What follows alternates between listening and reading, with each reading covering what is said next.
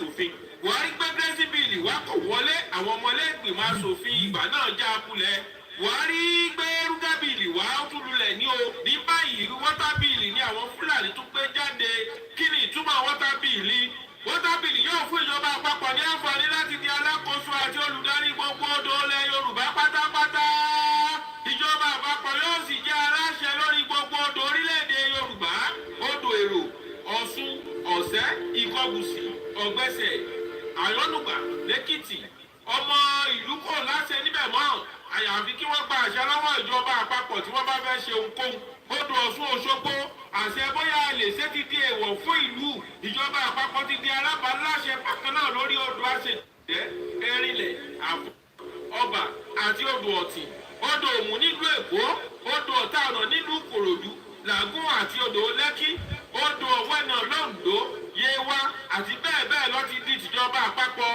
Àlà Ọ̀sẹ́ Ọ̀gbẹ́sẹ̀ Ìgbọ́kọ̀dá Olùwá àbí ẹ̀gbọ́n ni kò sí pé ọmọ ìlú lè pàṣẹ ọjọ́ ọdún tí wọ́n bá fẹ́ ṣe àwọn ọdún ìmọ̀ kódà odò Èkúpupa tìlú Ìbàdàn tá a mọ̀ sókùpa àyàfi kí ọmọ ìlú tàbí ọba Yorùbá gbàṣẹ lọ́wọ́ ìjọba àpapọ̀ odò Ọ̀gbà tí ìlú Ìṣẹ́yìn ní pípọ́ ti dé èèwọ̀ láì gbàṣẹ lọ́wọ́ ìjọba àpapọ̀. Ohun tí wọ́n tábìlì túmọ̀ sí ni pé àṣẹ kan náà tí ọmọ Ìkòròdú ní lórí odò Májídú àbí ti Ọ̀tà ọ̀nà náà ní Fúlàní yóò ní àṣẹ tí ọmọ Òṣogbo bá ní lórí Ọ̀ṣun Òṣogbo ni ọmọ Fúlàní náà yóò ní àǹfààní irúfẹ́ bẹ́ẹ̀ kò sí àǹfààní àti bọ Yemọja Ọ̀ṣun Òṣogbo Ọ̀gbá Ọ̀kẹ̀rẹ̀ Ọ̀tà ọ̀nà odò Ògùn láì gbàṣẹ lọ́wọ́ ìjọba àpapọ̀ tí ìjọba àpapọ̀ ò bá fọwọ́ sí kò sí àṣẹ ẹlẹ́nu ọba mọ́ tó bá ń bu ìjọba ní o bí kò sì wù wọ́n ọba kan kò ní àṣẹ gbogbo ọmọ Yorùbá ọba Yorùbá ẹ̀yin ọmọ káàárọ̀ òjíire ẹ dìde ẹ panupọ̀ a ò fẹ́ wọ́tà bíìlì kó di òfin o torí pé nígbàkúgbà tó bá wù Fúlàní ni wọ́n lè da màálùú wọ ibikíbi nínú odò Yorùbá ẹ má jẹ́ kí àwọn olóṣèlú Yorùbá ta ọjọ́ ọ̀la ògo iye ẹ̀yin ọmọ Yorùbá fún Nàìjíríà o. Gbàjàbíàmílà tó jẹ́ olórí ilé ìgbìmọ̀ aṣòfin kékeré ti sọ wípé gbogbo gómìnà ilẹ̀ Yorùbá àti ìrìn àlápapọ̀ ti fọwọ́ sí pé kí wọ́tà bíìlì ó di òfin ọpẹ́lọpẹ́ àwọn aṣòfin ti Benue tí wọ́n yarí pé gómìnà àwọn kò lè fọwọ́ sí irú ìkónilẹ́rú bẹ́ẹ̀ Gbàjàbíàmílà tó jẹ́ ọmọ Èkó kò takò àbá náà bẹ́ẹ̀ sì ni àwọn aṣojú ọmọ Èkó nílé ìgbìmọ̀ aṣòfin náà sọ̀rọ̀ gbogbo ọ̀nà tí Fúlàní yóò fi gba ilẹ̀ mọ́ onílẹ̀ lọ́wọ́ àti odò lèyí o alálẹ̀ Yorùbá ẹgbà wá o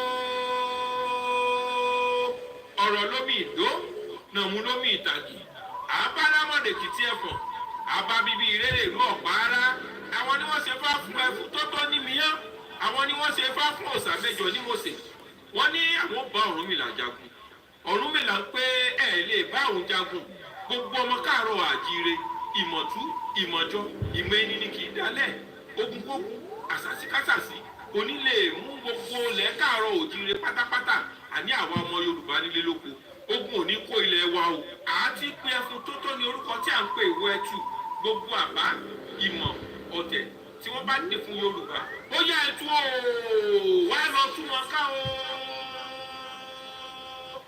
àti pèsè ìjọ ní Mósè là ń pè ìwọ ìjọ ó yá ẹ̀yin tẹ́ ẹni ilé ayé tẹ́ ẹni ilẹ̀ Yorùbá tẹ́ ẹni ilẹ̀ káàárọ̀ òjíire ẹ dìde o ó yá kí ẹ di ejò kí ẹ wá lọ tú wọn ká lórí wọ́tà bíìlì yí orílẹ̀-èdè aṣòfin kí ẹ wá lọ bá wọn jà àti pé ẹ̀yin ìyá mi ẹlẹ́yẹ àjẹ́ lórúkọ tí wọ́n ń pe ogun ó yá kí ogun ó kúrò lórí gbogbo ilẹ̀ káàárọ̀ òjíire pátápátá àní ilẹ̀ ọmọ Yorùbá kí ogun ó padà sọ́dọ̀ àwọn tí wọ́n ń di ogun ní o kí ogun má lè kó ilẹ̀ káàárọ̀ òjíire àní gbogbo ilẹ̀ Yorùbá pátápátá a kò fẹ́ wọ́tà bíìlì rárá o láyẹ̀ kò lè wá sí ìmúṣẹ Ògún dáborí ogbè ló sọ bẹ́ẹ̀.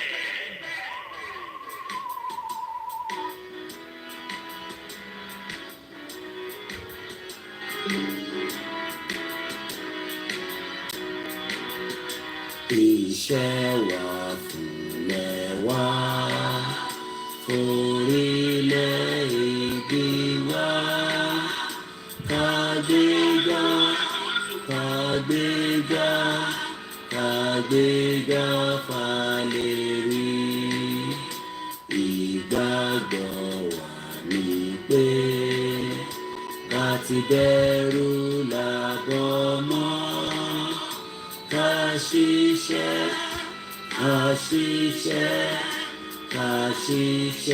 ká jọlá ìṣọ̀kan àtòmìnira ní ẹ jẹ́ ká máa lépa tẹ̀síwájú ọ̀pọ̀ ire àtòhun tó dára ọmọ Oòduà dìde bọ́ sípò ẹ̀tọ́ rẹ ìwọ ni ìmọ́lẹ̀ ògo adúláwọ̀. Àwa ni ìmọ́lẹ̀ ògo adúláwọ̀. I think I've not done a transmission to my other platform. Mo kí gbogbo wa pé Barika this Jímọ̀ fún gbogbo ọmọ Yorùbá pátápátá. As we say good morning, good afternoon, as usual. Mo kí gbogbo wa níbikíbi tí ẹ bá ti láǹfààní àti máa gbọ́ wa tí ẹ ti ń wò wá. Mo kí gbogbo yín mùsùlùmí pátápátá. Ẹ fún mi ní 1 minute. Ẹ jẹ́ ká wo àkọlé ètò yẹn. Ìrìnàjò Yorùbá Nation, nobody can stop it. Ẹ má bínú ẹ̀ tẹ́ ń wò wá lórí Koiki Media on the Instagram. Phone yẹn ṣe jábọ́ not about too long ago, so no jẹ́ kó look a bit dark. I manage tí máa fi lọ fix it. Mo kí gbogbo wa lẹ́ẹ̀kan sí ìní ní 22nd of July 2022. Countdown as we continue to campaign and enlighten millions of ọmọ Yorùbá àtàwọn tó ń ṣe ọmọ Yorùbá náà fún ìdí tí Yorùbá gbọ́dọ̀ dá dúró gẹ́gẹ́ bí orílẹ̀-èdè. Ẹ má ẹ̀ kí èèyàn kankan sọ fún wa pé ìtagbé dání èèyàn kan máa fà wálẹ̀, èèyàn kan ní agbára tó ju agbára Elédùmarè lọ, regardless of whoever they are. Ìrìnàjò Ọlọ́run ni wọ́n lè gbé wálẹ̀ pátápátá. Like I said, I'm not sure whether to just stop this one and start it again because I'm not sure whether we are streaming to my other platform simultaneously, and I think I might have to. So Emma, for me, a few minutes, Koiki Media, let me come off on that and start it again because, like I said, I'm not sure we have already cross-linked the broadcast. Definitely not. And we need as many people every day to listen. Thank you so much, Mr. Ismaila. So, Emma Bine for me, just 10 seconds. I'm going to bring this one down and then I'm going to come back as well. Okay, somebody's calling on a video call. I'm not sure why. Okay. So, Eje can come back. Those of you watching on Koiki Media, let me restart the broadcast from the phone and then I'm going to come back to you. While we are doing that, for the rest of those of you that are watching, enjoy this.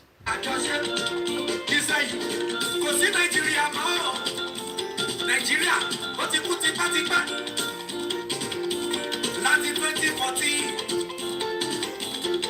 àti tó pé 2014 láti pé 100 years.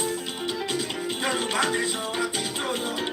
Ẹ wo gbogbo tẹ́lẹ̀ Yorùbá mi sí kí gbogbo ẹni tó sọ bẹ́ẹ̀. Bámi náà wọ́n lẹ́gbàá. Ó bá jẹ́ president ló sọ bẹ́ẹ̀. Tẹ́lẹ̀ Yorùbá mi sí kí bámi náà wọ́n lẹ́gbàá. Ọba jábọ̀ sílẹ̀ lónílẹ̀ Yorùbá ò ní sinmi tó máa ní lọ bámi náà wọn lẹ́gbà. Ọba jáwọn ẹlẹ́ṣà Ọlọ́run bámi náà wọn lẹ́gbà. Ọba dẹ̀jà wọn gọ́ọ̀nọ́ọ̀sì o tó nílẹ̀ Yorùbá ò ní sinmi tó máa ní pín bámi náà wọn lẹ́gbà. Ọlọ́run jọ jẹ́jọ́ kú fún o. Àrà kó pa wọn tilẹ̀. Ọlọ́run bá mi rú wọ́n tọmọ. Ọlọ́run jọ, ó jáwọ́ councillors. Ó lè kí ń jáwọ́ lọ́ba. Tilẹ̀ Yorùbá pátápátá, mi ò yàtọ̀ sọ́ba, mi ò dìtẹ̀ mọ́ba. Àkọ́ṣá, gbogbo ẹni tó bá ń dàpọ̀ dé rú wa. Bàbá, bá mi rú wọn tilẹ̀. Bá mi pa wọ́n tọmọ. Yeah, we're back now on the broadcast there because I didn't stream to my other platform, because when I'm using the phone, we have to link it together. Orúkọ mi ni Ọláyọmí Kóìkì of Kóìkì Media. Mo fẹ́ kí gbogbo ọmọ Yorùbá kí a gbàgbọ́ pé kò sí ẹni tó lè dá ìrìn àjò yìí dúró, regardless of whoever it is. So that is something that I want us to remember. Ẹ má bínú, kò sí bí ó ṣe lè gbé nílùú òyìnbó fún 20 years plus tí mo ti wà ní bíbá. Tí a bá ní ká máa sọ Yorùbá léraléra pé without injecting English, ó máa difficult. Because ibi tí mo gbé lélẹ̀ and èdè òyìnbó là ń sọ ní bíbá. Lótìtọ́ àwọn kan ní ẹ ká sọ Yorùbá, ó easy fáwọn tó wà nílé, bí abíro àwọn ọmọ Lúkà, Omíyalé, Yorùbá ló ń sọ lójoojúmọ́. So wọ́n ní sọ òyìnbó tó pọ̀ nínú broadcast wọn. Kò ń ṣe pé wọ́n gbọ́ òyìnbó, àmọ́ Yorùbá ni wọ́n ń sọ ní ilẹ̀ Yorùbá tó wà. So ẹ máa fi ọkàn bá lọ pé àwa kan tí a ti kúrò nílé títí di wákàtí tí Yorùbá dẹ̀ sì ń jẹ́ tó sì ń jáde lẹ́nu wa bó o tẹ̀ dán mọ́rán. Ẹ má bínú ẹ̀yin tá a lórí Koiki Media, like I said, we have to restart the broadcast. Tó o bá tẹ̀ dán mọ́rán nìkan tí ẹ fẹ́ gbọ́, a ṣe láǹfààní àti máa sọ tó dẹ̀ ń jáde géré tí ẹ dẹ̀ ń gbọ́. So if we now add a bit of English among it, don't get, freak out. Bígbà tó yẹ pé à ń fi èdè English yẹn a fi intimidate yín. Because some might look at it as bígbà tó yẹ pé bàbá ṣe ń sọ òyìnbó yẹn èèyàn intimidate àwọn tó wà nílé pé olódù ti bẹ̀rẹ̀ olóyìnbó ọ̀pẹ́ rẹ̀ kí ló tún máa wé. No. Ẹ láti consider pé bíbá ilé mi ń gbé 1998 ni mo kúrò ní Nigeria. So, and that means Ijaya, my brother, I cite you. So, but the most important thing ni pé à ń communicate láàrin ara wa. Ẹ ń gbọ́ mi, èmi náà ń gbọ́ yín. Aṣáára àwọn èèyàn tó ń pè tó yẹ pé wọ́n ń sọ òyìnbó tẹ bá pè lórí program. But èyí tí mo fẹ́ fàyọ láàárọ̀ yìí ni pé kò tí sí ẹ̀dá dámọ̀ tó lè dá Yorùbá nation dúró. Kò tí sí. Bàbá wa kan nínú Olúwa pè mí láàárọ̀ yìí. He was concerned lórí àwọn oríṣiríṣi ọ̀rọ̀ táwọn kan máa ń sọ. Good morning, Freedom Force. Biafra land is on a total lock and key this morning. And we have to respect that because 14 innocent Igbo people, they don't even have to believe in Biafra, were massacred in Imo State. And we pray for their souls and the families. There's a lot of atrocity ló ń ṣẹlẹ̀ nílẹ̀ Nigeria lójoojúmọ́ that is even underreported. Again, fún gbogbo ẹni tó bá jẹ́ pé nígbà míì ọ̀rọ̀ ìgbìyànjú ọ̀rọ̀ ìyànjú lèmi máa ń sọ ní gbogbo ìgbà. And gbogbo wa la ní different way ta fi ń present. Bẹ́ẹ̀mi ṣe máa present ó máa yàtọ̀ sí bí ẹlòmíì ṣe fẹ́ present. Kò mí pé èmi ni mo dájú láàrin gbogbo wa. Ẹ jẹ́ nu ojú kámẹ́rà fóònù kó lè bright díẹ̀. Àbọ̀rọ̀ mi ò yé yín nísìn. Kò mí pé Koiki Media òun ni ó mọ̀rọ̀ sọ jù and àdẹ̀ ṣe competition láàrin ara wa. But ó dàbí ìgbà tó yẹ pé tẹ bá gbọ́ àwọn ọ̀rọ̀ míì níbò míì ó máa ń fẹ́ kó ìrẹ̀wẹ̀sì sí yín lára. Ẹ wá máa gbé yẹ̀wò pé báwo ni ọ̀rọ̀ ilé tún ṣe rí báyìí. Èmi á máa sọ fún yín pé kò dírun kan nínú ọ̀rọ̀ Yorùbá nation. Bóhun ẹnì kankan kó gbé ọ̀rọ̀ kalẹ̀ tó lè fi jẹ́ ọ̀rọ̀ ìbànújẹ́ lórí ọ̀rọ̀ Yorùbá nation. Yorùbá nation ti kọjá stage yẹn. Ẹ gbọ́ mi yé.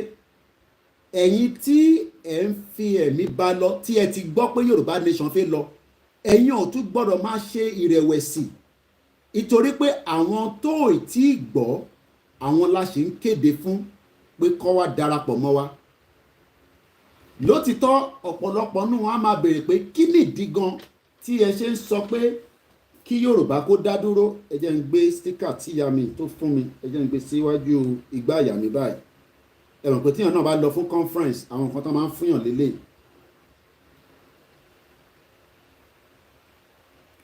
Yoruba nation is not a political party. Kò ń ṣẹgbẹ́ lákọ̀ọ́kọ́.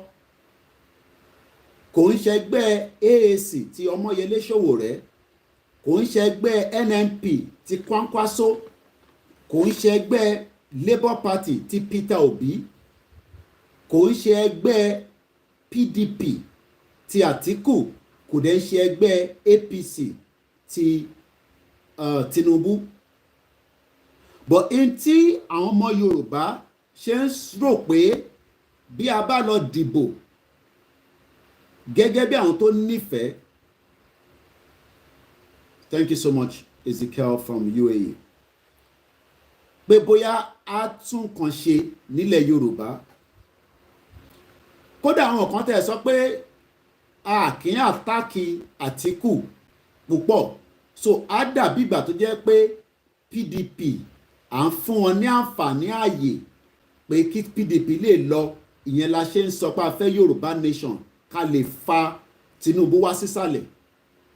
Ẹ gbọ́ mi dáadáa, mo máa ń sọ pé kò sẹ́ni tó hate Tinubu, àmọ́ intan sọ ni pé Nàìjíríà kò ń ṣe àwa ní Nàìjíríà, and we are not Nigerians. Tinubu mọ̀ pé we are not Nigerians, but in tó ń ṣe ni pé ó ń push effort kí òun náà lè jẹ́ president Nàìjíríà. That is all. Kò ń ṣe pé Tinubu ò ní owó, kò ń ṣe pé kò lè rìnrìn àjò tó bá wùn anywhere in the world lénìí. Ó ní owó, ó ní ẹ̀fọ̀n, ó lè káàkiri. So àwọn kan wá ń feel pé bóyá ta bá ń dárúkọ Tinubu lóòrèkóòrè. Ẹ má bínú, ẹ mọ̀ pé like I always say, for somebody that have lived there for 20 years, ẹ máa accept Yorùbá tiwa. Ó yàtọ̀ sí Yorùbá irú àwọn bàbá Èkìtì, àwọn sọ dáadáa ní Ṣáká, Yorùbá mass burial àtàwọn bẹ́ẹ̀ bẹ́ẹ̀ lọ, àti Saheed Ọmọbọ̀tá. Kò make any difference. Àti Àtíkù Abubakar àti Tinubu àti Ọmọyẹlé Sowore fúnra rẹ̀ gan, tó bá jẹ́ pé òun lẹ ní àníyàn láti dìbò fún, bó bá dẹ̀ jẹ́ pé àníyàn ẹ fẹ́ dìbò fún Peter Obi, kò lè solve problem tó wà Nàìjíríà. Ìyẹn ni mo kọ́kọ́ fẹ́ ká mú dání, ká gbé dání sí ọkàn wa pé bí àtẹ sọ pé a fẹ́ kúrò nínú Nàìjíríà, kò sí ẹnì kankan nínú gbogbo àwọn tó fẹ́ contest fún president campaign tó ń ṣe lọ́wọ́lọ́wọ́ tó lè make life ọmọ Yorùbá láti padà sí ẹsẹ̀ ilé wa. Ẹ jẹ́ ká kọ́kọ́ máa rántí yẹn. So téèyàn kan bá wá ṣe ń sọ nísìnyí pé níbi tí a ti wá ń polongo tí à ń sọ fáwọn èèyàn pé ǹjẹ́ ó mọ in tó ń pè ní Nàìjíríà, nítorí pé ọ̀pọ̀lọpọ̀ àwọn tó ń tẹ̀lé APC àti PDP sentiment ló fi ń tẹ̀lé wọn. Kò ń ṣe pé ó wù àwọn náà, but in tí ẹ mọ̀ pé dàbí Nàìjíríà tó ti ń lọ for 62 years. Ṣé 62 years ni láti 1960? I hope I'm right. If I'm not right, please correct me.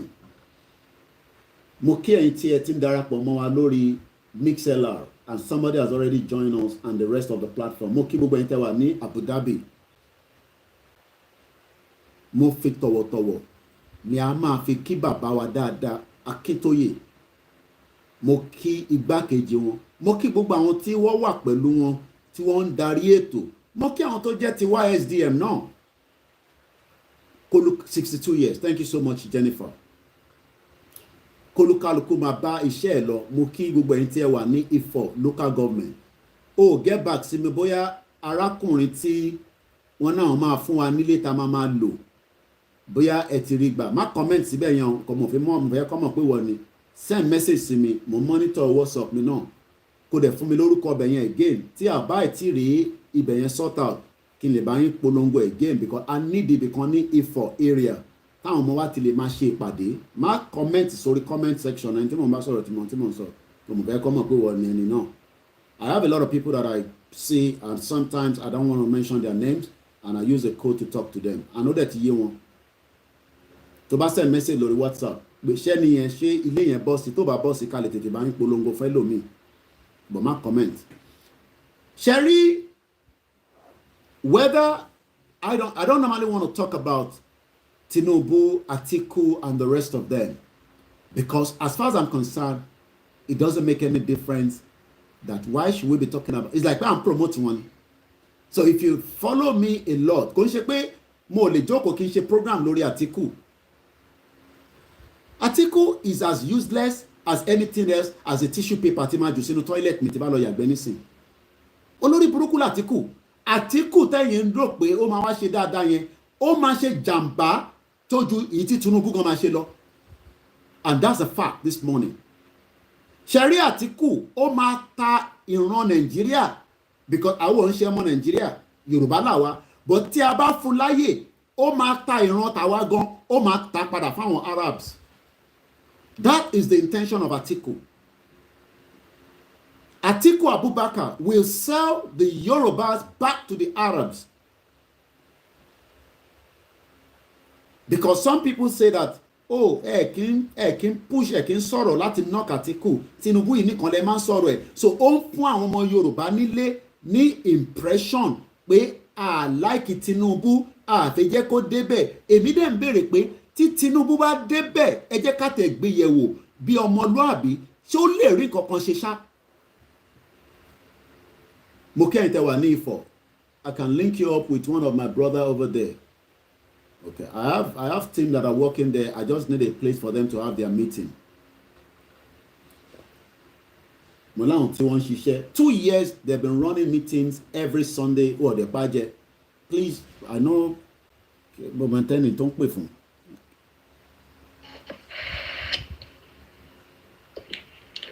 Mo wà lórí live program. Ẹ má disturb program here for now, please. Mo wà live by. Ẹ má ẹ̀yin tẹ́ pè mí lórí fídíò mi gan rí fídíò yín. Má bínú.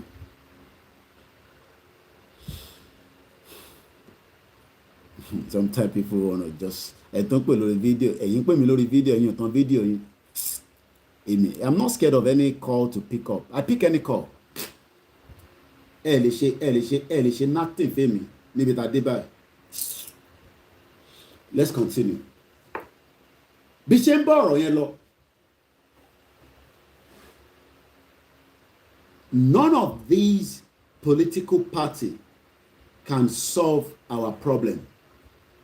Problem tó wà nínú Nigeria is bigger than those. Where can I join Yoruba Nation in Ikorodu? Send me a WhatsApp on my number. I will connect you with the right team in Ikorodu. And if I say I'll connect people, trust me, èmi wọ́n máa ṣèbúra fún yín, even to become part of them. And there's nothing wrong in that. Bishop Solo, let's be honest. Ìwọ tó jọmọ Yorùbá, mo rí ẹ̀bẹ̀ Kenny, mo kí wọ́n tẹ́ wà ní Ṣàgámù, mo kẹ́yìn family mi tẹ́ wà ní Ogun State. Tẹ́ bá need Àkúrẹ́ àwọn Ọmọlúkà nìyẹn, ẹ contact Ọmọlúkà, wá connect you with the right people. Somebody said I should talk more on the rescue and backup after the declaration. I will.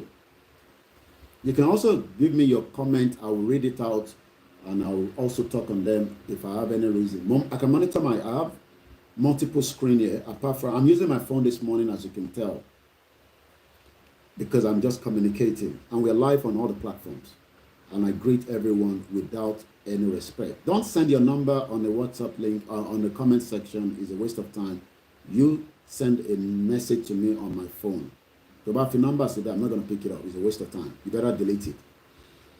If you don't have my number by now, my number is in the public domain. Go to the website where you'll see my number there, koikimedia.com. By now, we got to be conversant with things.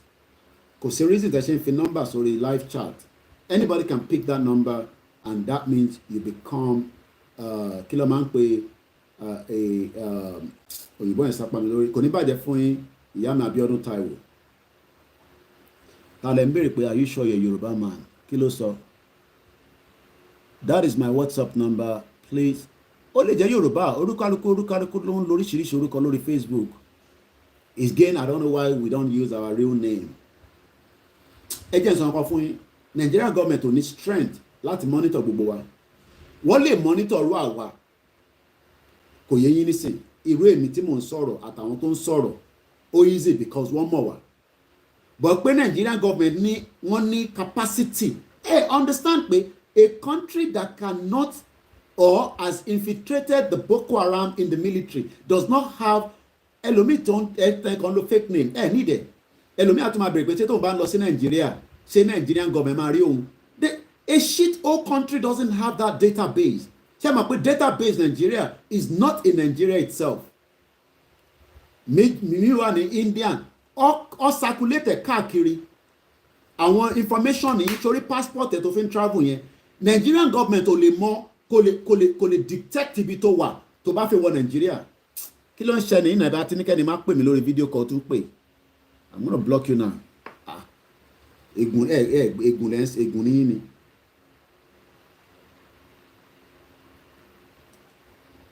Mo ní mo wà lórí live program ẹ tó ń fi fóònù yín disturb mi. Gbà sí fún ènìyàn nísìn.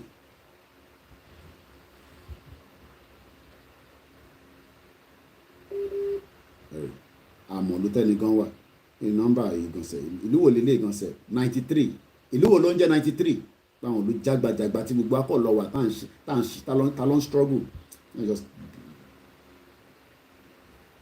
ìlú wo ni plus 93 alàgbà ní kẹ́ má pèsè ẹ gbọ́ ni a wà lórí program lọ́wọ́ ẹ kàn fi fídíò kan yẹn fi ń disturb mi ní bíbá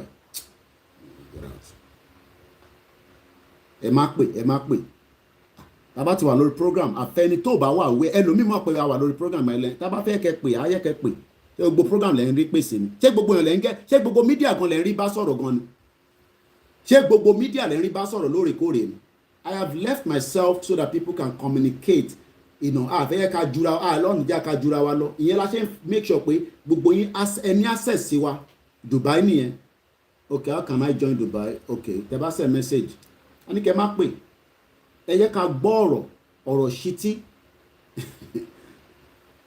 no I don't like blocking people on the WhatsApp wọ́n lè fẹ́ lọ mú information tó máa fi jẹ́ kí pa Nàìjíríà lẹ́sẹ̀kẹsẹ̀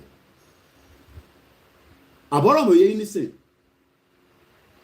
it does not matter táwọn kan tó bá hámà lórí àwọn Tinubu Àtíkù I tend not to want to go that area because could make any difference because whether I'm mentioning Tinubu or not Yoruba nation làwa fẹ́ àfẹ́ election ní Nàìjíríà ìyẹn làwa dìmú gbogbo tó bá dé gbà la máa fi hàn pé election kò hó àwọn kan ní abẹ́ ẹgbẹ́ ní sàn ọ̀dẹ̀ ìbáṣẹ parí election lọ́ṣun state because maybe you're expecting me to take AK-47 ká lọ fi pa àwọn èèyàn wa lọ́ṣun state àbí Èkìtì ó ń ṣe èrè ọ̀dẹ̀ nìyẹn you expect me to put people and go and kill our people because we don't want election.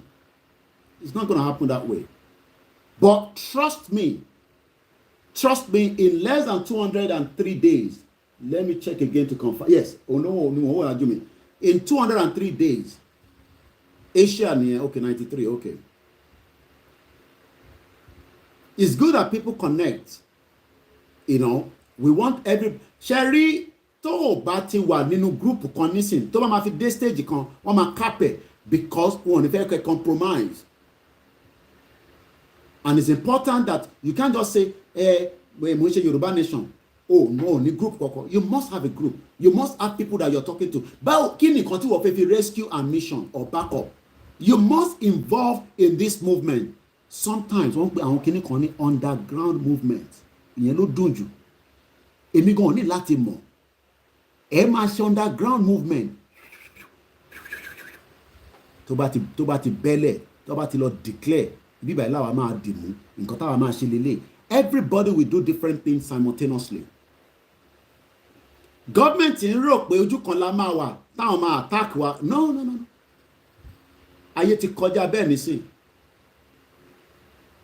But the first thing ta kọ́kọ́ láti understand ni pé none of these criminals tó bá ń sọ pé the biggest criminals they are your politicians. Mo kí gbogbo ilé nǹkan sí as you are joining from different part of the globe this morning, this afternoon, this evening. Afghanistan is 93. Wow. Abese Ọlọ́run. Kí lẹ́ni yẹn wá Afghanistan? Ẹ má bínú ẹ̀ tẹ́ ń wò mí lórí Koiki Media Instagram. Fóònù yẹn ó jábọ́ láàárọ̀ yìí. Níbí báyìí náà ló gbọ́ gbága. Ó dẹ̀ ti là mọ́lẹ̀. So mo kọ́ ra fi tape mo fi block ẹ̀. A máa fi gbé lọ sí ibi tó ti máa ṣe. Our politicians, let me put it that way, our politicians since 1999, kí ni wọ́n ṣe fún yín? What? Bá Ṣẹ́gun sọ nǹkan kan tí mo note down nígbà tí wọ́n wá sórí Star Radio. And he says, ẹ gbọ́ mi dáadáa o, ẹ̀yin tí ẹ fẹ́ràn Tinubu, it's your right to love him for those of you supporting him. There's no doubt about that. MC Olúọmọ ó lè left èbémi náà love Ìgbòho ṣá. Ó ṣe rí nìyẹn. Bẹ́ẹ̀mi ṣe fẹ́ràn Ìgbòho, wọ́n ti send voice mi àti sọ̀rọ̀ láàárọ̀ yìí through just voice note. Wọ́n send video kan sí mi. Àwọn sójà tó ń sọ Haúsá bí Fúlàní dẹ̀ ló ń sọ. Àwọn send ẹ̀ sí mi. Èmi wá fi voice lẹ̀ sí wọn. Àwọn náà dá voice padà. So that's the love I have for Ìgbòho. So ẹ̀yin tí ẹ like Tinubu náà, right yín ni. Lè gbà yẹn kúrò lọ́wọ́ yín. It is your right and nobody can take that. But in terms of ni pé ìjẹ́ gbọ́ àgbọ́yé Nàìjíríà tí ẹ fẹ́ tẹ̀lé Tinubu lọ sí election 2023 ibi tá a ti ní clash nìyẹn. Oh yes, group wa ní Ikorodu state. Ní Ikorodu state. Ikorodu rather. Right yín ni láti fẹ́ràn Àtíkù. Àbáwọn kan tẹ̀lé Ṣòwòrẹ́. Wọ́n ọ̀dẹ̀ padà lẹ́yìn ẹ̀. Wọ́n ọ̀dẹ̀ ṣe Yorùbá nation. But bó ṣe fẹ́ jẹ́ kí Ṣòwòrẹ́ di president ìyẹn ni kò tí ì yé mi. Because as far as I'm concerned, Ṣòwòrẹ́ ó kàn ṣeré erépá ló ń ṣe. As far as I'm concerned, ó máa wà relevant because èèyàn gbòógì ní Ṣòwòrẹ́. Ó dẹ̀ gbọ́dọ̀ láwọn èèyàn. Ó dẹ̀ ti sacrifice and we have to be honest with that. But Ṣòwòrẹ́ tó náà fẹ́ di president in Nigeria, number one, kò lè di president in Nigeria. Kí babaláwo jókòó kó máa dífàì lójoojúmọ́ fún Ṣòwòrẹ́ kò lè di president Nigeria kò ń ṣèpè. Kí ẹ̀yin mùsùlùmí lọ sí Mecca kẹ́ máa ṣàdúrà fún Ṣòwòrẹ́ kò lè di president. So for me it's a time wasting and energy. Ṣòwòrẹ́ has good intention àmọ́ route tó fẹ́ gbà yẹn kò lè work. Ẹ gbọ́ àgbọ́yé ọ̀rọ̀ tí mò ń sọ, route tí Ṣòwòrẹ́ fẹ́ gbà yẹn kò lè work. Ẹ jẹ́ kó béèrè àwọn tó ń béèrè question me if people want to ask whether there is a group, you know, I can say there is a different groups. There is group in Surulere that I'm aware of, very active, very very active. Ẹ̀yin náà lè dá group tí ilẹ̀. Group will mean anything. It's just to create a WhatsApp group, put people that have the same like mind with you in there. I left my Axoba group because as far as I'm concerned, I don't have to waste my time and energy in a group that does not want, or I mean, what's the point of anajalosi secondary school? Mo ní Nàìjíríà gbádùn, ẹ̀yin ní Nàìjíríà gbádùn, kólúkálùkù wà lẹ́yìn ààrẹ. Ìyẹn mi pé ká díjà lẹ̀. I walked away from the group 2 years ago and I've never regretted. Kò cost me anything. Wọ́n wò mí báyìí, some of them pẹ̀lú fake account. Àwọn tajọ lọ sí Abẹ́òkúta grammar school. Ẹ̀yin tẹ́ ń béèrè pé where in Ikorodu yẹn ẹ máa láti wá bá mi sọ̀rọ̀ lẹ́yìn ni. Gbogbo question and answer yẹn mo lè máa fún yín ní bíbáyìí. Mo sọ pé group wa ẹ̀yin lè máa get in touch pẹ̀lú mi lẹ́yìn one way or the other. Àwa connecting pẹ̀lú àwọn people. So àwọn èèyàn nífẹ̀ẹ́ Àtíkù, it is your right. Whether you are a Yoruba man that love Atiku, kò ń ṣe gbogbo èèyàn ló ń jẹun ní abẹ́ Atiku àti Tinubu, kò dẹ̀ ń ṣe gbogbo èèyàn ló ń jẹ lábẹ́ Ṣòwòrẹ́, kò ń ṣe gbogbo èèyàn ló ń jẹ lábẹ́ Kwankwaso àbí Peter Obi. Some are just looking at why do you want to break Nigeria when we can bring in somebody like Atiku that will come and unite us. And I totally say kò lè work.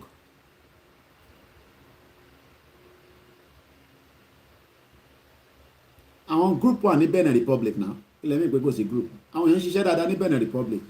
Everywhere làwọn èèyàn ti ń ṣiṣẹ́ Yoruba nation. Ibi tí wọ́n bá mọ̀ ni. Like I said, I cannot give you details of the code. How do you expect me to? Ṣẹ̀fẹ̀ kí n dárúkọ wọn níbi ìbáyìí kí n dẹ̀ fún yín ní nọ́mbà wọn lórí live show ni. Kò lè work out now when we have different elements of evil behind the screen. mọ̀ pé tí Koiki Media bá go live, like I tell you, Sokoto turn on the signal. So those, I mean, yes, Sowore is not looking for popularity. Don't mix it up. Sowore has been popular ever since it was in Unilag, okay? It's just building that same energy. But energy don't build here. He still sent me a message. I told you he normally send me a message. I'm trying to bring him if I can have him to come and speak with me. The last message I received from Sowore was today at 12:07. And the message says here, sent the consumer yesterday, Peter Obi, and I'm going to just say hello to him now. Hopefully he will hello, he's my brother. We don't have to agree on the same view.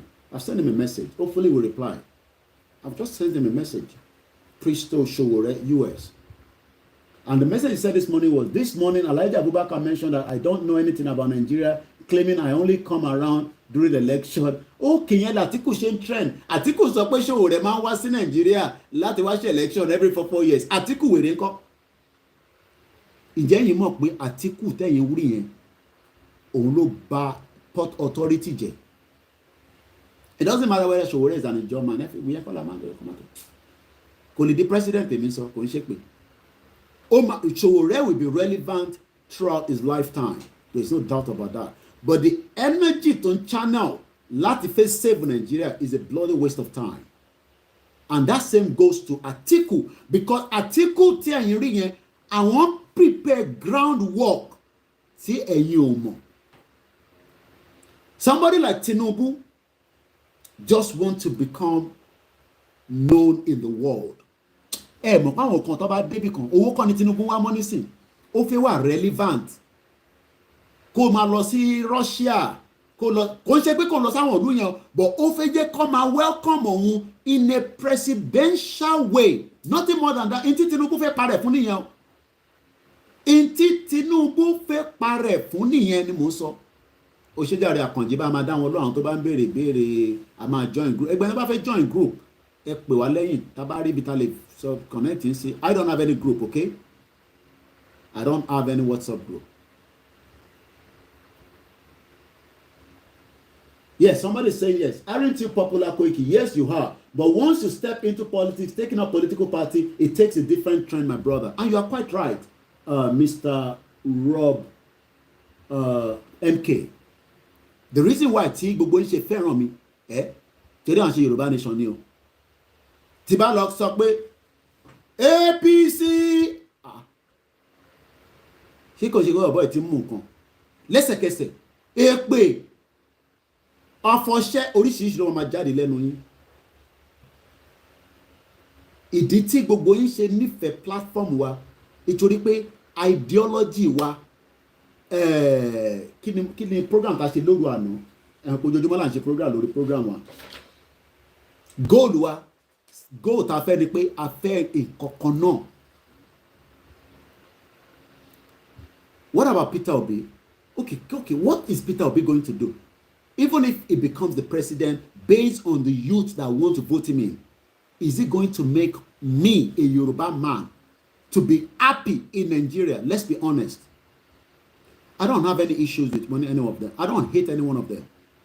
Do you think that if Peter Obi becomes the president, it will then make me, a Yoruba man, to want to live in Nigeria? I wanted to use the English term, but my mom always advised me not to use that English term. So the Nigeria that Oyinbo created, do you understand that? Do you know that it is Oyinbo people, Oyinbo Pepe, Luku Pepe, that created Nigeria on my behalf? We were a kingdom before the Oyinbo people came. And when Oyinbo people came, make us speak small broken English, we are no fit speak. When Oyinbo people came, they came as friends until they take away our own indigenous language and gave us English. And now you are telling me that Peter Obi will be president for me to remain in Nigeria. Come on, man. Please. Come on. You know better than that. Those that are obedient, it is their right. It is their fundamental right. But our fundamental right is, who is a Nigerian? And how did Nigeria become a country? That should be our argument every day with anybody.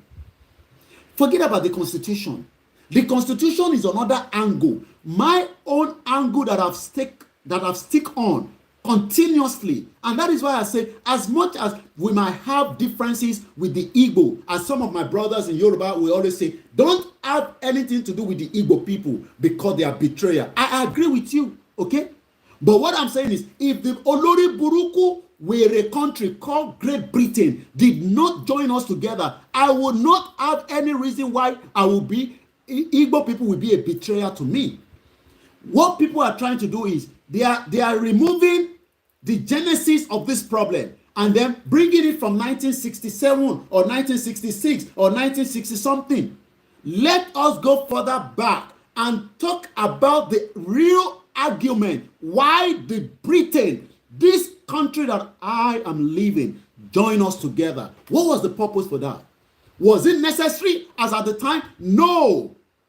But it was necessary for the British government of that time that also borrowed 8.5 million pounds sterling in 1930 from the Yoruba land. Bomiye, I know that we hate Igbo people. That I know some of you Yoruba people, you hate them to the teeth, okay? And that is why we can never be one. I know you can be pretending that you love them now, but you hate them to the teeth. But because we are fighting the same movement, make we just fight. But what I'm telling you is, when we have Yoruba nation, we will have different ethnic living with us. But what people bawada come listen see ofile Yoruba. If I disrespect the law of this country, I will go to the prison. And I was not born here. So what is it that we are upset about? I know some of you look at the Igbo people as encroacher. Anywhere where they go Boku there. They live in my father's house in Surulere. There are many of them. The last time I went there, there are so many of them there. But I told my brothers and my step-brothers, because my father married 5 wives with a lot of children. And he was not a politician, okay? And they were living big life. Some of you marry 1 wife now. You don't even take care of them. Imagine a man of 40 years old. Now only 1 wife you get. You know if he take care of them. My papa married 19 children. If he take care of every single one of us, and he was not involved in politics before he died in the 80s. So this argument that Igbo people are encroacher, that is fine. Let them encroach. But when we get Yoruba nation, they will have to listen and respect the constitution of this country. But when people are now saying, no, I don't want to talk about that. I want us to talk from where they destabilize the regional government. What then do you do with the shit old country that was joined together forcefully by the British government in 1914? That should be our argument every day. If we sort that problem out, why they join us? Is it a must to be together? No. Okay, make we dissolve. The moment we dissolve, there will not be any problem. Morimbe Egbomi, Olanrewaju, I love that your glasses like mine with your red outfit in your status. That is all I'm saying. That should be our argument every day. Let us dissolve the 1914 amalgamation. Make they speak Yoruba. Whether Igbo people go understand what I talk. When they speak Igbo, whether I go understand. When Hausa speak, whether Hausa go understand me. But what the British done, right, in their own smart way, lock us together forcefully in 1914. Now put English on top. Our own language now, they can't stop speaking in vernacular. Yes, I agree with you, like you say, Igbo people are greedy, but the most important thing is let us break away from Nigeria first, and then when Igbo will be greedy to you, we will know if it's going to happen in the Yoruba nation or not. If you say Igbo people are greedy, they will tell you the same thing that Yoruba people are wicked as well. And Hausa people will tell you that we own the Nigeria. So why are we deceiving ourselves? We will never be one. There will be disunity among us if we do not break away from that country. There is look, I have my cousin that married to an Igbo man. And they are living peacefully with, I think, 3 children, grown-up children. I have my auntie that married an Igbo, and they are living up to date. And Chineze, I think 4, someone married, yeah, 4, 1 girl and 3 boys. And they live peacefully. That is not what we are saying. That does not mean that you cannot go and marry anybody. Why do people come to UK and marry Oyinbo people? Why do people marry Asian people?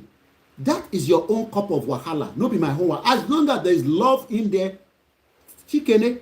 But what we are saying is, our country that you are calling a country is not a country, is fake. That should be our argument.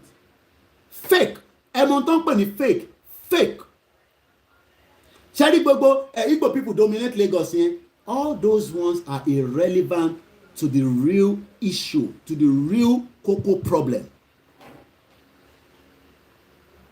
Yes, Igbo can dominate anyway. That is their own wahala. But what we are saying is, it is not the genesis of our problem. The genesis of reason why there is no unity among us is because the British put us together in the first place. That should be something that we should talk about every blessed day. Into the Komaje argument one here, before we can now start talking about, because if 1914 never occurred, we will not have any reason to say maybe Igbo people will encroach Lagos State. They will not encroach Ondo State. Maybe we would have controlled the border. Why do you think British government they giving a visa? Okay, where you don't apply for visa, come UK. Why do you think they are not giving you visa? It's because they are controlling the borders. Why do you think Britain left European Union? I'm asking us. Kini diti Britain to ṣe kúrò ní under European Union?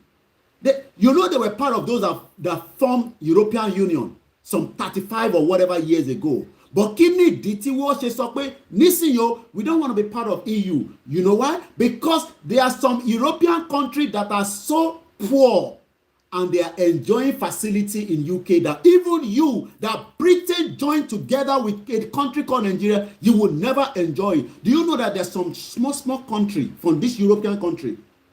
They're poor like wretched. But yet, they are enjoying more facilities in UK because as at that time, UK was member of European Union. So UK citizens say, hey, government, come here. This thing is too much. Wàhálà ìtí pọ̀jù. Ẹ jẹ́ ká yọra wa kúrò nínú European Union so that when we eventually get the hell out of Nigeria, our first priority, and I have no hesitation to this, will be Yoruba people first before any other tribe. We will love our own tribe before any other tribe. There's no doubt in my mind about that. We will defend and go after any country that wants to go after our own people. There's no doubt in my mind about that. In tán pè ní pé èèyàn máa nífẹ̀ẹ́ ìlú ẹ̀ nìyẹn. Tí ọmọ Igbo tá bá gba Yorùbá nation tó bá disrespect wa, á fi òfin ilẹ̀ Yorùbá, á fi deal pẹ̀lú ẹ̀. Does not mean that they will not have a right as well. Just as I have a right, I am not an Englishman, but I still have a right to live in this country. You know why? Because it took Britain 14 years to determine my fate to give me a paper. Do you understand what that means? That should be our argument all the time. And that's why I said, no human person can stop this movement because we will continue to enlighten the people for things that you never knew in 62 years. Forget about what Afenifere have told us about restructure Nigeria. They want to restructure. They cannot restructure Nigeria. It is too late. The Fulani do not want Nigeria to be restructured, and all the argument is they want to keep Nigeria the way it is so that they can oppress myself, the Yoruba man inside it, oppress the Igbo man, oppress even the Hausa man, the Ishekiri man, the Ijaw man, the Delta man, the Middle Belt people. That is what they are doing, and that is the push by even asking us to give away our waterways. Do you understand that is coming? If we leave Nigeria to continue in another 10 years, you will probably not be able to speak Yoruba anymore in your country. You will be told to go and learn Hausa or Fulede by force in schools. So we should not at any point always say that, Koiki, mo hate àwọn Igbo. Yes, you have the right to hate anybody. It's entirely up to you. Àwọn Igbo yẹn ọ̀dà is entirely up to you. But àwọn wo ló kó wa pọ̀ pẹ̀lú àwọn Igbo in the first place? It is the British government. Why did the British knew that we are not one, but yet force everybody to live together and then put English on us and then brand it as Nigeria and say, oh, we give you independence after another years of after the amalgamation? Do you know that that is something that our ancestors are crying if we do not get the hell out of Nigeria? So now tell me, with all this argument, how do you want to fix Nigeria by bringing Peter Obi in? How would Peter Obi solve all this problem? Is Peter Obi going to go and say, forget about 1914, I won't shearing? So Peter Obi would tell me now to forget about my own history, my own heritage. I understand all these people that are saying we love Nigeria, we are Nigerian, but we have Nigeria, but they will now have Association of Yoruba something, Association of Egbe Yoruba. Why do you must have one association when we can go back to the real root and become real Yoruba people, and then that association literally link with our lineage? What we are all deceiving is they have Association of Igbo people, but they are still using Nigeria as their brand. How does that work? Why not say Association of Nigeria something? Remove the Igbo, remove the Hausa, remove the Yoruba. They still want to keep that culture because every of these three major, not that we are the only one, they are the smaller ones as well, but the major ones are the Hausa, the Igbo, and the Yoruba. Kí ni ìdí tí a ṣe ń try láti sọ pé ẹgbẹ́ ọmọ Yorùbá ni mí, but we are under Nigeria? Yeah, Nigeria is the Nigerian name is a scam, and everybody knows that. Somebody's even giving me to say that if the Igbo have the seaport, they will not have to live in Lagos State, which I agree. And that's why everybody needs to go. Let them go and develop their own territory. You will then know whether they want to stay with you. People will probably migrate out of that Lagos that you are talking about. The reason why they are there, as somebody might say, is because they are there for the fact that the sea that should have been opened in the east was refused to be opened, and they left Apapa alone. So that means everything has to come through Apapa. And it doesn't have to be coming from Apapa. Look, I live in UK. There's a different port. There's Portsmouth, where you can send goods from. There's Liverpool, where you can send your goods. There's Tilbury. So right there, there's about 3 different seaports that if I wanted to send goods to Nigeria, I can say, I don't want you to use Tilbury. Or I can go to Liverpool, buy all my stock. Let me explain that to you. Mo lè lọ sí Liverpool, outside London, kí n ra gbogbo ọjà mi, kó load ẹ̀ sínú container, kó dẹ̀ gbé láti bẹ̀. Wọ́n ní láti ṣe drive ẹ̀ wá sí London. This has been what has happened in Nigeria. For years, they've locked a particular place and then open another place, and you don't expect migration of people to come to Lagos. If they've opened other places, Lagos would have probably been empty. And that's a fact. If they've literally allowed the whole country to be open up, what we have in Nigeria today is, even if Ondo State was well open up, maybe people will not get to Lagos State. There was, Ondo is very close to the border, all right? Maybe they will have stayed in Ondo State.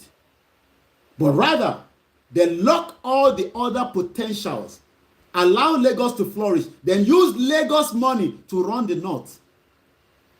And you say we are one. So, my argument this morning is, nobody can stop the Yoruba Nation movement. That is something that Kokola to understand. Media concern kokon, egbon kokon nibi kan, o ma fa Yoruba Nation, o ma fa Najo wale. Ofutu fete, babaro lo bade. Some might even say, if Yoruba Nation pawo na, say yes, I think pawo náà ni, but kò lè dá ṣe Yoruba Nation dúró. Tó bá fi pawo, ìwọ náà bẹ̀rẹ̀ Yoruba Nation kó máa fi pawo. If that is how easy it is. And some of you that are worried about Nigerian government going to chase you all over the place, they haven't got that capacity. The DSS do not have the capacity to trace you because they don't have that capacity. It's as simple as that. A DSS that cannot trace where people that are kidnapped in Nigeria today want to come and trace you that is living abroad. Don't waste your energy on that. We are on the right track. Everything is being pushed to destroy Nigeria. We will do it. And the first thing is we'll use this conventional new media to bring down Nigeria, and we will break it to the pieces that ẹlòmíì àgbọ̀nkàn mi tó ẹlòmíì some of gbogbo tá à ń sọ yìí ẹlòmíì ò gbọ́rí látijọ́ tó ti bí pé hey, so àwọn kan báyìí tẹ̀ ń lọ, but you are expecting all these your politicians that are 419 when they are looking for the most criminal, maybe not all of them, but all of them are 419 because they are running on a fake constitution, but they are happy. As long as money goes in their account, they can have connection, they have visa, they can travel, they can go anywhere they want, and when they're going anywhere, they would also, you understand? So what am I trying to say is, Nigeria that you love so much is going to break. Nigeria tó fẹ́ràn dáadáa yẹn, ó máa ṣe kí ni? It's going to break, and it's going to pain a lot of you that are not supporting the breakup of Nigeria. Ó máa dùn yín gan.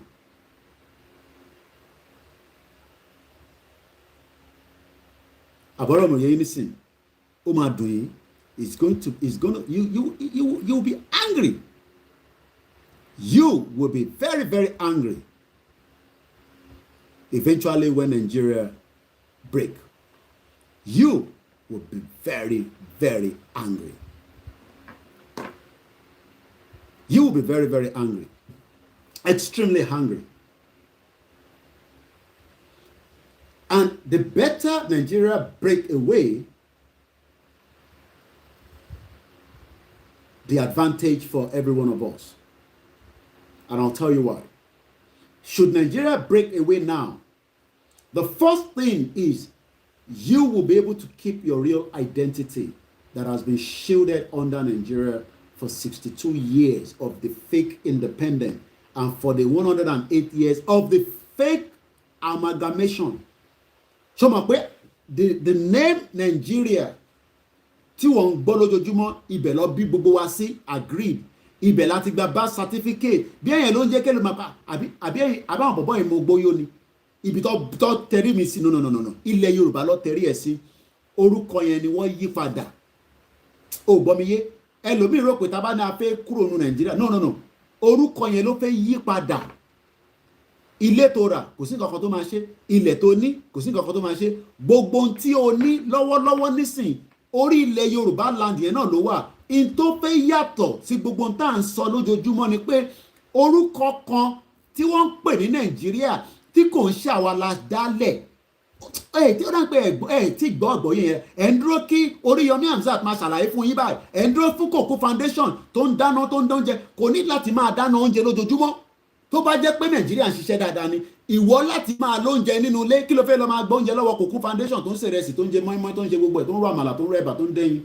kí ló fẹ́ èmi ò ṣe máa lọ síbi tí wọ́n ti ń pín oúnjẹ láàárọ̀ yìí nísìn kí n sọ pé ibẹ̀ mo ti fẹ́ jẹ kí mo fẹ́ oúnjẹ wà nílé mi ti máa jẹ. So the name Nigeria yẹn bàbá 419 ni kò ń ṣe àwa ládàálẹ̀ àwọn òyìnbó tó máa ń rí yàn ṣọ́ra àwọn òyìnbó àwọn aláwọ̀ funfun yẹn àwọn ọlọ́pẹ̀ wà ní Nàìjíríà so tá a bá ti kọ́kọ́ kúrò ní Nàìjíríà identity wa yẹn ó máa padà that name identity wa ìran wa gangan ìran ọmọ aládé àwọn kan náà wọ́n fẹ́ Yorùbá nation agree but at least identity wa máa padà sí wa lọ́wọ́ tábà máa pera wa ní bí Odùduwà ní o Yorùbá kingdom nǹkan kíkan tábà fi pera wa but a ní máa jẹ́ Nàìjíríà mọ́ because Nàìjíríà yẹn it was a fabrication by the British government ṣé etí ń dùn yín ni gbọ́n yẹn rárá ni ìyẹn ló yẹ kẹ́ máa bínú sí náà èmi tèmi ń gbé pẹ̀lú wọn mò ń bínú ìwọ tó wà ń lé òní Tinubu ló fẹ́ lọ ṣe lórí Nàìjíríà kí ni Nàìjíríà ṣé Tinubu máa náwó mọ́ ó mọ̀ Tinubu mọ̀ pé kò sí nǹkan tó jẹ́ Nàìjíríà but àwọn fẹ́ kíìpù Nàìjíríà káwọn kọ̀ wà relevant tí Tinubu bá ṣe tán nísìn tó ṣe 8 years tó wá lọ ẹ̀tú wá fẹ́ nọ́ọ̀sì ọmọ Tinubu náà lórí Nàìjíríà ó rí pé ọ̀rọ̀ òmùgọ̀ nìyẹn. Tí Àtíkù bá lọ àtúnfẹ́ wọn á nọ́ sí ṣẹ́mọ̀pọ̀ ọmọ Ṣètìmá ọmọ ẹ̀ obìnrin mo rí lórí Sahara lánàá, ó máa fẹ́ ọmọkùnrin former minister FCT. ẹ rí pé wọ́n ń gbádùn, àwọn gbádùn ayé tó dáa. Lọ sínú ilé wọn, air condition ni, inú air condition ìyẹn ló ṣe máa ń dán gbẹ́rẹ́. Ìwọ rí wo bàbá 82 tí mo lọ pàdé ní London tí mo lọ attack yẹn, kò mo lọ attack ẹ̀ ni, mo fi ọ̀rọ̀ sí lẹ́nu. Ó wá sọ fẹ́ mi pé ọ̀dẹ̀ nìyẹn, ọmọ Yorùbá ọ̀dẹ̀, àwa làwa ní Nàìjíríà, ìwọ ọ̀tẹ̀ ẹ̀mọ ẹ̀mí, ohun tó sọ fún mi nìyẹn. So ìwọ ó look sad pé so òun rò pé gbogbo èèyàn ló mọ̀ òun, and it's a fact. Ìyẹn ló ṣe ń wò mí pé so bí àwọn ṣe control Nàìjíríà tó, bọ̀bọ̀ yóò mọ̀ òun. The guy was angry because he was expecting me to know him. Akí ni mo fẹ́ mọ̀ fún? He's a Fulani idiot. So when I was asking him, excuse me, mo tún lo sàfún, mo fún ní ọ̀wọ̀ gẹ́gẹ́ bí ọ̀wọ̀ tó wà lára ọmọlúàbí ọmọ Yorùbá. Mo ní good morning sir, may I know your name? Ó ní no. Mo ní why? Ó ní go and find out. Because he was expecting me to know him as the owner of Nigeria. But some of you now, you are waiting for all these your influencers. There are so many of them on Twitter. I just laugh sometimes, when I see them. They are right. Hey, we will bring Peter Obi in. He will come and make Nigeria better. So is he going to also give me back my identity? Is Peter Obi going to give me back my real identity? Because my real identity is not Nigeria. Ṣé Peter Obi that you are all campaigning for, is he going to give the Biafra people their real identity? Because our real identity has been shielded under Nigeria. So what you actually have is, you have Nigeria like this, but we now have Yoruba nation there, Hausa and Igbo people. And that's what so they are now using Nigeria. So every one of us, this is Nigeria, okay? So the other indigenous people, we are under Nigeria. So every time you go somewhere, instead of you to want to come up, you will come down. You know why? Because that name Nigeria is conflicting your identity. So when you say you are a Nigerian, but I am not telling you that, let us try to take this thing where they put on top of us. May we take them, may we remove them. The moment we remove them, you will flourish, because your real identity will come up. Your real identity will come up. So, and the question for those that are saying that, Tabade Yoruba Nation, Kila Mashe, Bashegun, help me out there. And he says here, what does Nigeria offer you that Yoruba Nation cannot offer you? You that you're watching me right now. You, yeah, civil servant, military man, police officer, navy officer. You see Yoruba people, they carry book like that. Hausa man go dey inside nice Toyota Land Cruiser with air condition. But the Yoruba man, wey be navy man, is meant to be in that position. He still dey carry fire. If they try pushing fire, as they push him fire up, they push him down. Is that not what you are all doing in the secretariat? Change continue going in all the federal secretariat.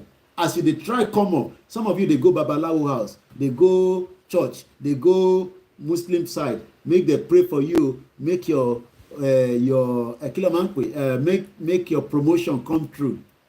If a country was working, okay, listen, you don't need to go and be looking for anybody to pray so that you can get your promotion. It's your right. A Yoruba man is coming. An Igbo man is coming. As they are coming like that, they are already recruiting a young Hausa man in the NDA.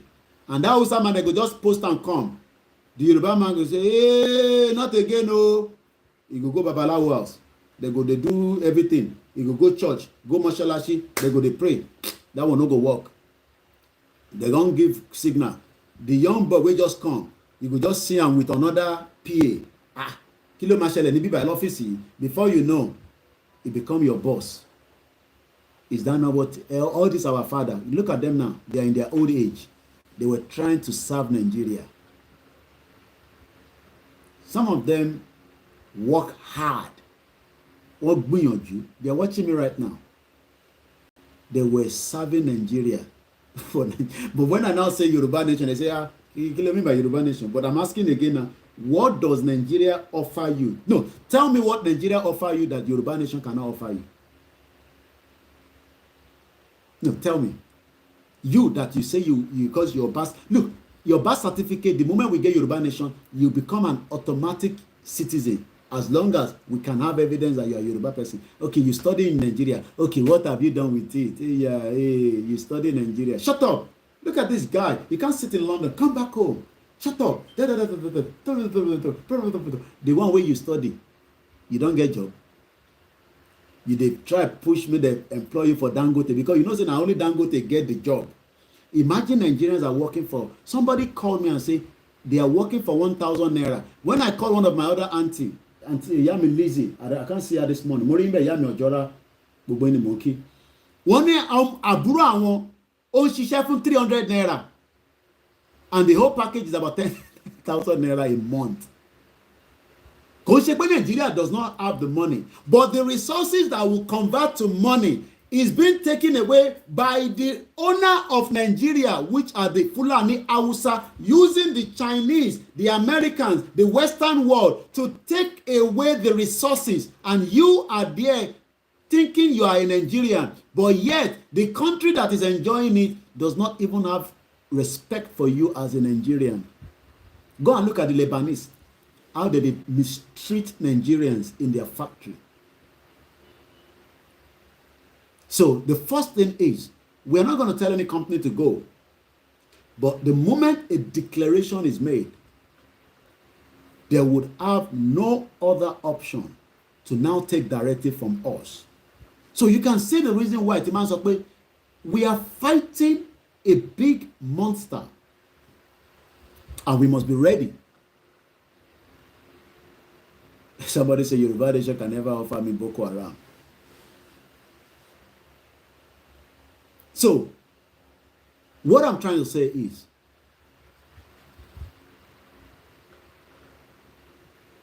we have no other option than to get the hell out now before it is too late.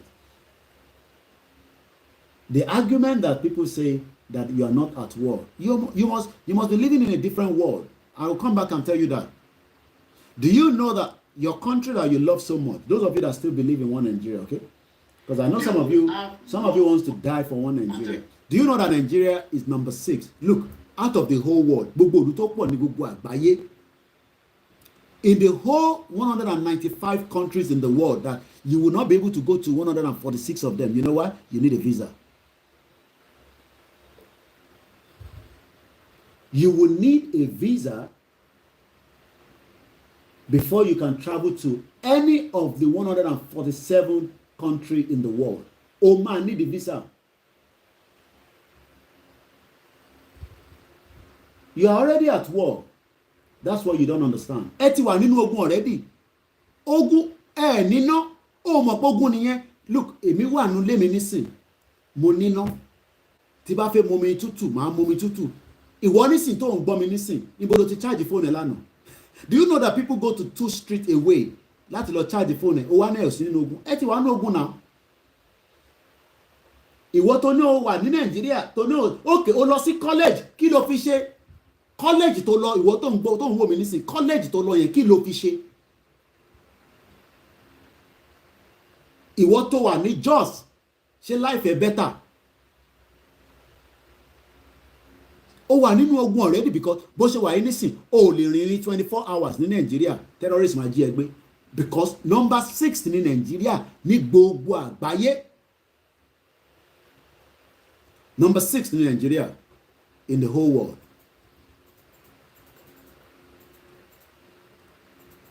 Nigeria is number 6 in the whole world. I have a job. My job is in media. To educate you buffoon that is saying that I don't have a job. I have a job. And this job that I'm doing is called humanitarian, as against the evil that Nigeria has done for you. Ìwọ tó ń wò mí nísìn, ó wà ní Ìbàdàn, ó níná. Tó bá fẹ́ yàgbẹ́ nísìn, inú nylon ló máa gàdí báyìí, ló máa yá. Ó tún ní rí omi láti fi tàǹbà ọmọ àlè. You know why? Because wọ́n ṣe public toilet. Ìwọ tó ń gbé nìbàdàn nísìn, inú micra téèyàn 5 tẹ́ ń jókòó sí. Ráyé gbé. Ayé burúkú lẹ̀ ń gbé. Ayé ìyà. Ó ní ó lọ sí Báṣọ̀run Òjó high school. Ṣé school yẹn nísìn ṣó níná? I'm sure pé school yẹn ní toilet. Ẹni tí mò ń bá sọ̀rọ̀ tí mo rẹ̀. Ó ní ó lọ sí Báṣọ̀run Òjó high school Ashiri road Ìbàdàn. Ó rí pé ṣé school nìyẹn? Ìwọ náà lọ sí school yẹn nísìn kó béèrè pé ṣé wọ́n níná? Ó wá jókòó nísìn, ó ráyè ra data tó yẹ kó farabalẹ̀ kó gbọ́ ọ̀rọ̀ sétí. Onémi ò níṣẹ́. Èmi tèmi ti gbé ní UK for 22 years. Onímọ̀ ò níṣẹ́.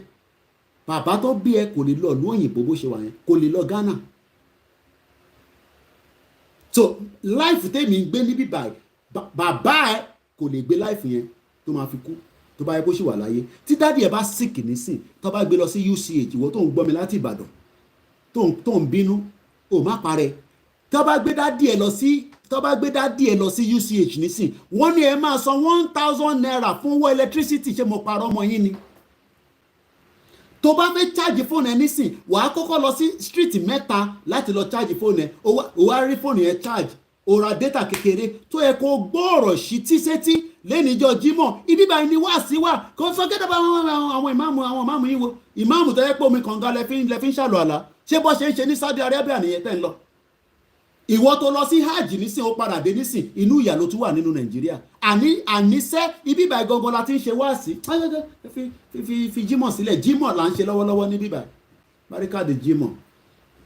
Ìwọ náà ní sọ fẹ́ lọ sí Jímọ̀ nísìn, fẹ́ máa gbé àwọn diaspora tó máa ń send owó pé kọ́ bá wọn dín àkàrà fún bàbá wọn tó kú. Bí o ti gbọ́ sétí pé ìyá yẹn máa ti fowó ránṣẹ́, ó ń dín àkàrà lọ. Ìwọ náà ya kó sí white tó ti ṣá. Wàá wọ white yẹn nísìn, wàá lọ síbẹ̀. Ìwọ wá tún sọ̀rọ̀ sáwà pé àníṣẹ́. Èmi tèmi gbé nílùú òyìnbó tí mò ń jayé tó dùn, tí mo ní kí wọ́n náà gbọ́ ìṣítí pé Nàìjíríà tí wọ́n rò pé àwọn gómìnà ló máa ṣe, gómìnà yóò lè ṣe kankan. Mákindé, ṣé o mọ̀ pé Mákindé wà ní London tó lọ jókòó sí restaurant pẹ̀lú Wike àti Abia state governor? Ṣé o mọ̀ pé kò sí security kankan tó ń tẹ̀lé wọn nígbà tó dé London? Nígbà tó ti sick nísìn, ǹjẹ́ orí hospital lọ? Ẹ má fi tara pé I'm sure pé tí bá irú àwọn tó máa ń complain nísìn, tí bá lọ bá lẹ́yìn pé ṣé máa wá sí UK, ṣé ń bẹ́ ṣe visa. Mo sọ̀rọ̀ sọ níbẹ̀ yẹn ni, ẹ má bínú ẹ̀gbọ́n mi ọ̀dẹ̀.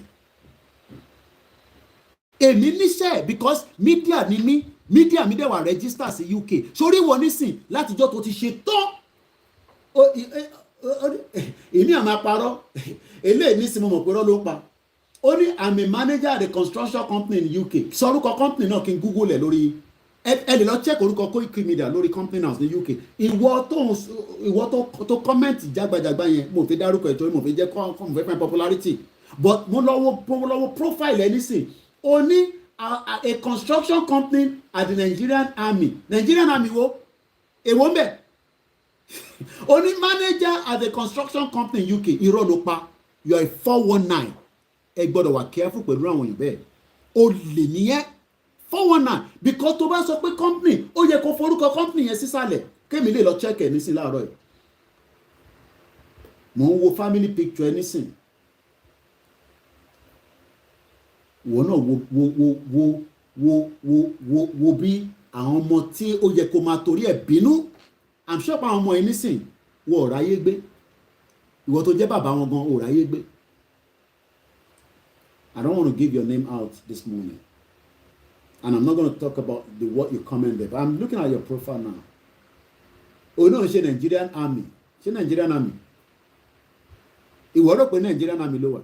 You are in Fulani Army.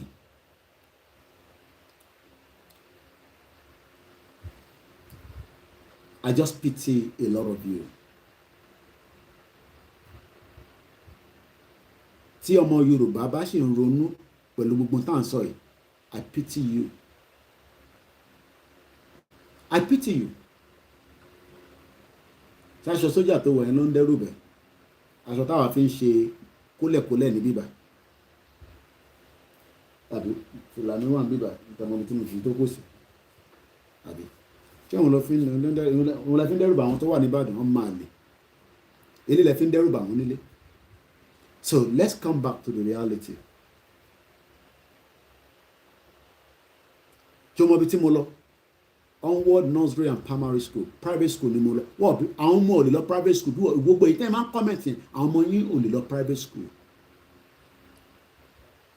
So what am I trying to say is, it's still part of the education to tell those that are trying to fix Nigeria, you cannot fix Nigeria.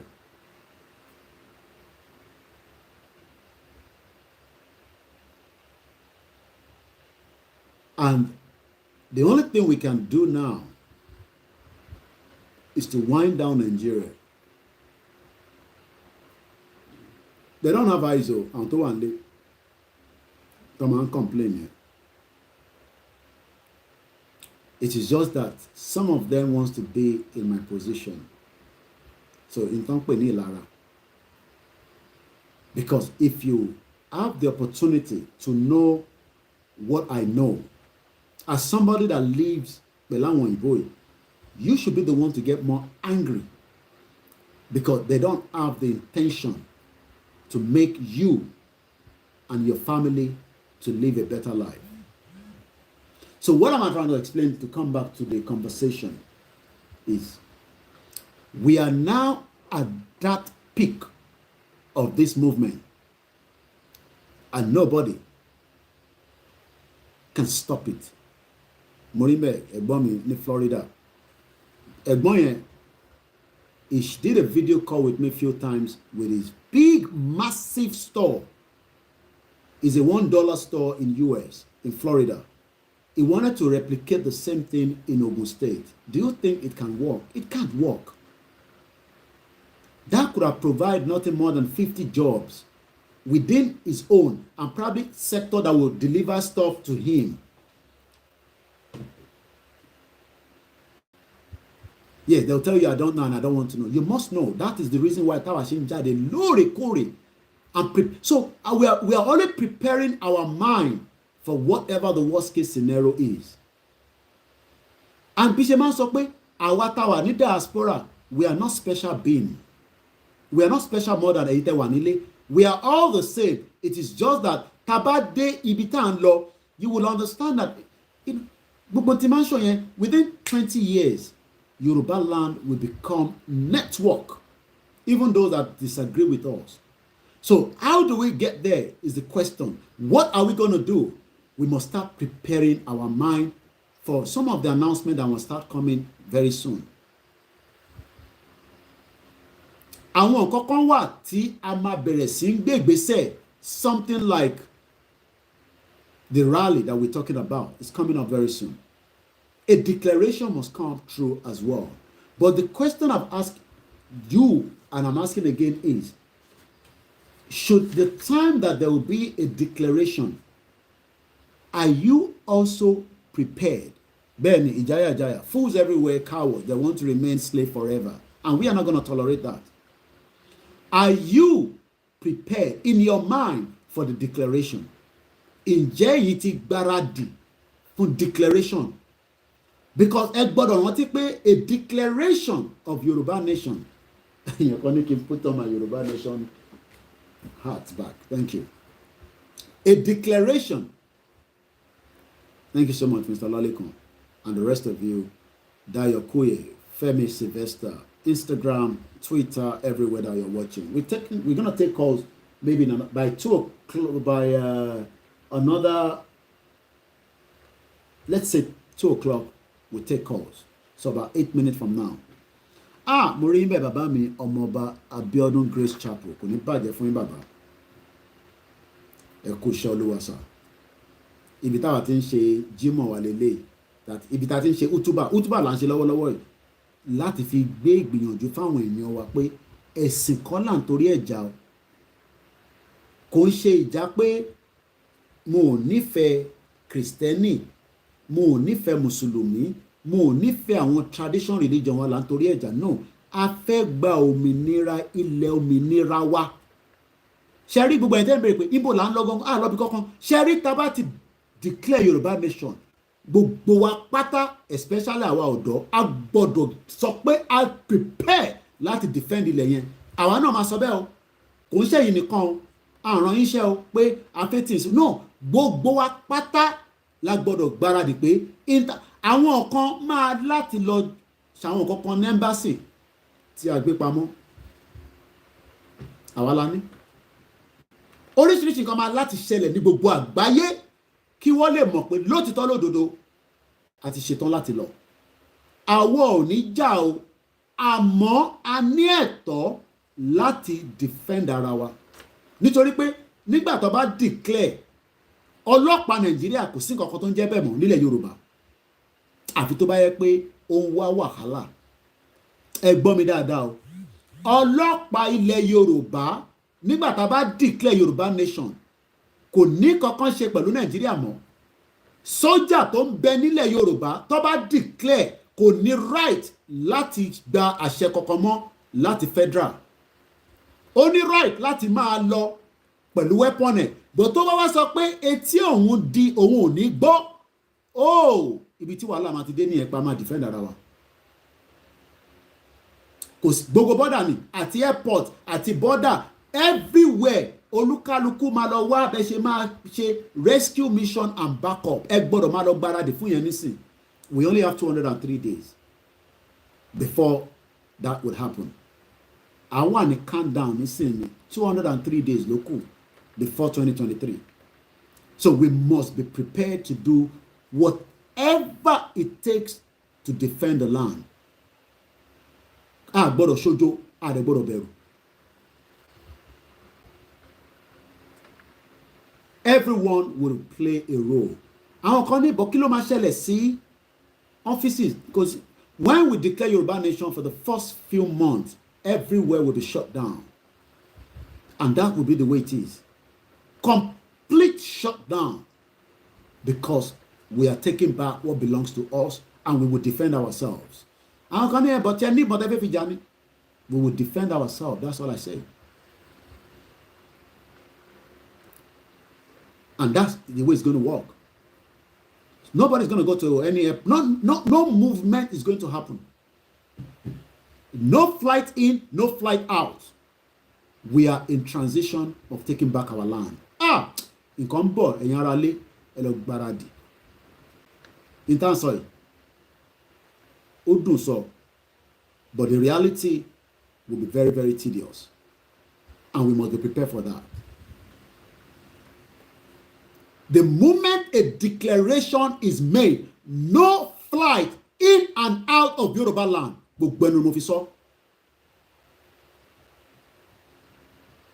Let us go and prepare for the worst case scenario.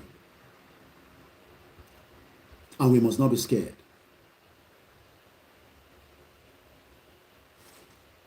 Our Lord program, our Lord program.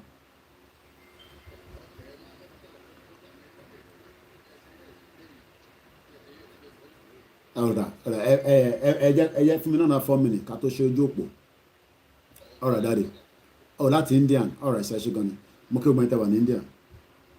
The moment a Yoruba nation is declared, the first thing is no flight is moving out of Nigeria anymore because àmọ́ tó fi kó wa àní allow no flight in and out of Yoruba land. I won't say more than that. Because they can use that to bring in things that we don't know. Ìtọ́ ti kó sínú ilé ẹ fìyẹn sílẹ̀ àjọ máa lò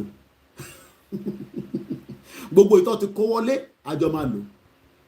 Àwọn kan ní ẹ máa kó ìkí Obama sọ̀rọ̀ yẹn nísìn kí lẹ expect tó máa ṣẹlẹ̀. When there is a declaration there will be instability. That's the fact. The government will take heavy force and we will defend ourselves and there will be anarchy. And there's nothing to be scared or worried about. Ó ń bọ̀, ilẹ̀ máa gbà, nítorí pé àwọn onílẹ̀ wọ́n rẹ́dì láti gbà. Ẹ̀yin jẹ́ kó dé, ṣe rí ìbẹ̀rù pé ká má jẹ́ kó dé yẹn, òun ni ká yọ kúrò lọ́kàn ara wa. Ó ń bọ̀, ilẹ̀ Yorùbá, ó fẹ́ consume ẹ̀, ó fẹ́ consume tó ń bọ̀. Every sector will be shut down with immediate effect. The banking will shut down. Everything will shut down. And so about that, listen, we will activate. And that's why I said there will be rescue mission and backup.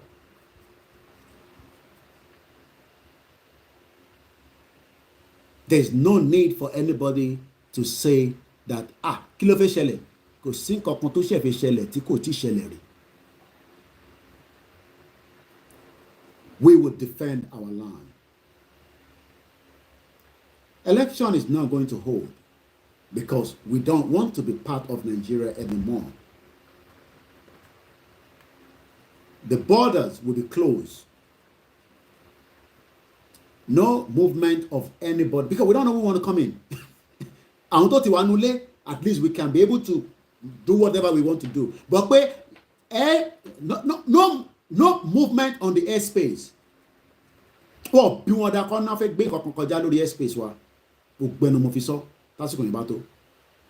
will be no movement on the airspace. I don't know when they're going to declare. No, I don't know. And I don't want to know until they are ready to make that declaration. But what role are you and your group and yourself can prepare in advance? We still have enough time. If you need to go and study any location that you think that will be your own rescue mission and backup, go and do that now. They allow no movement. Nílẹ̀ Yorùbá, tó bá ti declare. So it will minimize havoc, and we can deal with insurgents that wants to now overthrow our land. Because tó bá ti declare, it is no longer Nigeria. So any invaders that we don't know, we have the right to defend ourselves. Whether it's a former Nigerian soldier, former Nigerian Navy, power, but airspace will be closed. There will not be any movement around the airspace as well. It will definitely be shut down. Because they afford. They've been delivering weapons using helicopter before, so they can start mobilizing. Prepare mind mélòó ni barracks tó wà ládùúgbò ẹ mo ní sọ jù bẹ́ẹ̀ lọ ká má fi gbogbo ẹnu sọ̀rọ̀ mélòó ni police station tó wà ládùúgbò ẹ ibo ni DSS office wà ládùúgbò ẹ ibo ni government house wà níbo ni politician gbé gbogbo nǹkan bẹ́ẹ̀ ni kẹ́ lọ máa ṣe feasibility study nísìn gbogbo yẹn ṣe tẹ́bá ti ṣẹ́jú òpè Mr. Koiki ní gbogbo yẹn ẹ lọ máa ṣe feasibility study yẹn nísìn. You have enough time. Kò sí nǹkan tó ń rí yín nísìn. Kò sí nǹkan tó mọ nǹkan tó fẹ́ ṣe. O ní the mobile phone. O lè lọ síbì kan lẹ́ẹ̀mẹ́ 20. Tó bá ti délé, wà note it down. Bó ṣe operate nìyẹn o. Kò tí yẹ. Àwọn òbí kankan wà á máa lọ́bẹ̀ lóòrèkóòrè. Ilẹ̀kùn mélòó lọ́wọ́ ọbẹ̀. Ọ̀nà wo ló máa gbà jáde?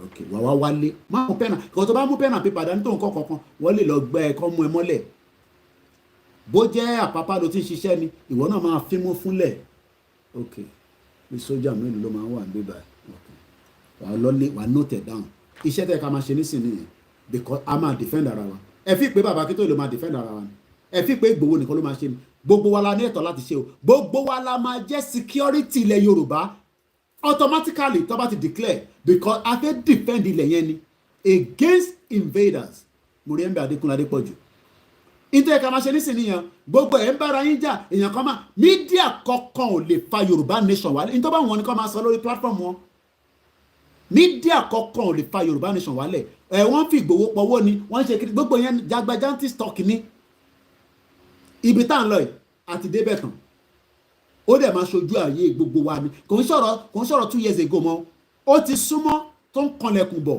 kólúkálukú lọ ṣe kíni ẹ lọ máa gbáradì. Ẹ̀yin tẹ́ jẹ́ àgbàlagbà inú ilé lẹ́yìn máa wà, ó ṣeé ṣe kí náà máa ṣe mẹ́hẹ lásìkò yẹn àìtí mọ̀. Ẹ lọ ra bátìrì sínú ilé, ẹ ra torchlight sílé, ẹ lọ máa ra gbogbo ohun tí ó lè ṣàǹfààní fún yàn fún oṣù 6 ẹ lọ ra pamọ́ sílé. Nàìjíríà máa dàrú before 2023. Èmi kọ́ mo sọ bẹ́ẹ̀ o. Dr. Malafia sọ pé wọ́n ń gbé civil war bọ̀, a dẹ̀ gbọ́dọ̀ defend ara wa. Ṣé rí gbogbo ẹni tí mo sọ yìí ẹ máa fi ṣeré, ẹ máa sọ pé ẹ lówó lọ́wọ́.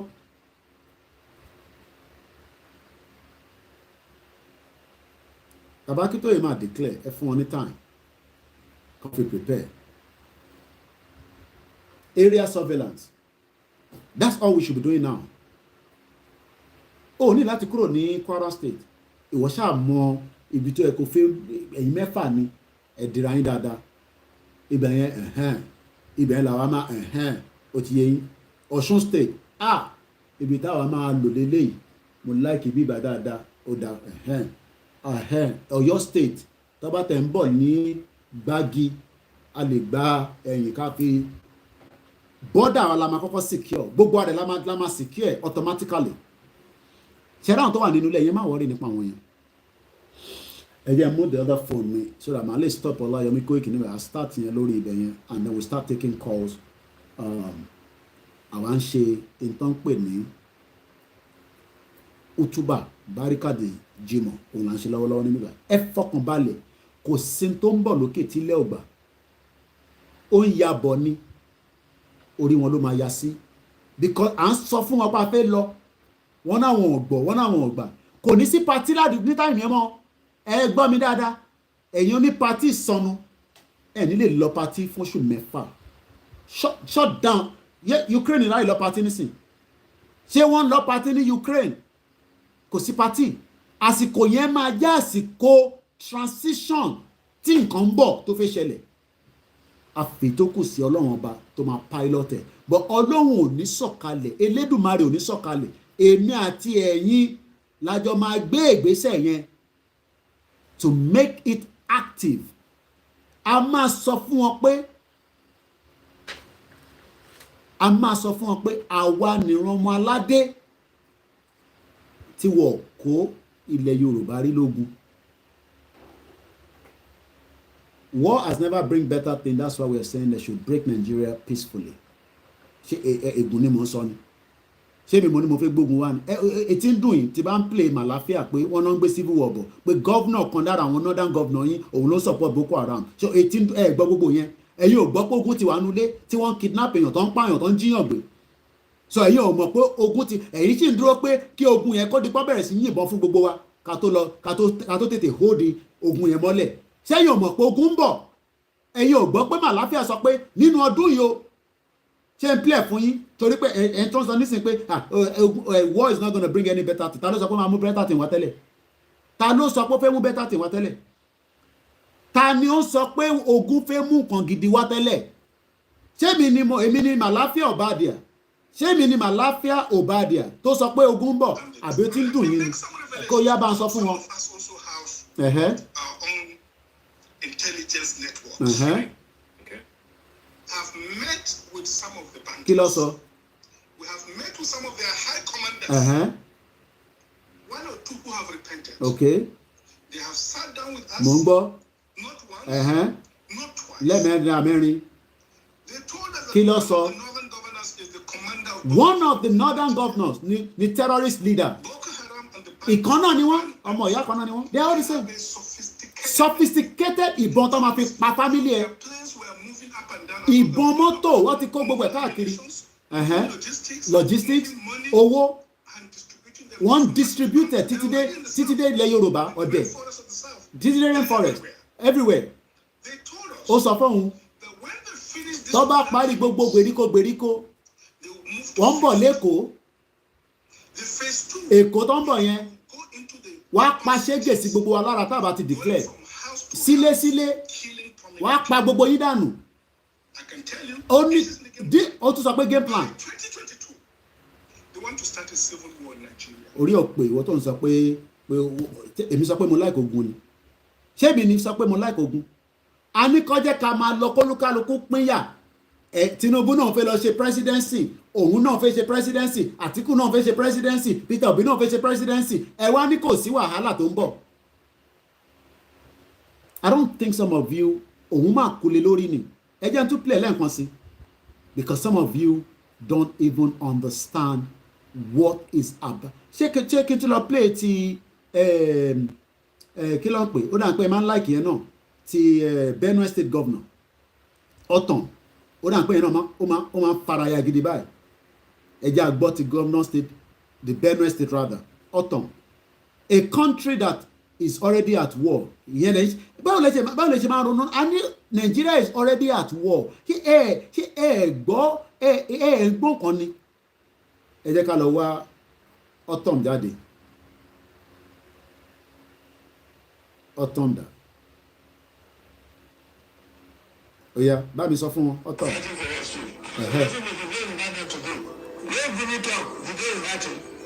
Where other people wrote up the day in Adam, it is the thing don't make clear. So this government, it made me well for this country.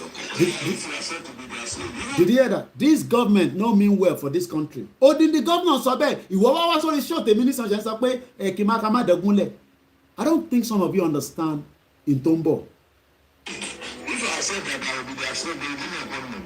They give my people appointment. They press higher and Mr. President. The man that I lie to talk now. I think that he is the thing I'm going to say that lie Muhammad. Make it a lie. So, but only lie Muhammad na lie. Odin the governor sọ bẹ́ẹ̀. So what am I trying to tell you is there's fire on the mountain. And it is all our responsibility, including myself and you, to stop it before it is too late. And the only way we can stop it is if every single one of us determine that we are ready to go. If you are not determined, you have less than 203 days to either leave Yoruba land to north so that you can live there without any hiccup. So let me get my second phone as we are preparing. Oh, Sherina, she will ready to reply me. Koiki Baba Alpha.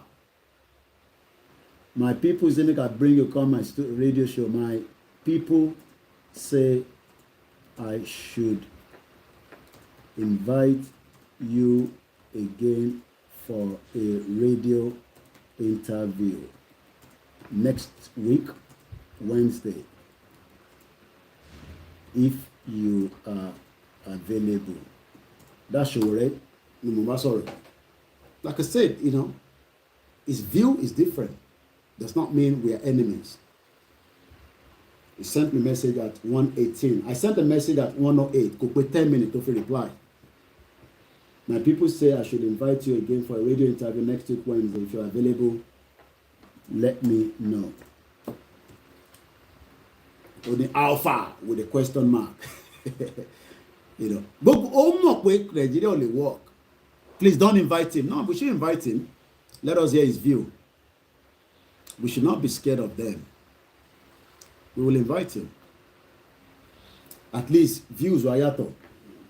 You know, we respect his view, but we know that there's no way Nigeria is going to work. So let me get my other phone, and then we open the phone line, and then we start taking calls. Once again, this is Friday, 22nd of July 2022. My name is Ola Yomi Koike of Koike Media. Nigeria is now at the verge of breakup, and we will remember everybody that Nigeria has killed in the process of the 62 fake years of the country.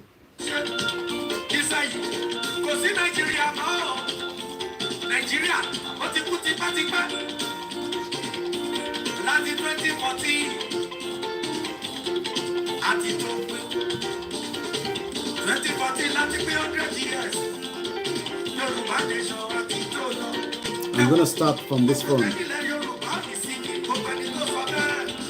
Dámi náà wọn lẹ́gbàá. Ó bá jẹ́ president ló sọ bẹ́ẹ̀ bẹ́ẹ̀ Yorùbá ò ní sí ní bámi náà wọn lẹ́gbàá. Ó bá jábọ̀ sílẹ̀ lónìí ilẹ̀ Yorùbá ò ní sí ní tó máa Bámi nà wọ́n lẹ́gba.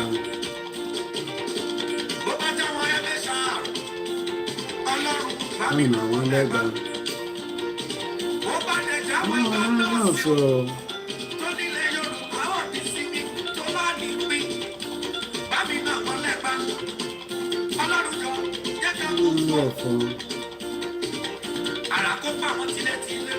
all right, so let's open the phone line so that we can also get your views.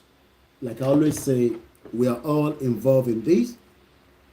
Speaking from the media perspective does not say Awanikoni any right.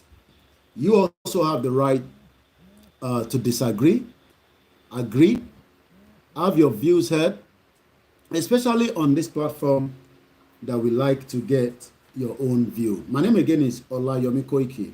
So I've actually opened the phone line for those of you that knows the number. And if you don't know the number, this is the number +4474 044059117. The only problem I have is please mute the background and reducing it. If not, it's kind of get me a little bit upset. Hello. Hello. Hello, caller. So, okay. What I'm going to that's in the way. Sorry, declaration. But I want to let how smart our people. Because our gun plant will not. Our people don't know if they declare. Let us outsmart them. So that anything can happen before the declaration. Come off yes in consideration. Because I want to smart now.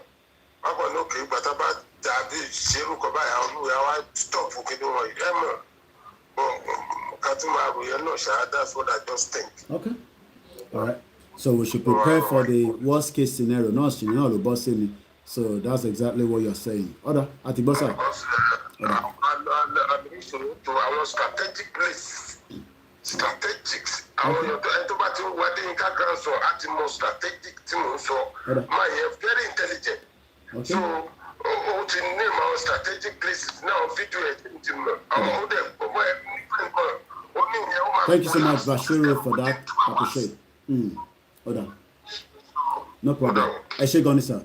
Well, like I said, we all have different views and different points, and that's the beauty of the new technology that we're using.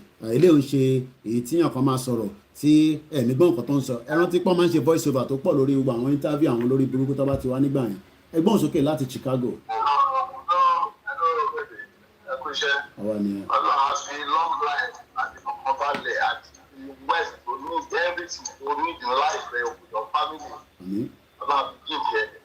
For this your effort all the time. I jump there and I jump parade.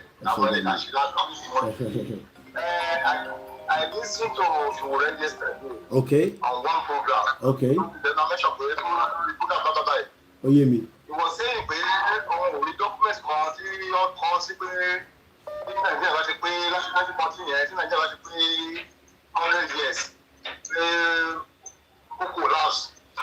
okay.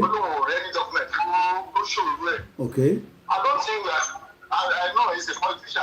Okay. So talk about any document, but does it prove that okay? And it's good that you say that because when I bring him on the show, I might ask him that question as well. So what I'm trying to ask is, even if there's no document that shows that we can't win, but there's a document that shows that we were forcefully out together as a country. So for that kind of answer to give me, it means we are not in the same mode, the same intention. No. So Showore has never been in the same. Okay, Emma, let's get this clarified.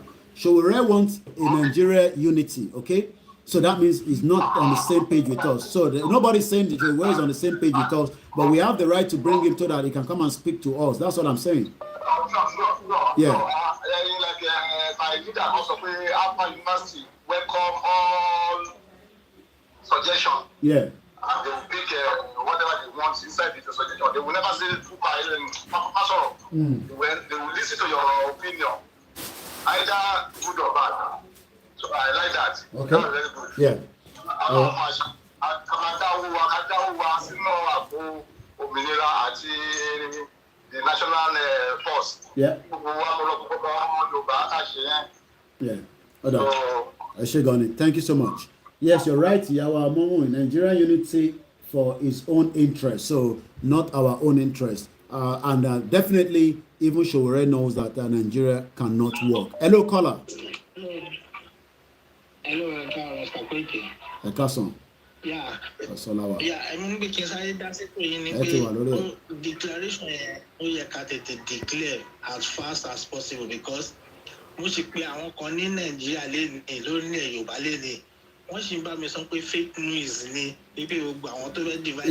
It doesn't matter whatever anybody say, it doesn't make any difference. Tó bá wọn nìkan pè ní fake news kò matter. So one thing is everybody will get to know at the right time. So that's all I can say. So ká tètè declare me because kò ní pé wọn gbọ́ngàn tó ń ṣẹlẹ̀ wọ́n gbọ́ ṣùgbọ́n wọn fẹ́ believe. So tàbá tètè declare, I think everybody máa là. At once, thank you. Okay. Well, I mean, like when people say àwọn kan ò gbọ́, nígbà tó fẹ́ gba independent Nigeria kò ṣe gbogbo èèyàn ló gbọ́.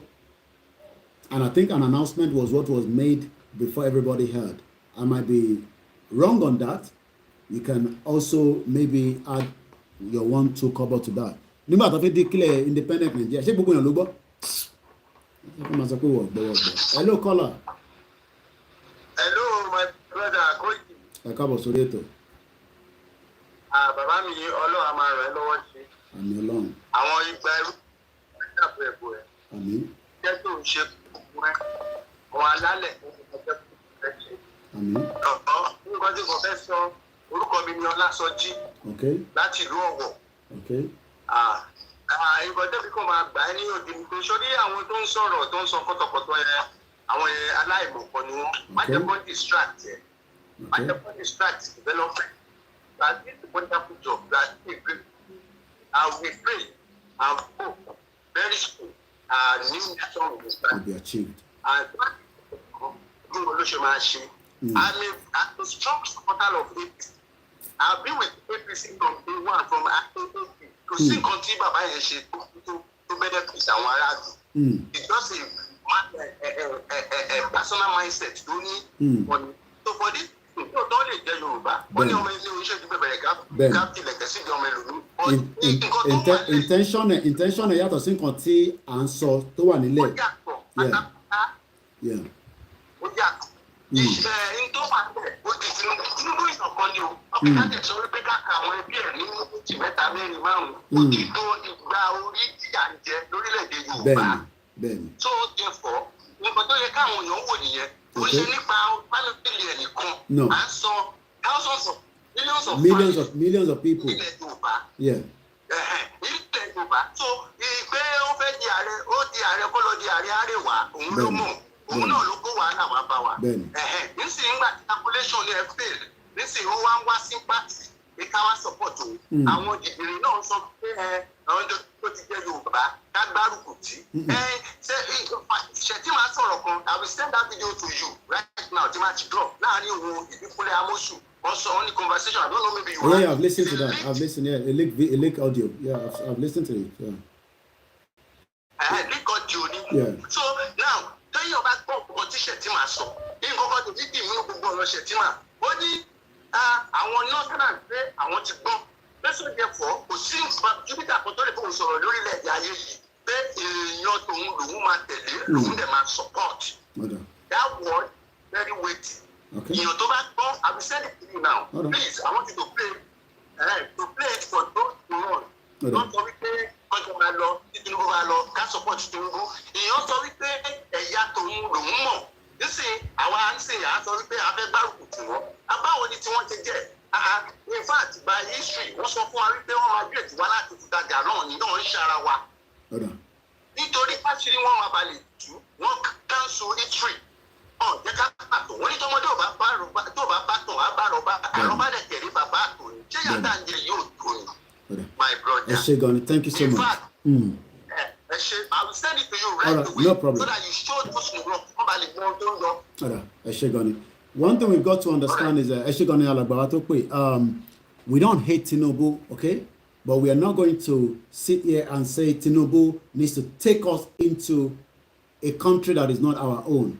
That is something that Alatikoko established. Tinubu is a one Nigeria, and he's only doing that for his own selfish interest, not the interest of the Yoruba people.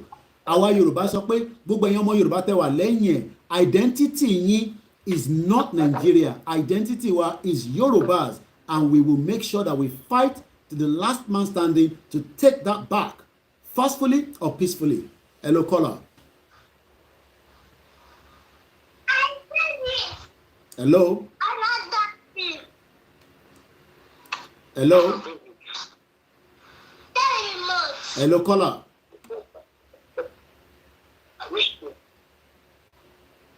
Hello.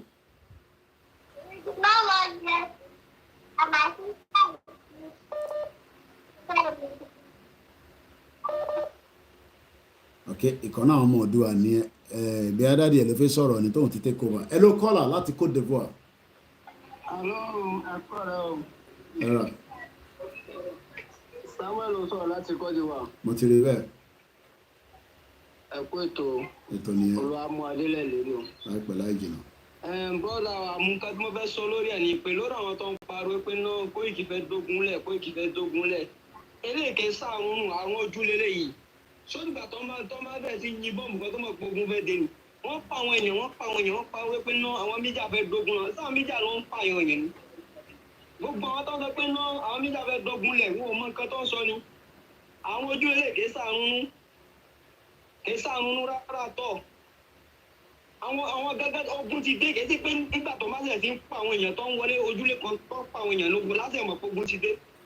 Àwọn pariwo wọn ní àwọn mídíà ló fẹ́ dógun. Sáwọn mídíà ló ń àbí àyìn fi gbà pé ogun ti wọlé ilẹ̀ Yorùbá.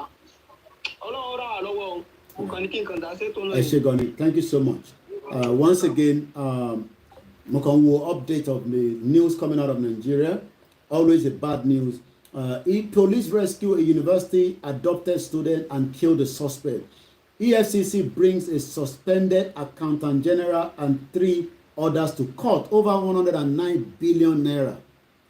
These are staggering amount of money. Pandemonia broke out on Thursday as security operatives attached to the state special security outfit OPEP Misr allegedly shot dead a female student. Mo sọ yẹn láàárọ̀ lórí mo sọ fún yín lánàá nígbà tá à ń ṣe late night. Òun ló ti jáde nínú news láàárọ̀ yìí. Alẹ́ àná lèmi ti gbọ́ news yẹn. Let's take the next caller. Ẹ káàsán látọ̀dọ̀ wa ń bíbá káàárọ̀ lọ́dọ̀ yín.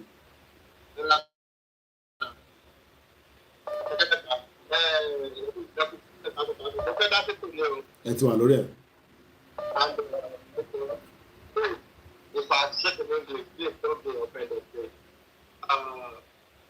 Sorry to say this, our people are faithful.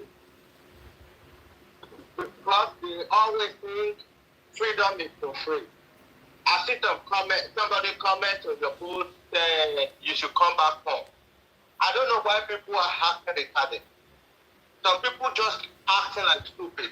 Let's take for instance, when Israelites want to go, please,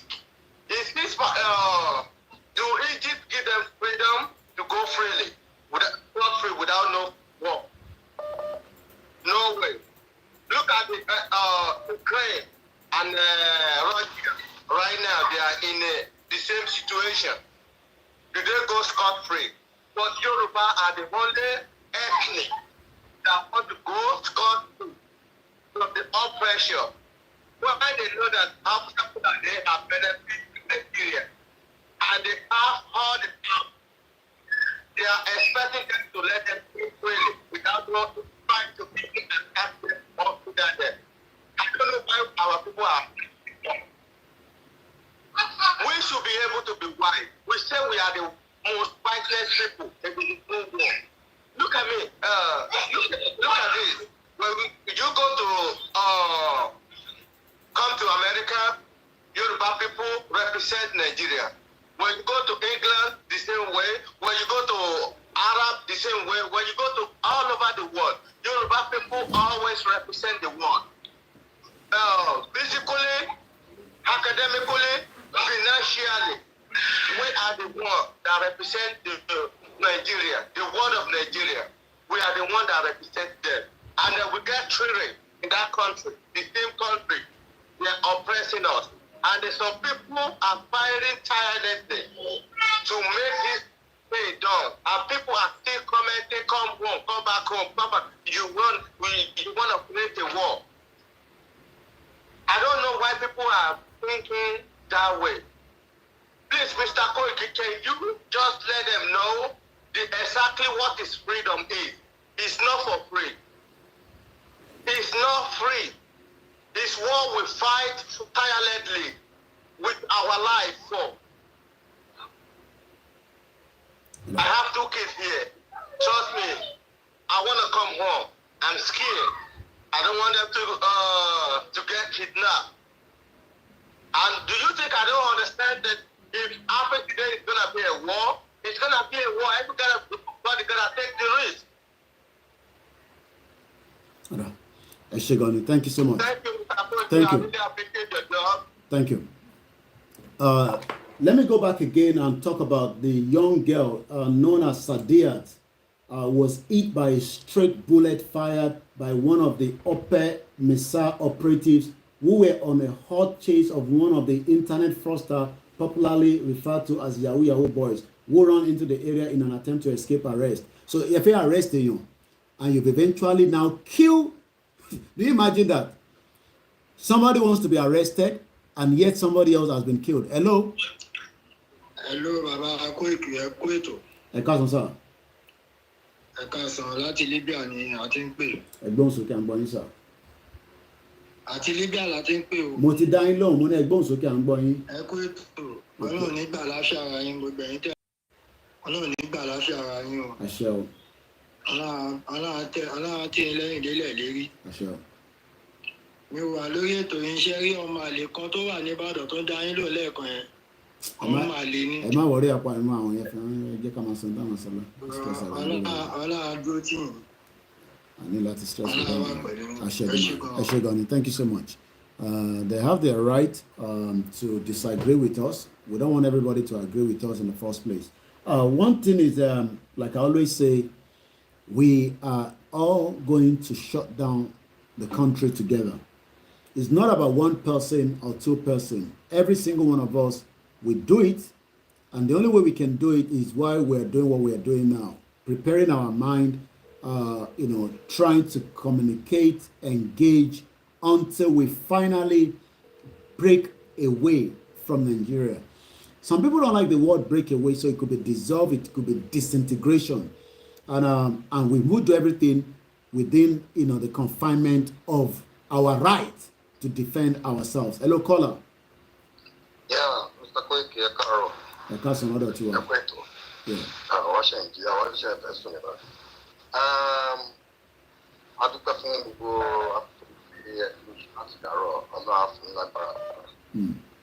Number one, àwọn Yorùbá mi mọ nǹkan tá a ti fẹ́ sọ lórí gbogbo nǹkan tẹ́tí ń pẹ̀ta tí ń pàdé pariwo láti jọ ẹ̀. Mo ti preach láwọn ìdarí náà fáwọn ti gbàdágbé tí wọ́n ní wọ́n dẹ̀ náà ti wà ready. Number two, systematically àwọn Haúsá ti ń padà sílùú wọn. Wọ́n ti ń padà because àwọn ló bá mi ṣe oko, most of them ti ń padà sílùú wọn. Wọ́n mọ̀ pé tó ń ṣẹlẹ̀ fún ara wọn. Bí àwọn máa ń gbọ́ information I don't know. But àwa Yorùbá tá à ń sọ fún ní north tí wọ́n wálé. Báwọn ti bíbẹ̀ ń padà, wọ́n ti ń padà systematically. But people, they don't care, they don't listen. They don't listen. Mi gbogbo ìtẹ́tí sọ láti jọ ó tẹ̀lé tó ikọ́ tó yẹ ká máa sọ ń sì gan ojú pé kí ni olúkálùkù fẹ́ ṣe fún ìrun ẹ̀? Kí ni iṣẹ́ wo ló fẹ́ dálẹ̀ fún ẹ̀? Kí ni àtúntà tá fẹ́ ṣe fúnra wa nínú ìlú tá fẹ́ gbà ẹ̀? Ikọ́ tó yẹ kó ó yẹ ká ti kọjá gbogbo lẹ́bù yìí. Because I don't know, ìgbàgbọ́ pé ó ṣe pé ọmọ ike ní gbogbo wa. Àfà ikọ́ tó there was a time tó yẹ pé àti kọ́kọ́ bẹ̀rẹ̀ discussion lórí program kan pé kí ni olúkálùkù fẹ́ ṣe? Èmi volunteer, mo ní nǹkan báyìí nígbà tí mo fẹ́ support ìlú tó bá dá dúró. Ó jẹ́ pé olúkálùkù ti máa raise the issue nìyẹn so that everybody máa fi ìlú wa máa wà okay because àwọn náà la máa tún ìlú wa ṣe.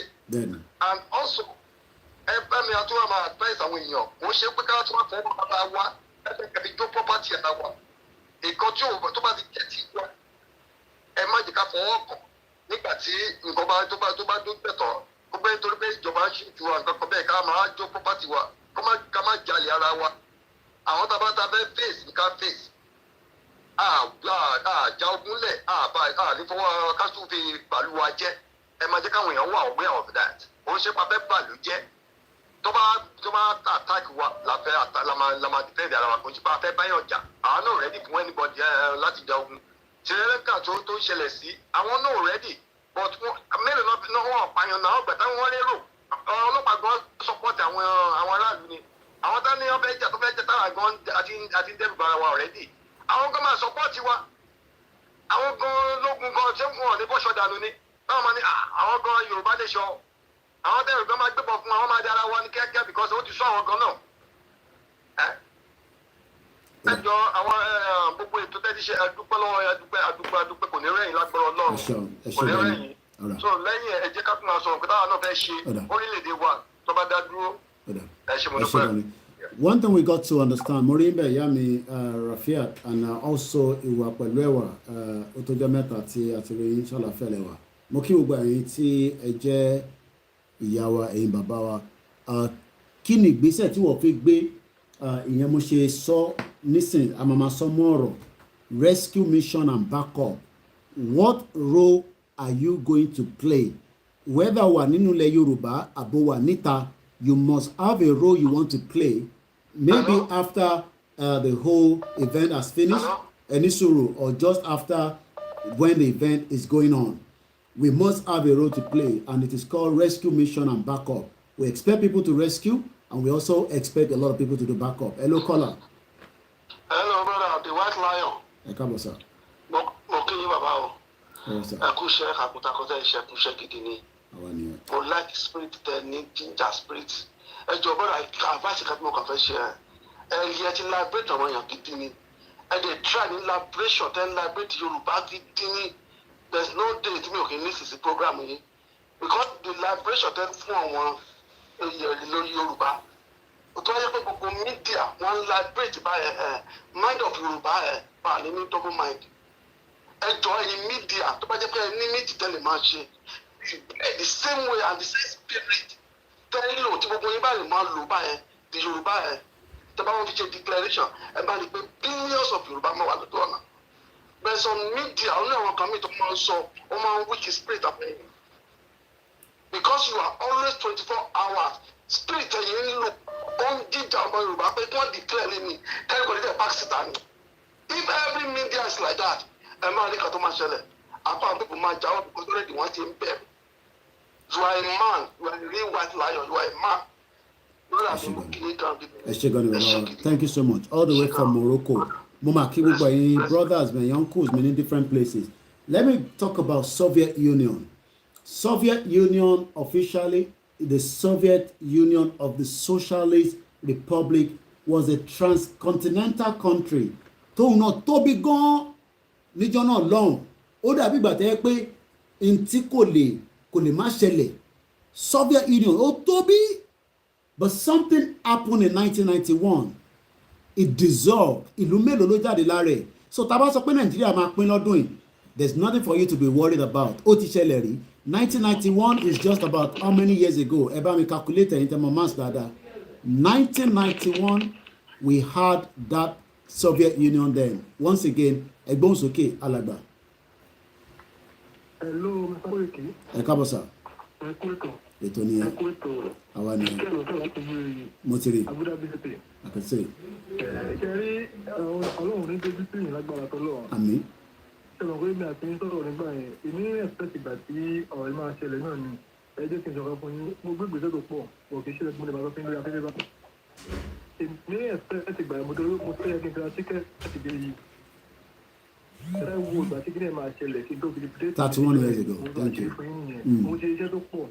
Ẹ jẹ́ kí n sọ reality fún yín, kò sẹ́ni tó ń gbé ilẹ̀ ara bẹ̀rẹ̀ tì í báyìí tó lè kàtàrí lọ sí Nàìjíríà anyhow torí mọ́tò àwọn èèyàn wọ́n ṣe kéyìn wọ́n ṣèwé fún wọn ni gbogbo àwọn ìgbésẹ̀ yẹn mo ti pé àwọn kọ̀ọ̀kan dẹ̀ ní ìgbésẹ̀ yẹn àti wà red àti wà ready sílẹ̀ so ẹ jẹ́ káwa mọ̀ because mo follow everything ojú òní tí mi kò sí nǹkan kan tó máa ṣẹlẹ̀ but nǹkan tẹ́mi kan wà lọ́pẹ́ ni pé mi ò gbọ́dọ̀ lọ sí nàìjíríà ti ní o because ẹ̀yin gẹ́gẹ́ ní backup media tó máa gbogbo tó bá ṣẹlẹ̀ tó bá di táìmù yẹn ẹ má jẹ́ kẹ́nìkan tí ìwé kẹ́ lọ sí nàìjíríà tó wá sọ pé ẹ kọ́ nàìjíríà kó ní kíyà láyà rẹ̀ náà kó ló tètè máa bọ̀ àdúgbò náà ó náà kó wà bẹ́ẹ̀ kó fèsì ẹ̀ but àwọn máa lọ fèsì ẹ̀ èmi rẹ́dì èmi tẹ̀ sí dúró tán pẹ̀lú àwọn tó kù àjọ process kìíní yẹn so ojú òní tí ẹ bẹ́ẹ̀ kò lọ. Thank you so much. so àwọn expect ìgbà tó máa declare so next bí 2 months ìgbà kí n lọ sí nàìjíríà bọ̀ mo fẹ́ túmọ̀ táìmù yẹn gangan kí n bá fi tíkẹ́ẹ̀tì sí táìmù yẹn ni wà nílẹ̀. No problem. Ẹ ṣé gan ni. Thank you so much. Ẹ ṣé gan ni. ẹni tó bá wọ̀ kó mo fẹ́ lọ ìkọ̀ kì í ṣe pé káfíńà máa fẹnu ya mọ́tò lórí nẹ́tíwọ́ọ̀kì délé yìí ẹ jẹ́ ká mọ iye àwọn tó fẹ́ lọ ẹ tó kálukú fi orúkọ ẹ̀ sílẹ̀ ká mọ̀ kì í ṣe pé kó wá dijọ́ yẹn ká wá wọ́ ẹ̀yìn ká máa ra àwọn tó sọ pé àgbọ̀dọ̀ jọ débẹ̀ ni no àfẹ́ yẹn àwọn olùlọ pèsè àwọn náà ní fámìlì bẹ́ẹ̀ ẹ ẹ̀yìn náà pé àká fáwọn olówó ká fáwọn olówó ẹlòmíì kan ti dọ̀tá wa torí pàlè fún wọn lówó bábílì gbòdì aláwọn ni òye ló pọ̀ láwọn fún nìkan tó ẹjọ́ ẹ jẹ́ ká mọ̀ kálíbà mọ́ bá ṣe máa ṣe àwa ti dúró náà ìbàdàn àwa ti ń gbé àwọn oníṣẹ́ ìbàdàn wa ń gbé àjọmọ́ àfẹ́sì ẹ̀ ní lágbára ilé ìgbà ẹ ṣé gan ni. Ọ̀dà, thank you so much. Lẹ́ẹ̀kan sí let me also make that clarification fáwọn tí maybe the diaspora we don't expect that gbogbo èèyàn ló máa lọ sí ilé as at the time when this whole movement would get to a particular stage. But you can become a rescue mission and a backup. How do you do that? Start planning that. What are the contingency plans that you can put in place so that Ali help towards the declaration that everybody expect to happen very soon? Hello, caller.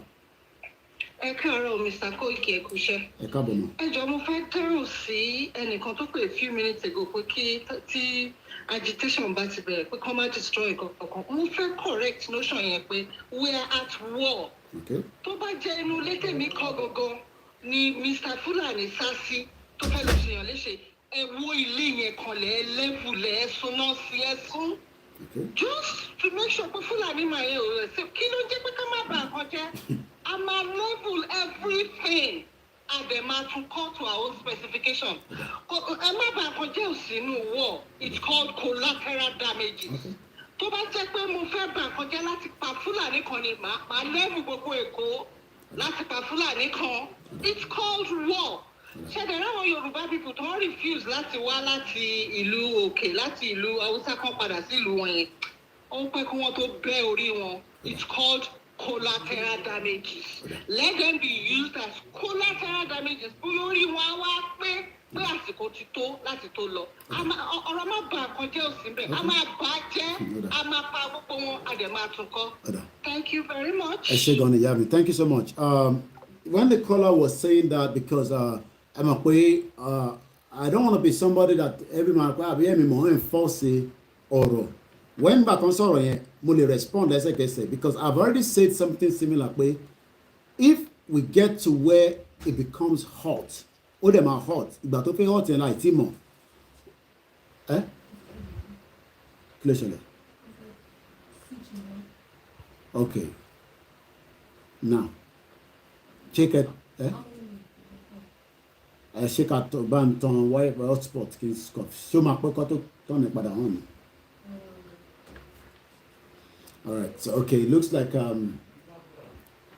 because we're having they're fixing something in the light and somebody to disconnect. Oh, man, take off the whole internet conversation. So I wanted to say on something on that, but I don't want to be the one to be like, oh, Koiki won the lenu. So that's another person who might take láti fi ṣe tan hotspot ọ̀dọ̀ tí kì í fi okay wà lọ́wọ́ mi okay ẹ jẹ́ kí n tan hotspot bíbá so that kì í fi ẹni sọ̀rọ̀ èèyàn wa I gotta switch on the hotspot so that if not we would lose all the conversation that we're doing right now.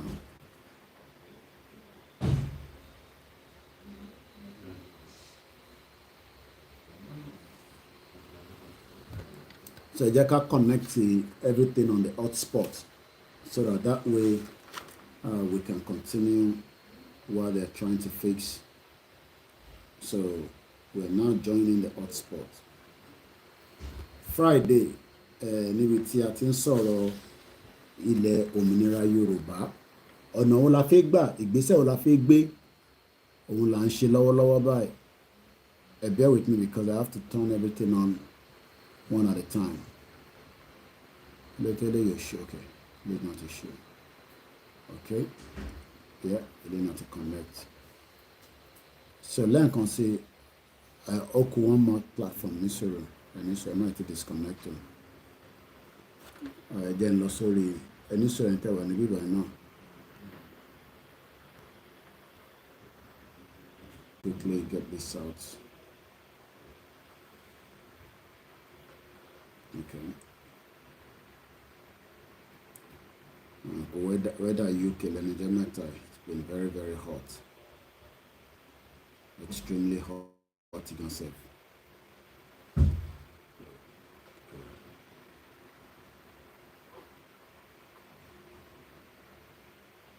Climate change is also happening. All right. At least in Abala, we have our internet that is still working. That's the most important thing. Just for about 5 minutes. Okay, now that we are, okay, let me see if I can get this. Make sure this one is connected as well. Connect. All the platforms are back. Yeah. Just the one for the phone line. Okay, so this one also is connected.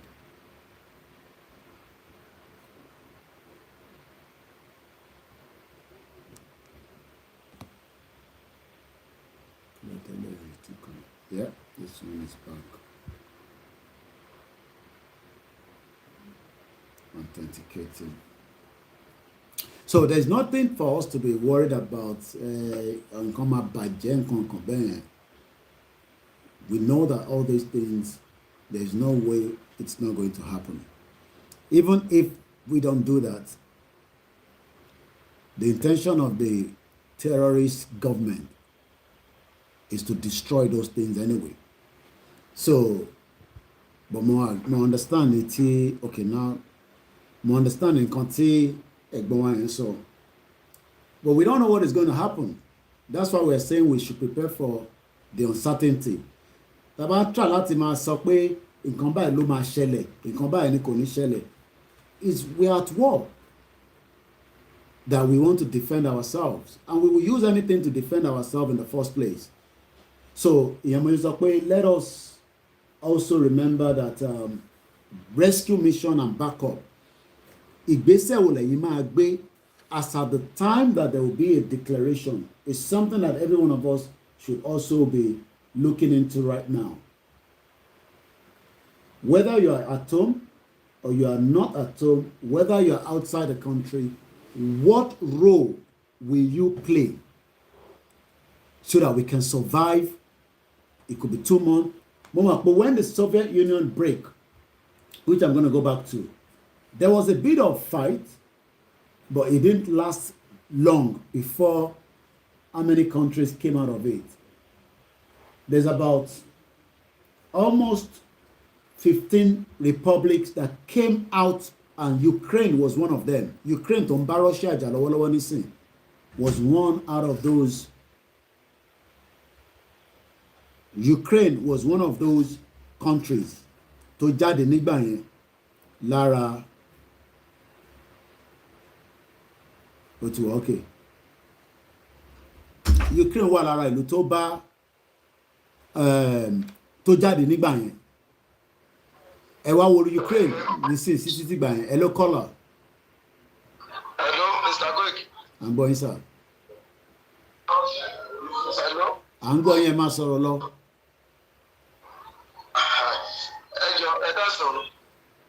Ẹ káàsán.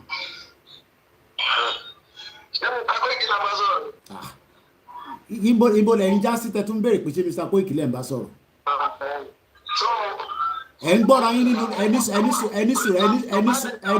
sùúrù ẹni sùúrù alàgbà ẹ mute tẹ fi amọ̀ pé yà ń jẹ yín ẹ mute tẹ fi ń gbọ́ mi nínú ilé ìyẹn lẹ ṣe ń béèrè pé ṣé Mr. Koiki ẹ tún gbọ́ra yín ẹ reduce volume yẹn. à ń gbọ́ yín nísìn. kò yí sì fún wa rárá nínú nǹkan gbẹ́gbẹ́ nílẹ̀ lẹ́nu èmi rẹ́dí láti máa lọ ṣùgbọ́n ibi kọ́ńtírì tá a wà Libya la wà ìyá ń jẹ ọmọ Nàìjíríà lájọ lọ. ẹ bá rí lẹ́nu kan sọ pé kò lè sógun àwọn tó wà ní ẹgbẹ́ òun ọ̀hún táwa tó yí pé ó wà lájọ táwọn fèsì àtìmáyèjì ṣó yẹ kí máa lọ ṣàárò níbi ìlú òkèèrè ẹjọ ẹ bá kórè kíkẹ́ ló ti di clear lẹ́nu declaration anybody ló lè bá ṣe wà ní.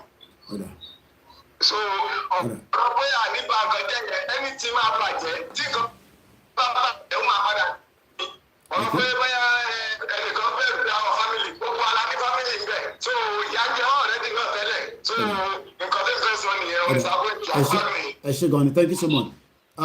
I think the fear of people is tí wàhálà bá bẹ̀rẹ̀ blah blah blah blah blah 31 years ago ẹ gbọ́ mi dáadáa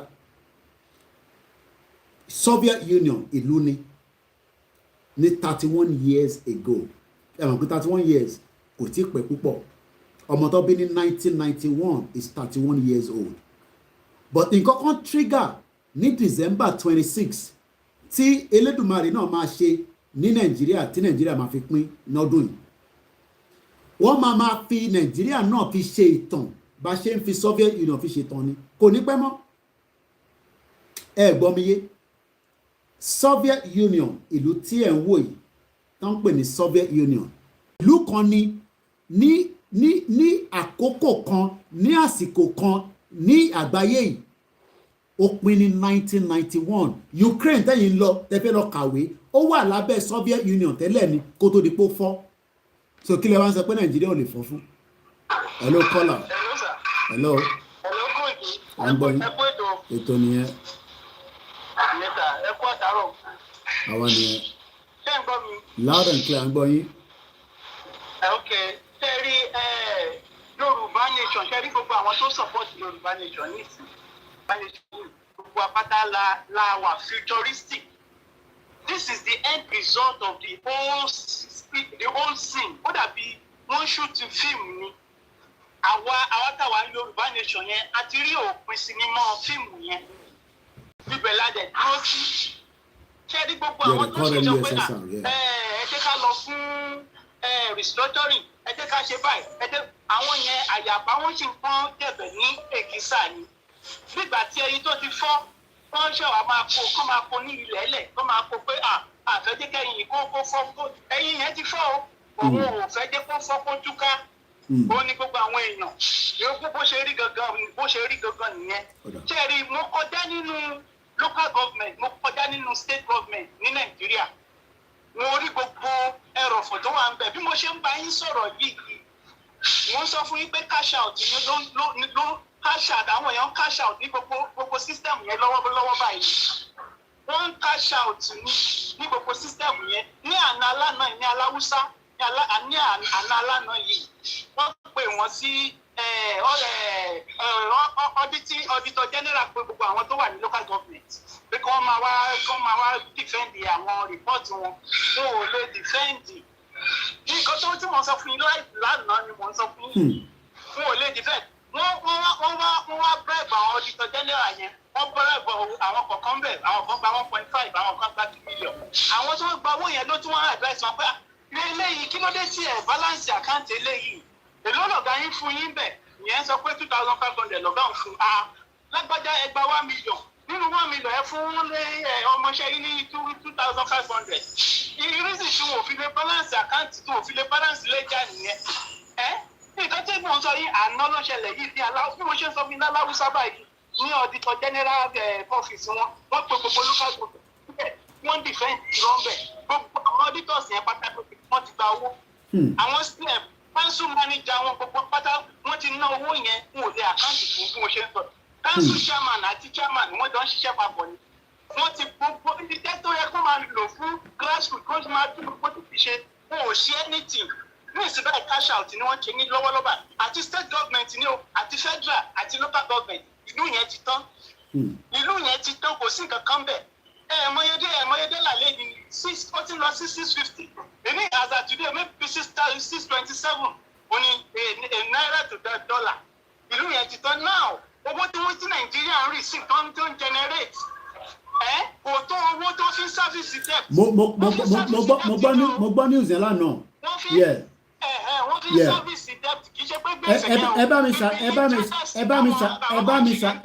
bá mi ṣàlàyé fáwọn èèyàn ẹ bá mi ṣàlàyé kí ló mean pé owó tí à ń sábìsì ẹ bá mi ṣàlàyé àárín yẹn torí èmi náà understand ẹ bá mi ṣàlàyé ẹ fún ọmọ yorùbá tó ò bá gbọ́. ṣé ẹ rí bí ayá owó nìsín. ok bí bẹ́ẹ̀ ẹ̀yin tẹ́ wá tẹ yá owó yìí tẹ́ bá tẹ́ tó sanwó yìí iye tẹ interest tẹ́ máa fún wa lélẹ̀ tẹ́ máa fún wa torí pé yá owó yìí capital tẹ́ jẹ́ tẹ́ yá lélẹ̀ interest tẹ́ máa san lórí ẹ̀ láti fi sáfíìsì gbèsè tá a yá yẹn wọ́n á máa san a kind of interest wọ́n máa fi sáfíìsì ẹ̀ pé a sì máa sanwó a máa san gbèsè wa o kí ká tó san gbèsè wa o ẹ máa gba ilé so owó tí nàìjíríà ń gbà gbogbo revenue wa ní nàìjíríà yẹn kò tó iye tó fi sáfíìsì debt yẹn nìsín ibi tẹ́ ti máa mọ̀ pé kò sí nǹkan kan ní nàìjíríà yẹn òròfó wọ́n ti jẹ nàìjíríà yẹn run wọ́n ti jẹrun nàìjíríà ò lè work mo fi ọlọ́ọ̀bá mi ṣẹ̀rí níwájú ọlọ́ọ̀ àti èèyàn ní kí n tó wá sí ìlú yìí ni ọlọ́ọ̀ ti bá mi sọ̀rọ̀ pé nàìjíríà máa túká ọlọ́ọ̀ mo fi ọlọ́ọ̀bá ṣẹ̀rí ó dẹ̀ ní kí n gbéra kí n kúrò mo fi ọlọ́ọ̀bá mi ṣẹ̀rí mo máa ń gbọ́ láti ọ̀dọ̀ ọlọ́run directly wọ́n sọ ilé fún mi personal kí ni mo ń sọ fún yìí ọlọ́run ló bá mi sọ̀rọ̀ ó ló dàbí Sódómù àti Gòmórà ni òun dẹ̀ máa fa ìjọba yẹn ya gbogbo eléyìí tí wọ́n ṣe wọ́n jẹ́ dẹ̀bẹ̀ láti ṣàdé kò sí nǹkan kan ní pọ́ǹtì yẹn mọ́ àwa ní ká lọ gbáradì àwa ní ká lọ múra gbogbo nàìjíríà gbogbo ẹ̀yìn àwọn tó ń gbọ́ mi lórí ní kinní yẹn báyìí kápẹ́ everybody lọ múra àwọn pásítọ̀ wa Adébóyè Oyèdèpọ̀ gbogbo wọn fẹ́ lọ fọ́ọ̀tì ọ̀fíìsì gbogbo wọn ò fẹ́ because ṣẹ́rí chọ́ọ̀chì gan àwọn nǹkan tí wọ́n ń jẹ ní orí ìjọba nàìjíríà yẹn gan kò ní fẹ́ dé ká àwọn kan ò ní fẹ́ dé kọ́ pín because they want to be the greatest pastor in the whole world they want to write jet of 7 billion naira 8 billion naira they want to maintain that status quo they don't want to come they want to fi pé ṣáwọn máa wá jẹ pastor yorùbá nation àwọn they want ẹmọ ego nǹkan tá à ń pè ní ego nìyẹn ego là ń pè ní nìyẹn ẹ sọ̀rọ̀ the other time pé nítorí platform yìí pé àwọn school platform yìí pé àwọn people yìí ò fẹ́ agree mò ń gbọ́ yín lẹ́ẹ̀kan the same thing pẹ̀lú mi èmi ń sọ fún wọn lórí platform mi gbogbo àwọn àtàjọ graduate ní University of Ife mo ní ẹ ti kọ́lé lóòótọ́ ẹ kọ́ bọ́ngálò àbí bọ́ngálò ìtẹ́ ẹ̀kọ́ yẹn ẹ ní security house ẹ provide security fún ara yín ẹ provide omi fún ara yín àbí ẹ provide iná fún ara yín àbí tẹ́ bá ń jáde lọ security ojú ọ̀nà tẹ́ ń lọ nínú stress kò sí iná kò sí kankan gbogbo ọ̀nà ló ti bàjẹ́ mọyì ìgbà tẹ́ ń lọ sọ́dọ̀ mẹkáníìkì ẹ máa tanra yín jẹ́ ń bẹ̀ ego wọ́n fi ń fi pé bí àwọn sì wà òkè kí nàìjíríà máa fọ́ mo ní láti selfish interest ego ní gbogbo kíní yẹn ro ti àwọn mẹ̀kúnnù tó jẹ́ pé wọn ò rí nǹkan kan tẹ́ bá bọ́ sí street bí wọ́n bá ṣe ń sọ yẹn máa mọ̀ pé ìyà ń jẹ àwọn èèyàn ṣé bí bó ṣe ká máa live life nìyẹn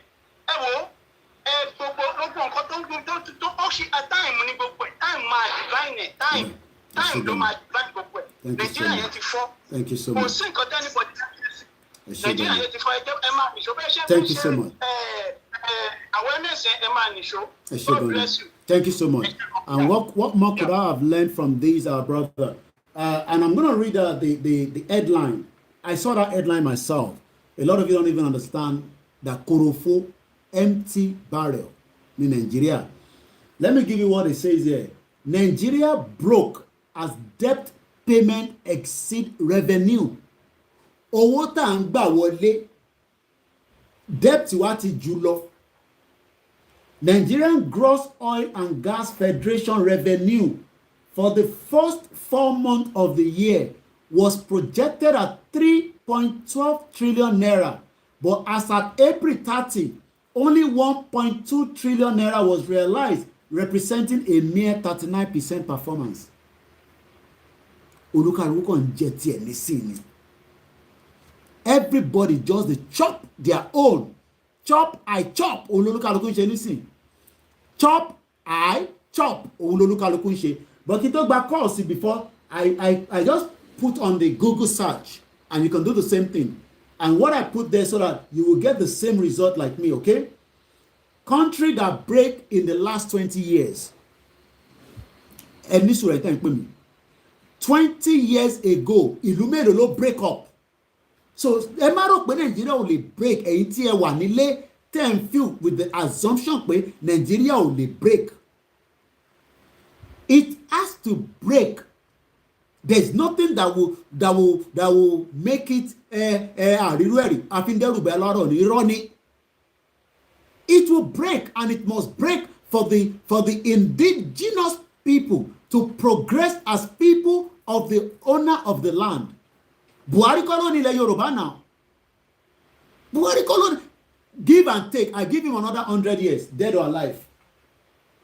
I give Buhari that is there now another 100 years. So now when I put that on Google, it came back with a search result.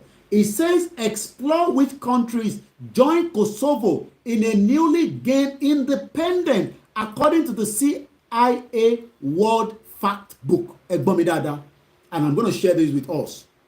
And it says, and I quote, Papua year of independence was 1994, just after MK Abiola election in 1993.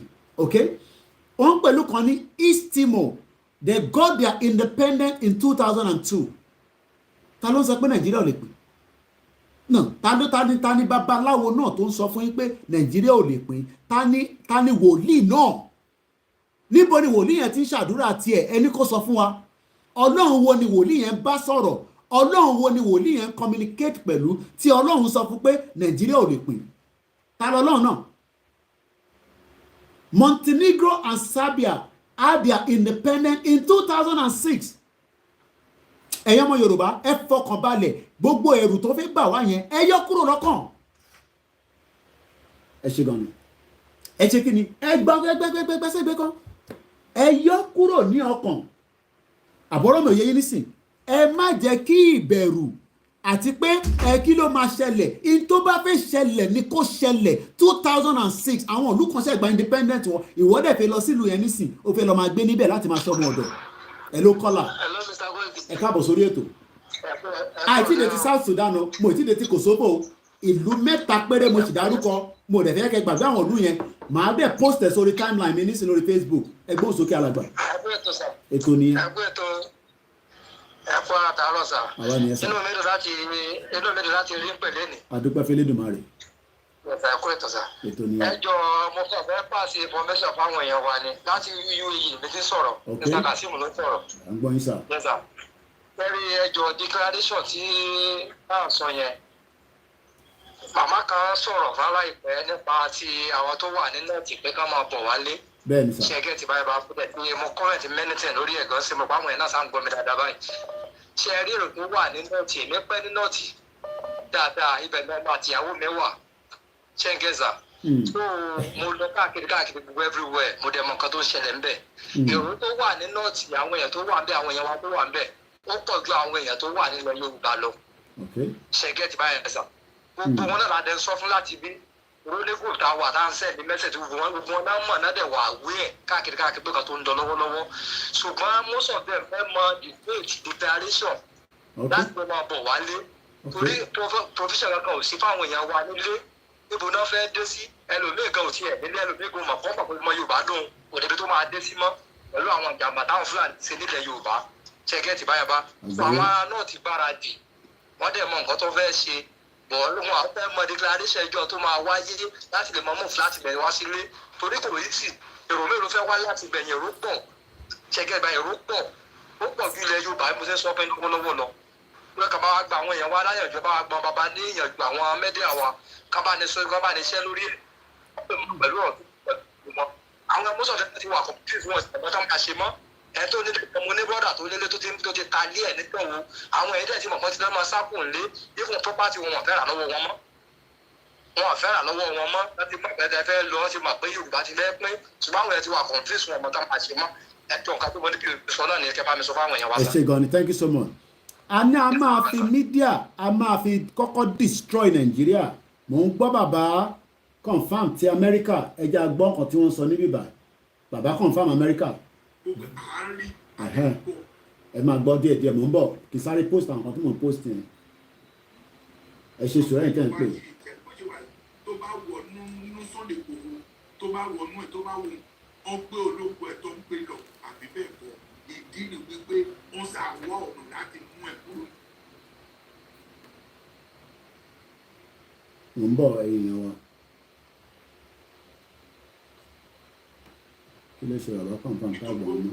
alágbára nìyẹn so agbára tó níyẹn wọ́n fẹ́ jáde láìjẹ́ pé wọ́n wò ó gbẹ́gbẹ́dẹ́ agbára ẹ̀ ti wà Sunday Igboho Ọlọ́run á tó dá ẹ̀mí ẹ̀ sójú báyìí lọ. àmín. máa gùn ẹ̀mí ẹ̀ máa gùn ní àṣẹ Ọlọ́run ẹ̀mí ẹ̀ máa gùn Ọlọ́run ò ní bí ẹ̀mí ẹ̀ kúrú nítorí pé ẹni tí ẹ̀ bá tó ó burú jáde. ẹ já lọ sí Island hello caller ẹ̀gbọ́n sókè. hello brother mi ẹ káàsán ẹ kú ọjọ́ mẹ́ta ẹ kú iṣẹ́ takuntakun adé ló ń sọ̀rọ̀ in fact mi ò tí ì rí yín bá sọ láti gbà tàbí ṣe rally yẹn anyway èmi ò ní much tí mo fẹ́ sọ ẹ kú iṣẹ́ mo appreciate yín mo fẹ́ encourage àwọn èèyàn wa ní kọjọ because gbogbo tá à ń sọ yìí ẹnu ò ṣe we need money so central account àti òmìnira ẹ̀ka òyàn try ẹ bá mi process tó sọ́dọ̀ àwọn media yìí kọ́ máa polongo ẹ̀ because gbogbo tá à ń sọ yìí owó wà involved ṣe understand.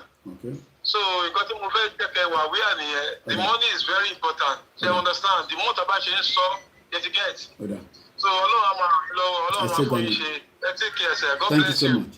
And let's quickly announce those central account and the other account that has been asked for us to put money in.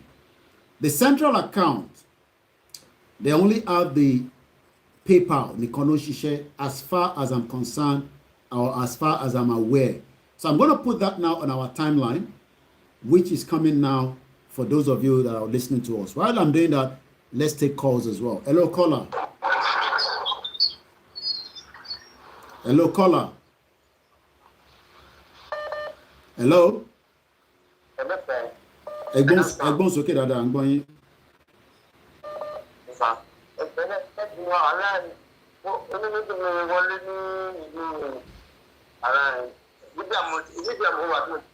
Adúpẹ́. Ẹgbẹ́ wa ti kí ni ẹgbẹ́ tó Ọlọ́run lágbàdo bàbá yìí wàhálà ìyá ń jọ̀ta wa gan níbi táwọn bíbá yìí wàhálà gbogbo wa táwọn bíbá gan àmọ́ bá ti lè ṣe tàbí lè lọ́pàá fẹ́ padà wá sílé kìíní. Bàbá bẹ́ẹ̀ fẹ́ náà àjẹ́ máa gbé tẹ̀lé lọ́la gan báyìí àwọn máa rẹ́ di gbéyà abẹ́ máa lọ wàhálà ẹ ti ti bá kíákíá ìjọba ìjọba nìyẹn. Ẹ ṣé gan ni. Everybody is ọmọ Yorùbá àtẹni tó wà ní Sudan àtẹni tó wà ní Libya gbogbo bí kíbi tá a bá wà and I've also posted it on our timeline and we will like I said tó bá di Monday next week we will be doing fundraising direct to the security account and the Yoruba account which is the central account. I'm gonna take that bold step on our platform from next week Monday at least for a whole week we will try to raise money there not to me. Emma somewhere directly to them, and we have a new call on the line. Hello, caller. Everyone's okay. Ẹ káàbọ̀ sir. Yeah, mo fẹ́ contribute sí nǹkan tẹ́nìkan sọ lẹ́ẹ̀kan ni. Ẹ ti wà on. Nítorí kíní kan wà important. Tá bá sọ pé àwọn èèyàn tó wà lé pé wọ́n mọ̀ pé Yorùbá ní ìṣẹ̀fẹ́ lọ irọ́ ni everybody mọ̀. Gbogbo àwọn tó dẹ̀ rí tán tẹ̀lé olóṣèlú yẹn ìyá torí APJB wọ́n sanwó fún wọn ni. Tá bá declare Yorùbá ní ìṣẹ̀lẹ̀ ní wàá rí gbogbo wọn náà máa support. Èmi náà believe nígbà pé kò sí anybody tó wà létí òòlì wọ́n á depend ara wọn but there is one important thing I gbọ́dọ̀ take into consideration that is food security. Ó wà very very important. Food security. Food security. Àbí kí ni mo kẹ́? Okay. Food. Oúnjẹ ó ti yé mi. Food security. Okay. Ó wà very very very very very important gan. And àwọn bọ́dà wa bíi bọ́dà Benin, Togo, gbogbo bọ́dà tó bá dà ti wọlé sí ilẹ̀ Yorùbá a gbọ́dọ̀ protect ẹ̀ very strong lórí tún bẹ̀rẹ̀ láti máa gbà oúnjẹ wọlé fáwọn èèyàn torí ẹni tó bí bá ń pa òrìlé ìjà sórí ẹ̀ tó ọ̀nà kan tí mo gbà pé wọ́n lè gbà fún wa nìyẹn that's only ṣùgbọ́n pé ìkan tó yẹ káwọn Biafra ti kọ̀rẹ́ náà nìyẹn ibi ni and then àwọn tó dẹ̀ wà lẹ́sìn they have only two options. Like me, I will rather die in airport than to die in hunger. Hold on. I think accident kan ṣe ṣẹlẹ̀ nílẹ̀ Yorùbá. Ọba tí òfin sílẹ̀ tí ò jẹ́ káyé sọ pé kò àtọ́ nídìí. Olúwa ṣeun o. Ẹ̀mí mo ṣeun o. Ọba àwọn ọba mo yàn o. Mo gbé ọ̀gá o. Accident kan nílẹ̀ Yorùbá. Mo gbé ọ̀gá o. Ohun tá a rí nìyẹn o. Ẹgbọ́n sókè. Accident happens all over the world, but it can be prevented. Àwọn tó wà lẹ́sìn, they will never be there. Wọ́n bí bá kan kú in one front than to kú in hunger, than to die in hunger. Torí ebi pa wọ́n, instead kan jókòó sílé ebi pa wọ́n. Àbẹ́ta kan wà ní one front ká máa jẹun ká máa defend ara wọn. So food security wà very important, very important. Ìyẹn mo ti sọ pé mo ti sọ rescue mission and backup kólúkálukú lọ máa gbáradì ohun tólúkálukú bá lè ṣe in their own little confinement ní láti wà nílé ẹ̀dẹ̀ lè wà nílé. Rescue mission and backup should be something that we should be preparing for now before a declaration will happen. Even before a rally will happen, we should go and prepare for both things like I've said. So mo ń ṣe àwọn kankan sórí yẹ mo ń gbọ́ yín. I'm 100% sure pé everybody máa defend ara rẹ̀. So yeah. But food security. The same thing náà la jọ ń sọ ẹ̀gbọ́n mi máa ká máa the same food security and so on kí ló ń pè ní rescue mission àti backup it's still part of it. In terms of pé food security èmi ní rescue mission. So in time that means pé káwọn kan lọ take responsibility yẹn ṣé kò ìkí ló máa take yẹn èmi kọ́ ni máa take yẹn náà. So everybody gbogbo group ní sìn ok àwa máa mú bóyá gàrí kan la máa lọ wá bá ṣe máa make sure pé ó ń wọnú ibì kan tí ó máa wà ready everybody should go and prepare for something. So ó easy pé gbogbo àkàmọ́ wá sórí show ká máa sọ̀rọ̀ but tàbá ti don prepare for rescue mission and backup nínú nǹkan tẹ́ ń sọ yìí ó máa jáde nínú ẹ̀. Gbogbo kọ́kọ́ ni mo fẹ́ máa fi gbogbo sọ pé rescue mission àwọn kan míì wà ká lè máa sọ lórí afọ́nrán níbí báyìí but ìtẹ́yìn sọ nísìnyí food security ó ṣe important káwọn kan lọ́ọ́ máa prepare fún àwọn olóòlè prepare fún anybody can prepare for it. Mo ti sọ fáwọn 2 years ago mo ti ní kẹ́ lọ́ọ́ máa tọ́jú seed ó máa débì kan débi pẹ́lẹ́ ẹ̀rọ pẹ́ máa ráyè lọ sọ́jà ni 6 months àti ìmọ̀ tó máa ṣẹlẹ̀ depending on how quick all these things will happen. So bó ṣe jẹ́ nìyẹn ọ̀dà ẹja fẹ́ lómi láyé ẹ̀gbọ́n mi. I'm at the answer later as well. Thanks so much. All right. Everybody must go and play a role. Kò ṣe pé èèyàn kan ni ó máa play a role yẹn. Every one of us play a role. This is still a live transmission. Today is the 22nd of July 2022. Aago mẹ́ta ló lù nílò òyìnbó níbi tá a ti ń sọ̀rọ̀. A máa gbọ́ yín ẹni ní sùúrù ẹ ti wọlé nígbà tí mo ti gbé ẹ̀yin máa ní sùúrù. So mo ń post nǹkan kan nísìn àwọn ìlú tó ṣe break in the last 20 years. Nigeria will be part of that as statistics before the end of this year. Hello, caller. Oda. Network one, location confusion. So, tẹ́ bá ti rí àwọn kìíní ẹ̀yin náà ẹ lọ kà. I'm gonna read it now, but let's take more calls quickly. Okay, hello, caller. Hello. All right, we'll take that one down and we'll take another one. Àwọn tó ń pè láti ilẹ̀ Yorùbá ó máa ń difficult gan because of the shit hole infrastructure that is not working. Hello, caller. Hello. It's not going through. All right, I fẹ́ kí ó delay because we have a lot of people that wants to call through. Let's go to Ivory Coast. Hello, caller. Ẹni tó bá kọ́ wọlé náà ni. Hello. Reconnecting. Take èyí tó bá máa wọlé la máa kọ́ máa gbé ní kan máa fi tiẹ̀ disturb wa. Hello, caller. Hello, Mr. Koiki. Go ahead. Kú jẹ́ takuntakun gan ẹ kú ọjọ́ méjì ẹ̀kọ́ ọjọ́ mẹ́ta. Àwa ni ẹ. ṣẹ́rí prógrámù yín tẹ̀ ṣe ní àná yẹn mo like prógrámù yẹn gan-an.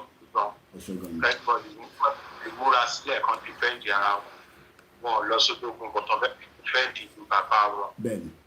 Mo like prógrámù yẹn gan-an. Ó jíjà àwọn èèyàn.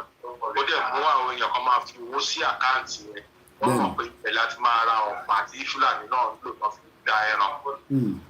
Ṣẹ́rí ẹlẹ́kejì tó fẹ́ sí ó fi àkíyèsí wọ́n sí ni pé àwọn bọ́dà ojú ọ̀nà ká máa tún wọ́n bẹ̀rẹ̀ nìkan ṣe rí àwọn bọ́dà tó wà ní ti omi irú àwọn ilé tó wà lóògbé state yẹn ibẹ̀ tún ni àwọn ọ̀tá tún lè gbà wọlé tẹ bá ní àwọn èèyàn tó tún wà ń bẹ̀ kán lè tẹ̀kí abẹ yẹn dáadáa tó bá ti ṣe declaration yẹn. Ẹlẹ́kẹta náà ni pé ṣẹ́rí ẹ máa jẹ́ kó yé àwọn èèyàn ìpè kì í ṣe pé tó bá ti declare wọn lọ sí Èkó wọn lọ Ìbàdàn tó wà lẹ́kọ̀ọ́ lọ Ìbàdàn tó wà Ìbàdàn ojú kan la máa wà. Anybody máa ẹ̀ mú ni tọ́ba rẹ̀ tó ní village tó ní abúlé ó máa di abúlé ẹ̀ mú torí àwọn Fúlàní ó máa dì mú máa fi owó sínú àkáǹtì yẹn torí inú àkáǹtì yẹn á nídìí owó kan torí ọ̀pọ̀lọpọ̀ iṣẹ́ wà tàbí àfikún ṣe. Ẹgbẹ́ ilé tó wà ní abúlé kó mú flag kó rí mọ́lẹ̀ níbi tó wà kó rí mọ́ ìlú ẹ̀. Bẹ́ẹ̀ni tí declaration bá ti wá anywhere tẹ́ bá wà ẹ̀rí flag mọ́ bẹ́ẹ̀ anywhere ẹyọ ti Nàìjíríà a máa rí ti Yorùbá mọ́ lẹ́sẹ̀kẹsẹ̀ gbogbo èmi ní báńkì ní gbogbo àti secondary school tó bá ti declare gbogbo school pátápátá wọ́n gbọ́dọ̀ wind down gbogbo flag yẹn gbọ́dọ̀ wálẹ̀ tó bá ti declare gbogbo ibi tí olúkálukú bá wà everywhere a gbọ́dọ̀ rí Nigerian flag kankan mọ́ it has to come down. Ẹni tó bá sọ pé orí òun gbóná orí òun rírin bó ṣe ọba ni bó ṣe gómìnà ló rọ pé orí òun ò fẹ́ support ìlú bàbá òun kó kó ẹrù kó máa lọ sí Àbújá kò jù bẹ́ẹ̀ lọ kó fìlú lẹ̀ fún wa. Ìyẹn mo ní kí n pe àkíyèsí ní sí. Always a bad news coming out of the shithole. Things happen outside the country as well. People die, but I'm just getting a report now. 30 people fear dead, while 12 people were injured in a road crash on Kano Zaria Road near Awanmai, Mashi, Makafi local government area in Kaduna at about 5:30 yesterday. News to Shelelano, Ashenboleni. 30 people died. Accident happen around the world, but it can be prevented. Ẹ jẹ́ ká tẹ̀ kọ́kọ́ defend ara wa náà and take control back of our resources. Àwa la nílẹ̀, Buhari kọ́ ló nílẹ̀, Fúlàní kọ́ ló nílẹ̀, and àwọn gómìnà kọ́ ló nílẹ̀. Ẹ̀dọ́ kọ́là ẹ̀tọ́ àrùn. Ẹ káàsán. Ẹ káàsán yàwá. Ẹ káàsán. À ń gbọ́ yín mà. Ẹ kú ètò. Ètò ni ẹ mọ́ mi. Ọlọ́run ràn wá lọ́wọ́. Pẹ̀lú ògùn Ọlọ́run mà. Well, Emma Beno is a very busy line. So number mẹ́ta de la fi ń gba call, so it could be very busy sometimes. Nípa tí bá ṣe lè rí aṣọ tó máa fi ṣe rálì ni. Ẹ lè print lọ́dọ̀ printer tó bá dẹ̀ pé ẹ fẹ́ rà lọ́wọ́ àwọn media tó wà nílé ni ẹ máa ní láti contact Omíyalé Ọmọlúkà tó dà pé Saheed Ọmọbọ̀tà mo mọ̀ bí wọ́n sì ní àwọn jẹ́sí yẹn but tó bá yẹ pé t-shirt lẹ́kọ̀ọ́ fi print I'm sure pé tẹ bá ní logo Yorùbá Nation lọ sọ́dọ̀ printer wọ́n bá ń print ẹ̀ jáde ẹ̀yin gan fúnra ara yín lè print aṣọ ẹni. Mo fẹ́ ká jọ ni wọ́n gùn fún ẹjọ́. Ó depend state wo lẹ ti ń sọ̀rọ̀. Lagos state mo wà. Ok àwọn tó wà ní Lagos tí bí ẹ lè darapọ̀. Mo wà ní Ṣàṣà ẹ̀. Ọ̀dà. Ṣàṣà ní Akówọ́njọ. Ok alright bí a taba ṣe program tán. 7014. All right. Ẹ ṣe gan ni yá mi. All right, man. Then send message wọn kí n tó gbàgbé ní sí 7014. I will call later. So màá lè mọ̀ pé àwọn ni. Let me save the number. Anywhere ni o, tó bá ti declare, we remove the Nigerian flag from anywhere. And we install the Yoruba flag. And we defend our land.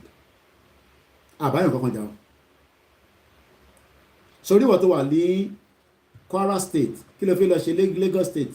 Ó ní láti lọ Lagos State náà. Kwara gan ní ó ní the support ẹ̀, ó ní the ìwọ gan fúnra rẹ̀ ní local government. Tí wọ́n bá ti fún wa ní announcement rally, láti ṣe rally, tọ́lẹ̀ sọ pé after rally o, bí ẹ mẹ́rin máa declare ni o. Ní láti wà concern kò sí tó ṣẹ́rí Buhari kọ́ ló ní Yorùbá land o àwọn ará Kánò kọ́ ló nílẹ̀ Yorùbá o,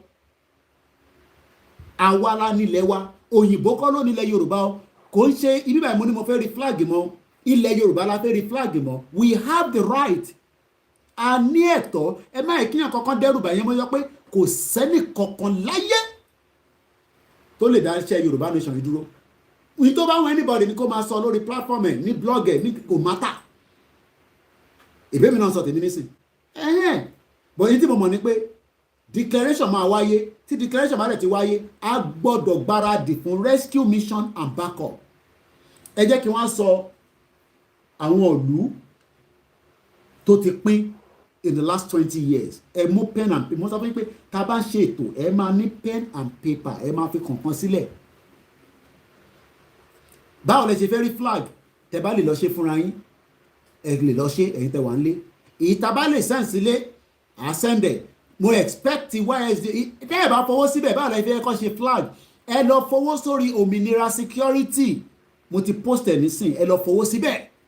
So that kọ́ lè ṣe 1 million flag, 5 million flag, 10 million flags ká máa pín káàkiri sí gbogbo ilẹ̀ Yorùbá. Eré lẹ̀rọ pàǹṣẹ ni. Ó yọ. Kò ń ṣeré lágbé dání. Ìran Yorùbá fẹ́ dá dúró.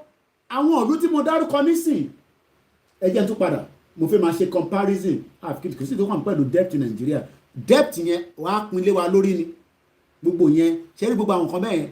Debt in Nigeria ta jẹ ní gbogbo àgbáyé. Nígbà tí Nigeria bá wó wọlẹ̀, èyí tó bá lè yọ nínú ẹ̀ wá yọ.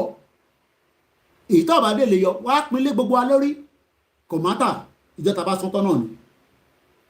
20 years ago, àwọn ìlú tó pín countries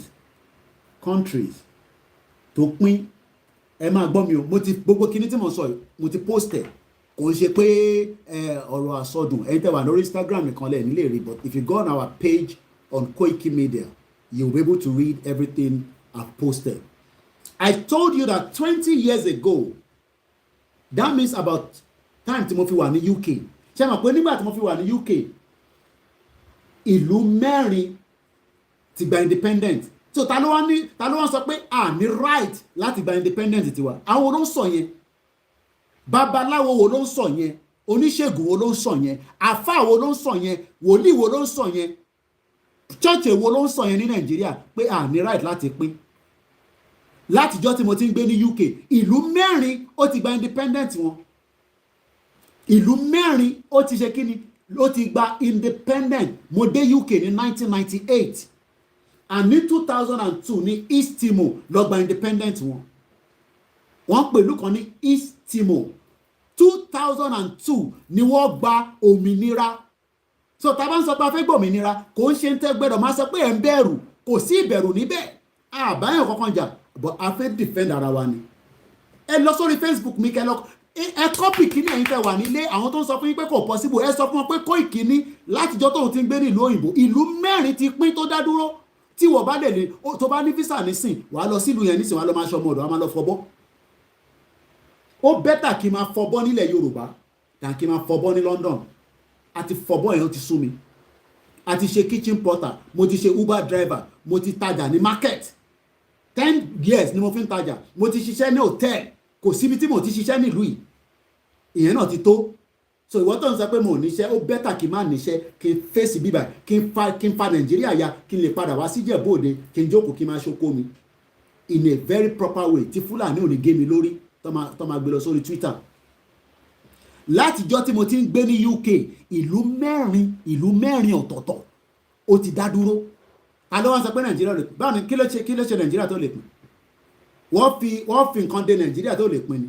Àwọn olófin tó bá dé nínú inú omi, tó bá jẹ́ pé inú omi lẹ ti rí pé kí Nàìjíríà máa pín, nínú ọdún yìí Nàìjíríà máa ya ọ̀run ń yabọ̀ ní gbogbo wa ló máa kọlù. Èmi náà ní fámìlì nílé, ẹ fẹ́ máa dẹ́mẹ́gbẹ́mẹ́ kí wọ́n máa dẹ́rù bà wá. Ọ̀run ń yabọ̀ ní gbogbo wa ló máa kọlù. Èmi náà ní ẹbí tó súnmọ́ mi bí irun oṣù báyìí, ọrùn tó wà nílé. Mo sọ fún ọkọ lọ máa gbáradì ni. Ìtìbá lè ṣe fún wọn, màá ṣe fún wọn. Ẹ lọ ra oúnjẹ pamọ́, bẹ́ẹ̀ lè ra oúnjẹ nísìnyí, ẹ lọ máa ra seed. Ẹ máa tẹ bá ti ẹ̀yin ìyá wa tẹ bá ti ṣe okra tán, àwọn seed yẹn jẹ́ kó gbẹ, ẹ dè mọ́ plastic bag, ẹ jù sẹ́gbẹ̀ẹ́ kan. Ẹ má jẹ́ kí nǹkan kan dẹ́rù bà wá. Ó ń bọ̀, ó máa dé ni.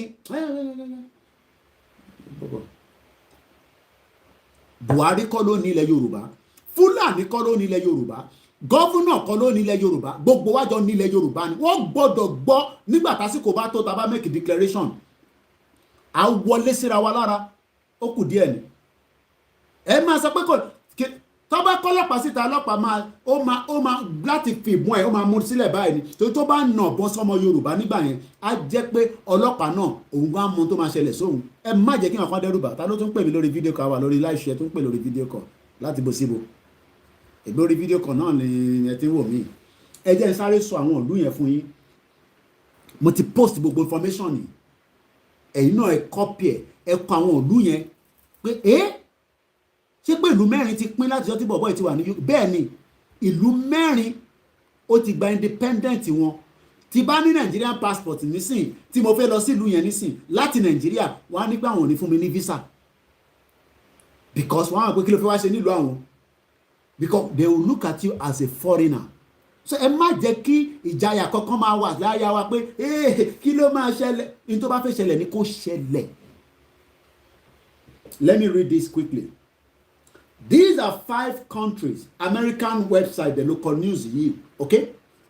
And this news was put out on the December 19, 2019. Bó ṣe máa kọ́ ti Nàìjíríà nìyẹn láṣẹ Èdùmàrè. A ti fi àwọn details account yẹn síta. Ẹ̀bá ó ti wà lórí timeline mi náà. At least nísìn Facebook ò ṣáà gbà á tẹ́lẹ̀. Ṣé mọ̀ pé mo wà lórí program ṣá? Ṣé n pè ní data tó bá ṣe fún tó bá ṣe fún máa pè ní straight away ẹ ṣe máa bá mi. Alright sir.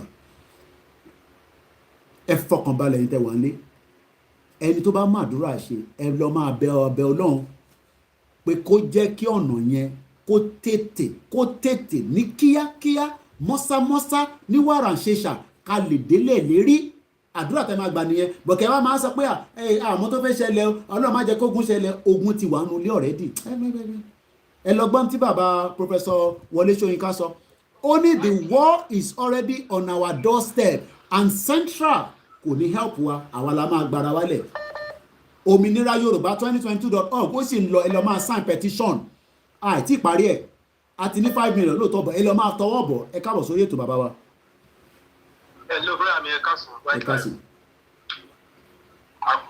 Àkùṣẹ́lì. Àwa nìyẹn. Nigeria is at war already. But torí kan tó yẹ káwọn èèyàn ti máa rí ní tó ti máa fìlẹ̀ ra ní pé economy war wọ́n ti ń fìlẹ̀ already. Bọ̀kọ́ yẹ kó máa fìlẹ̀ pé àwọn èèyàn ṣe move àwọn èèyàn ṣe move díẹ̀ lẹ́kọ̀ọ́. Ẹ̀mọ́ tán ẹni sọ̀rọ̀ ẹ̀gbọ́n mi ẹni sọ̀rọ̀ ẹ̀gbọ́n torí ọlẹ́ má bínú. Ẹ̀mọ́ tán pèlè economy war. Àní owó Nàìjíríà gbèsè tá jẹ́ àìtí san akọ̀sí sábìsì ẹ̀ lọ́wọ́ ni. Nàìjíríà ti wá lówó mọ̀ kò sówó mọ́ ṣe owó náà Nàìjíríà ti bankrupt bá ti sọ pé Nàìjíríà ò sówó. Bankrupt country. Wọ́n ti sọ láàdùn. Kò sówó mọ́ treasury wọ́n ti pín tán.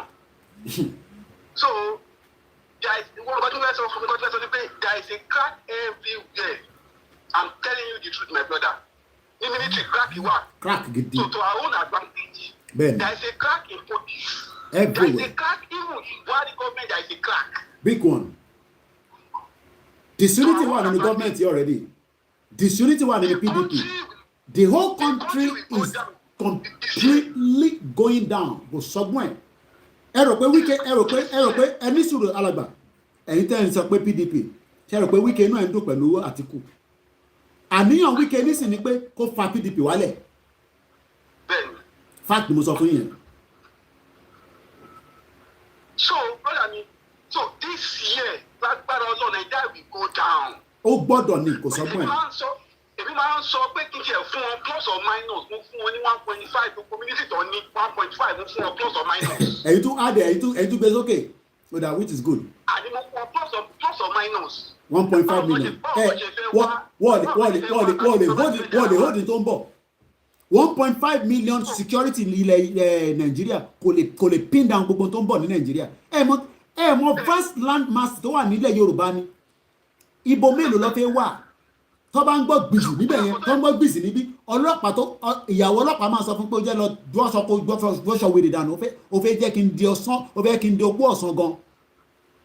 àdẹ̀ ní àtàkì ọlọ́pàá ilẹ̀ Yorùbá bọ̀tọ́ ọlọ́pàá ilẹ̀ Yorùbá tó bá gbé ọwọ́ lé ọmọ Yorùbá à á ṣe tí ọmọ Yorùbá láti ṣe àní láti fi gbẹnu sọ̀rọ̀ àní àtàkì sójà Yorùbá bọ̀tí sójà Yorùbá tó bá sọ pé orí òun ò pé kò mọ̀ pé torí tiẹ̀ náà la ṣe ń jà àwọn kan tẹ́ ń sọ pé wọ́n ní kó sọ fún Koiki pé àwa ta ti wà ní service for 20 years ẹ̀yin bàbá mi ẹ̀yin bàbá wa tẹ́ wà nínú military Nàìjíríà tẹ́jọ́ ọmọ Yorùbá ní problem rárá tá bá ti dá dúró tán gbogbo yín náà la máa recruit tó jẹ́ ọmọ Yorùbá tá máa ṣe test fún ẹ máa padà sẹ́nu iṣẹ́ náà ni bọ̀kẹ́ wa máa sọ fún wa pé nítorí pé ẹ ti ṣe 20 years in service tẹ́ bá ṣe tọ́nà ṣọ́ máa sanwó oṣù fún yín náà ni ẹ darapọ̀ mọ́ wa tásìkò bá tó ẹ bọ́ Nàìjíríà uniform sílẹ̀ ẹ gbé irinṣẹ́ tó wà lọ́wọ́ yín yẹn ẹ máa gbé bọ̀ nílẹ̀ Yorùbá kẹ́ fi bá wa kọjú àwọn tó lórí burúkú tó fẹ́ bá wa jà. Everybody have to pay the sacrifice. Everybody, one way or the other. So tó bá tó time yẹn náà tá a bá gbalẹ̀ wa everybody ma wà fix up. We can't continue like this. There will be vast opportunity for everybody. Ẹ má rò pé bóyá àwọn tó ń sọ̀rọ̀ nìkan ló máa jẹ gbádùn ẹ̀. Factory ẹ ṣe rí gbogbo àwọn kan tí máa ń ṣọ̀ ní UK yẹn. Factory ńlá tá a máa build táwọn èèyàn máa ṣiṣẹ́ irú àwọn big company náà máa wá. Economy wa á bẹ̀rẹ̀ sí build ẹ̀ but ká tó lè build gbogbo yẹn à á kọ́kọ́ make sure pé security wa top notch ni. Tí ẹ̀rà bá ń rìn nínú gbó wa à ní kọ́yin missiles látòkè mo ṣeré tí ẹ̀rà ṣe rí gbogbo ìtí àwọn gómìnà lórí burúkú tí ẹ̀kọ́ máa fi helicopter máa fi monitor gbogbo wọ́n pe kíní kan ní infrared kò sígbà tí wọ́n lè lo àwọn infrared yẹn olórí burúkú ni gbogbo àwọn gómìnà tẹ́yìn sọ pé ká wá support nísìn ó yẹ kó máa gbé helicopter lóru kó tẹ̀ máa bẹ̀ pé aráàlú ẹ gbọ́dọ̀ lọ sínú àwọn gbóyìn lálẹ́ rí o nítorí pé a máa ju àkàrà látòkè wá sísàlẹ̀ infrared will be able to see ṣèbí nǹkan tí wọ́n fi pa Tolúlọpọ̀ ló tilẹ̀ nìyẹn bìkọ́ bó ṣe ń pa wọ́n wá pàdánù wọn náà reverse mọ́tò pa ilẹ̀ Yorùbá àsìkò tó o máa break up Nàìjíríà gbọ́dọ̀ break by fire by force. bẹ́ẹ̀ ni lágbára Ọlọ́run by fire by force àní gọ́vnọ̀ mi kò ní dúró wọ́n ti mọ̀ wẹ̀. àní èmi sọ fún wa politician yẹn wọ̀ ní wọn. kò ní dúró wọ́n ti mọ̀ wẹ̀. tọ́bàtẹ̀ ti gbọ́ fìrìfìrì báyìí gọ́vnọ̀ máa yá dànù ni mo ṣeré bí gómìnà kankan da tàbá mẹ́kì àti kò tàbí mẹ́kì declaration kó wà nílẹ̀ Yorùbá òun kan máa kọ́kọ́ sá lọ torí pé kò mọ expectation tó lè ṣẹlẹ̀ gbogbo ẹni wọn fi sọ ó lè lọ sí Àbújá kó máa monitor tó ń lọ wọ́n bí gómìnà àti deputy ẹ̀dá kó tó sílẹ̀ Yorùbá àná àdẹ̀ ní intention fún ọdún pé ẹ hand over kẹ close gbogbo ibi tó yẹ kẹ close tẹ́ ẹ bá close ẹ á finá síbẹ̀ ni gbogbo ẹni wọn fi sọ mo ní láti sọ̀rọ̀ jù.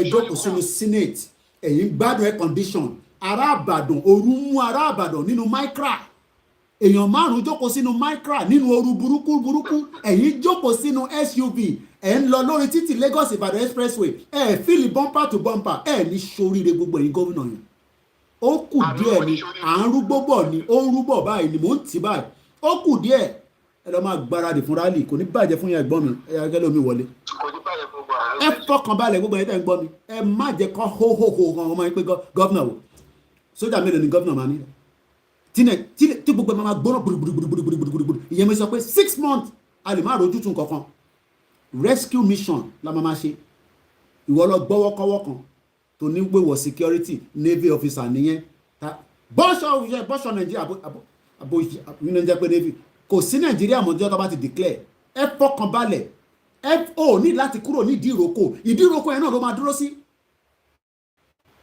ti báyé jẹ́ ẹ jẹ́ ń sáré sọ àwọn country yẹn tẹ́ ń pè kẹ́ lè gbọ́ sétí pé in the last 20 years tẹ́mi gbé nílùú ìlú mẹ́rin ti dá dúró ìyẹn kan ṣe àwọn sọ nísìnyí pé kò lè dá dúró àwọn ìlú yẹn náà dẹ̀jà East Timor wọ́n já ṣégéjà ẹ lọ wo history East Timor mo ti fi ṣe program rẹ̀ wọ́n pẹ̀lú yẹn ní East Timor wọ́n ti ń rebuild ní sí padà wọ́n já ṣégé kò ní bàjẹ́ fún ìyá mi Stella Ojo ẹ fọkàn balẹ̀ yìí tẹ́ ń dá máyé kí ọkọ̀ dẹ́rù bà wá èèyàn kan ò lè dáṣẹ́ Yorùbá nation dúró gbogbo ẹni mo fi ń sọ not even Koiki Media ẹ wá lẹ́lẹ́ ń gbọ́ media kan wọ́n sọ̀rọ̀ kan wọ́n ń dẹ́rù bà yín kí lọ àwọn ló ń dẹ́rù bà yín kan ẹ jà gbọ́ these are the 5 youngest countries. See which nations are formed during the past couple of decades tó bá pé kan ní decade ọdún mẹ́wàá ló ń pè ní decade ọdún méjì decade 2 decade lèmi ti lò nílùú òyìnbó láàrin ẹ̀ ìlú mẹ́rin ti dá dúró ìwọ òmùgọ̀dẹ̀ ó fẹ́ save Nàìjíríà kọ́ lòjóró ni. The youngest countries in the world on February 17, Kosovo will celebrate its 10th year as a country, declaring independence from Serbia in 2008. Ní 2008, Kosovo declare independence wọn kúrò lára Serbia. A máa declare Yorùbá nation kúrò lára Nàìjíríà. Kò sí bá ẹni tó lè dá dúró. Gbogbo ẹni mo fi sọ. Káfà náà lọ jókòó sórí awọ irọ́ ló pa kò lè work. Ẹ máa tanra yín. Ẹ gbóhùn sókè ìyá mi. Tó bá gbà la máa fún. Ẹ gbóhùn sókè. Thank God. Iṣẹ́ pàtàkì. Ṣé ní nǹkan tí mo tẹ̀ kọ́kọ́ fẹ́ sọ lórí rescue mission ọ̀pẹ sọ yẹn? Èmi wò ó pé àwọn èèyàn wa bóyá a máa ní láti training bóyá tó bá sẹ́nìkan bá wà níjọ́ bó ṣe lè tètè take care rẹ̀ tí ò ní jẹ́ pé bóyá ẹni tó bleed tó ṣe máa try láti tètè stop bleeding. Gbogbo àwọn training tó necessary if you can put that one in place I think it's necessary anyway. Also ṣe rí àwọn èèyàn wa tí wọ́n ń pariwo pé bóyá bákan pé no they don't really understand. Mi ò bí nǹkan táwọn èèyàn ti ń sọ látàárọ̀ kí wọ́n máa repeat nǹkan mi mọ nǹkan tó ń tún fẹ́ gbọ́. You've said the law and everybody náà bá ṣe ń pariwo fún wọn náà nìyẹn. And tá a bá dẹ̀ mọ orú èèyàn tẹ́ jẹ́ orí bákan. Okay, like èmi fẹ́ sí ètò ìdíkùn mo jáde lẹ́yìn mo wọ native attire. I'm telling you, àti òyìnbó àti gbogbo wọn náà wọ mi náà you look good you look good. Everybody don't have the you understand? So that is us. Irú ẹ̀dá tó lọ ń dá wa, Ọlọ́run dá wa, ó dá wa dáadáa. So àwọn people iná náà tún wá dá. So I take over nǹkan wa. That I don't think it should be a problem. Nobody any no. Well, gbogbo nǹkan tá a bá lè put in place. Ọlọ́run á fún wa ṣe. Ẹ kú iṣẹ́. Ẹ ṣé gan ni ìyá mi. Thank you so much. Ẹ ṣé gan ni. Lágbára àwọn tó láyé tó lọ́run. And we will have good, ẹ ṣé gan ni mọ́mì. And we will have good relationship with countries around the world. We will not be hostile. Ọmọlúàbí gidi ni wá. We will have good relationship with countries all over the world. We will have good relationship. Relationship tó dá a máa ní. Àwọn ọmọ ẹni sọ̀rọ̀ láti pè lórí the other number ni. Ó máa wà muted nísìn. Ẹ fọkàn balẹ̀ máa pín àwọn dẹ́rùbà ní pé kìíní kan. Ẹ lọ fowó sínú Yorùbá Central Account. A máa nílò owó. Lọ́bí pé ẹ̀ nílò owó.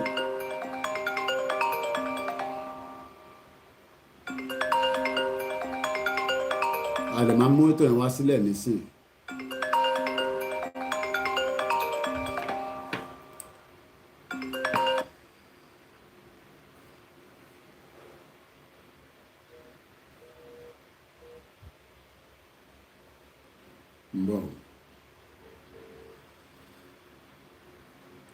I'm on a live program. Is everything okay? I'll speak to you later, okay? I'm almost... Okay then, all right, bye. Love you. Listen, let me go back quickly. We will wind down. Emma Binu and Toba Raikwe, for one reason or the other, the line has been very, very, extremely busy. Just to buttress again, Kosovo ó ti ń celebrate ọdún mẹ́wàá táwọn dá dúró kọ́ kúrò lára ìlú òṣì táwọn náà máa pè ní Serbia. Ẹ gbọ́ mi èyí yan mi. Kosovo bí wọ́n nísìn bá bá fún ẹ ní visa pé kó máa bọ̀ ní Kosovo nísìn kí yàgò máa gba visa yẹn ló máa lọ because ó sì better than Nigeria òṣì tó wà nú ẹ̀ lọ. Yà lọ bá alàgbà sọ̀rọ̀ àti ń push ẹ̀ díẹ̀ kọ́ wo battery phone mi ti ń lọ́lẹ̀. Hello caller. Àlàáfíà tó ń lórúkọ Jésù bàbá mi. Mo wà lórí program ṣe fi dá sórí ẹ̀ ní sà. Àwa ni ẹ sà. Ẹgbọ́n sókè dáadé. Bẹ́ẹ̀ ni sà. Àmì Jésù Kristi. ẹ̀mí gbogbo wa ni ó lo orílẹ̀-èdè Yorùbá. àmín agbára jẹ Jésù ẹṣẹdùnmọ. Olúwa ti fi ẹ̀jẹ̀ rẹ̀, Jésù ti fi ètùtù rẹ̀ gbà wá. àmín. Ilẹ̀ Yorùbá ti kọ́ kò sí nǹkan kan. confam. Ṣé o ti fi ẹ̀jẹ̀ bá ti drown? Lẹ́yìn point back ní sà. Ẹnikẹ́ni ní ibikíbi tó bá ti ẹ̀fẹ́ já sísà. ó máa já síbi tó dáa ni ibi ire ló fẹ́ já sí dádì ire ló máa já sí ní ọkọ má dẹrù bàbá. Ó ti bẹ̀rẹ̀ ní ọ̀rọ̀ orí ìfọ̀sùn mẹ́rin. Ọ̀rọ̀ ń tàbí obìnrin tó fọwọ́ rẹ̀ fún ẹ̀rù tó ní ọkọ ni tó padà mọ́. bẹ́ẹ̀ni.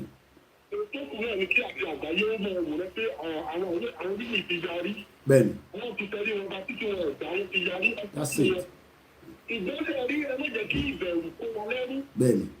Ìbẹ̀rù á mọ̀ sí sí ojú. nǹkan ṣe ní 30 years náà ní dádì.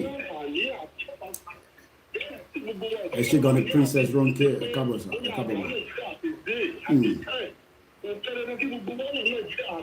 no àwọn kan máa dé ní inú ẹ á máa dùn nígbà tá a bá ti take control ẹ máa rí diaspora tó ní brain tó máa ṣiṣẹ́ pẹ̀lú ẹ̀yin tẹ́ wà nílé tá máa bẹ̀rẹ̀ sí develop tá máa ya plan tá máa ṣe oríṣiríṣi nǹkan tí ètò máa wà tí constitution máa wà tó máa guide gbogbo wa tí yàn kan ní máa lọ fọlọ́pàá mú yàn kan nílé.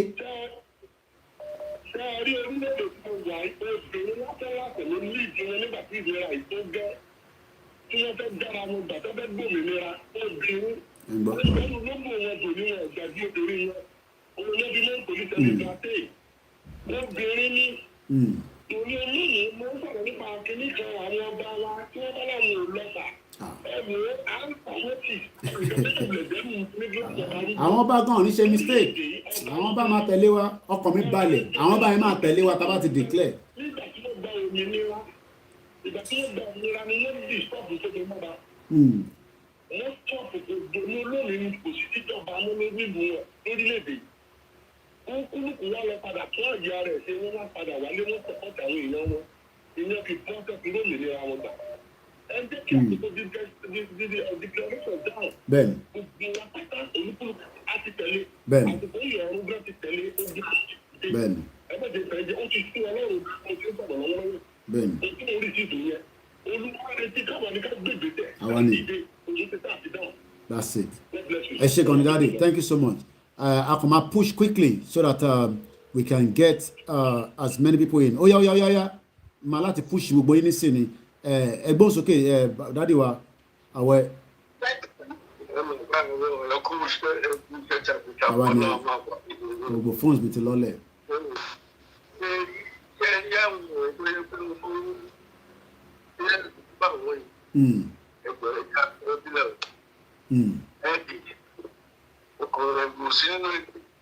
Bẹ́ẹ̀ni. Torí ọ̀pọ̀lọpọ̀ ayé gbàgbọ́ bí wọ́n dé ọjà wọn ayé tó ní náà rí ní.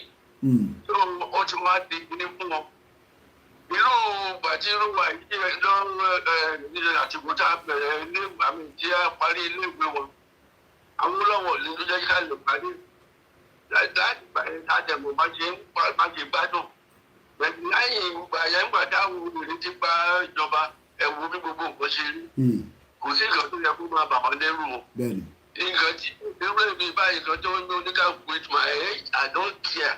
Nǹkan tẹ́lẹ̀ mi dúró tẹ̀ nísìnyí pé kọ́ declare.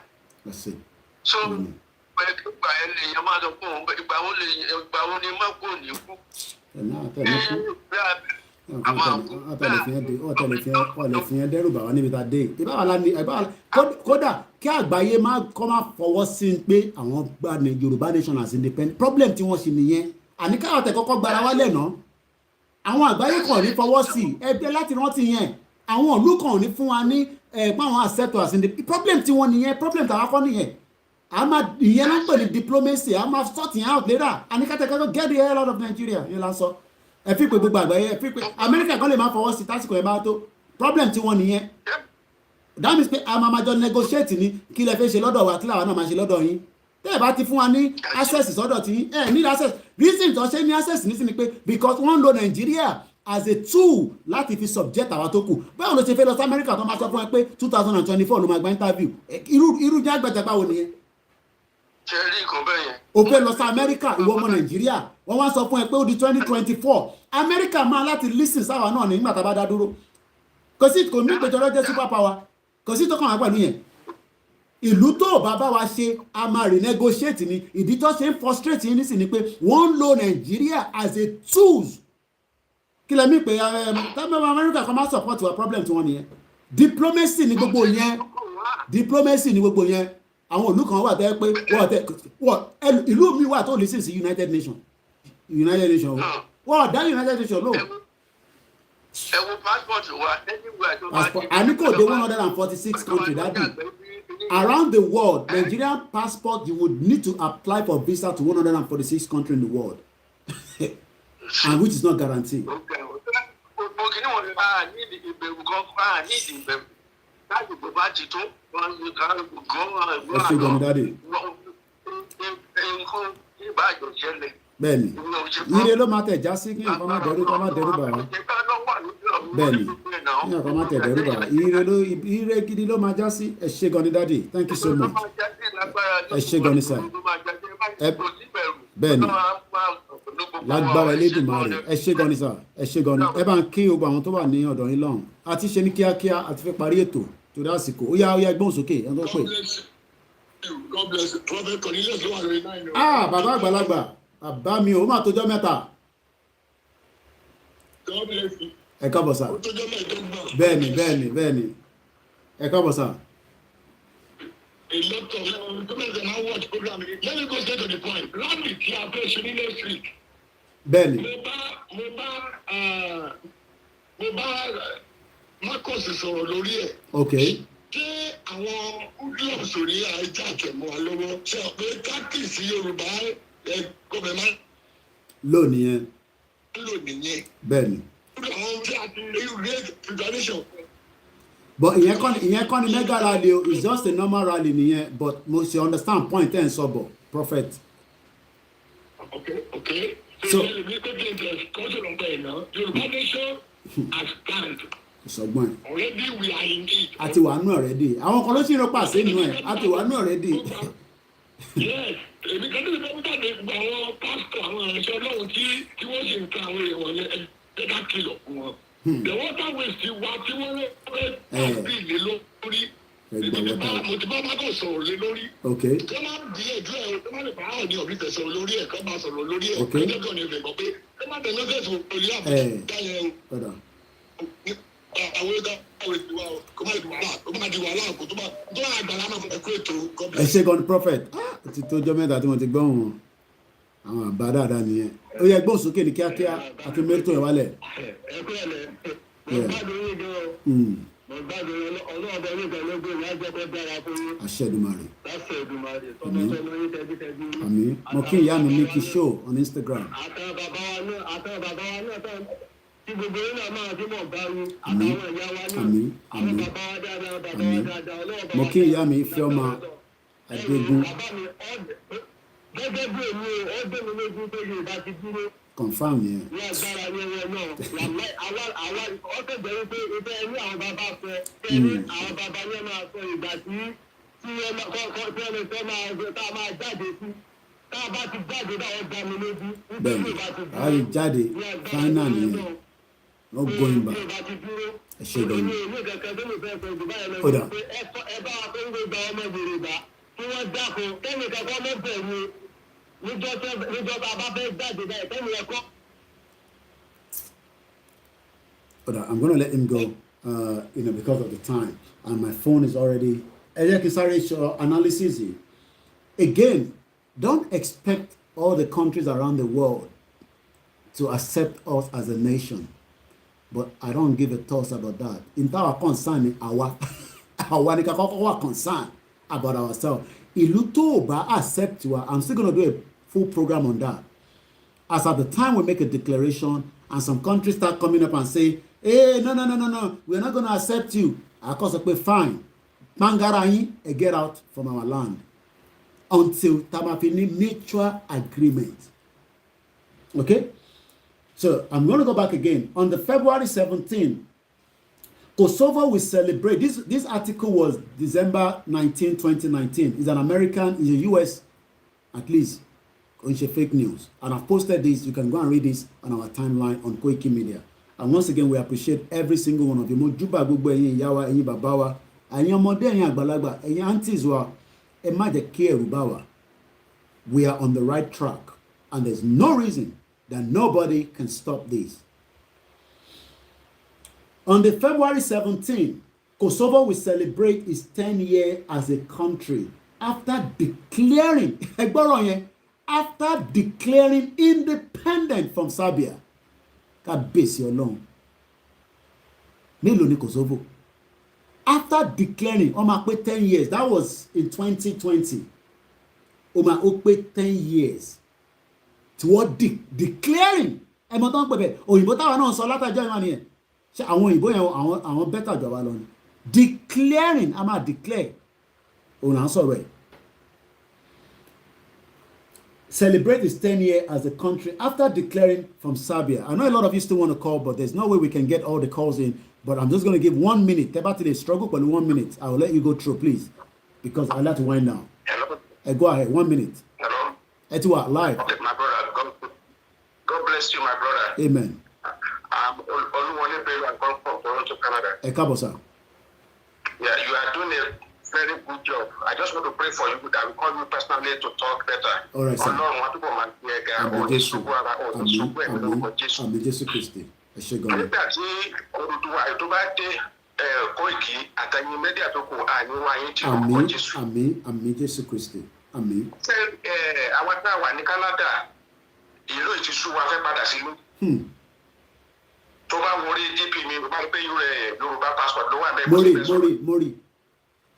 Àwọn ọmọ wa ní Nàìjíríà wọ́n ti sàṣì wọn. Iṣẹ́ wà tá a máa ṣe lórí wọn. Iṣẹ́ wà tá a máa ṣe. Jọ mo fẹ́ kó save number mi máa gbé personally. Ó dà sá. Máa sọ̀rọ̀. Ó dà. Mo ti contribute sí owó tí a ń Ẹ ṣé gan ni. Thank you so much to everyone that have done so. We appreciate and we love it. Nobody can stop Yoruba nation. Kọ̀sọ́gbọ́n ẹ̀ níbo. Nobody. This is what I stand for all my life. No, I go ahead. You hear me? Tí Yorùbá nation bá dúró lẹ́yìn tí òyàwó wọn tó wà Nàìjíríà ní pé gbogbo àwọn tó gun ọ̀kadà kéfì àtòkúta sí Yorùbá tó 5,000. Gbogbo wọn ló máa rí pé a ní graduate inú wọn. Èmi tí mo ń bá yín sọ̀rọ̀ yìí, àmì victim of Fúlàní ti sọ pé kò ní Nàìjíríà ara tó wọlé mi kúrò Nàìjíríà ni Fúlàní ni.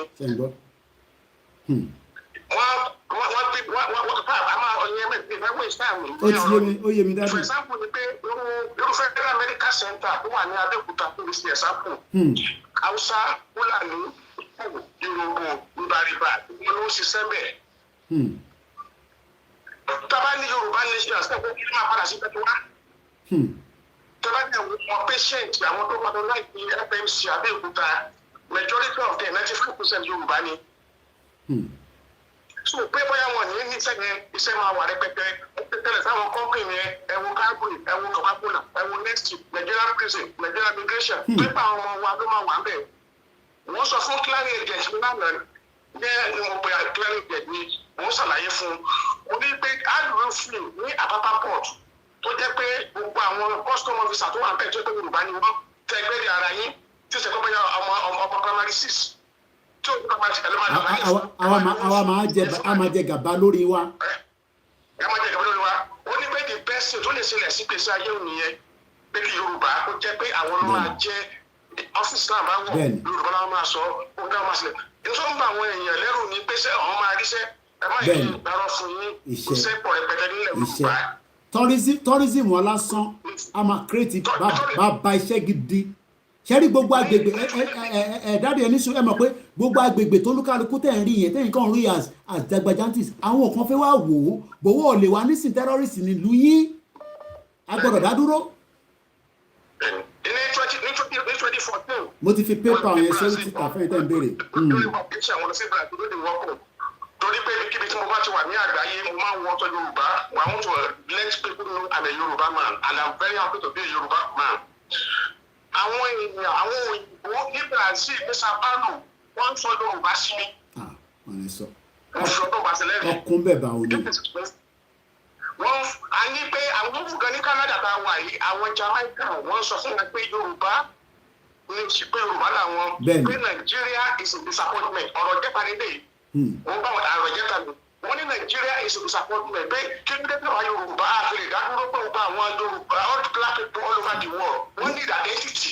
bọ́ọ̀ náà ni mo sọ yìí ìlú mẹ́rin ti break up tó dá dúró in the last 2 decades tí mo ti wà ní UK so kí la wá ń sọ. for example ẹ wo gbogbo àwọn black Americans ní US ní Canada ní Cuba gbogbo ọlọ́wọ́ yóò lọ sí Ghana take advantage in Nigeria insecurity. Let it develop. Ẹ wo bí tó lọ sí Ghana 10 years ago ó lọ sí Ghana right.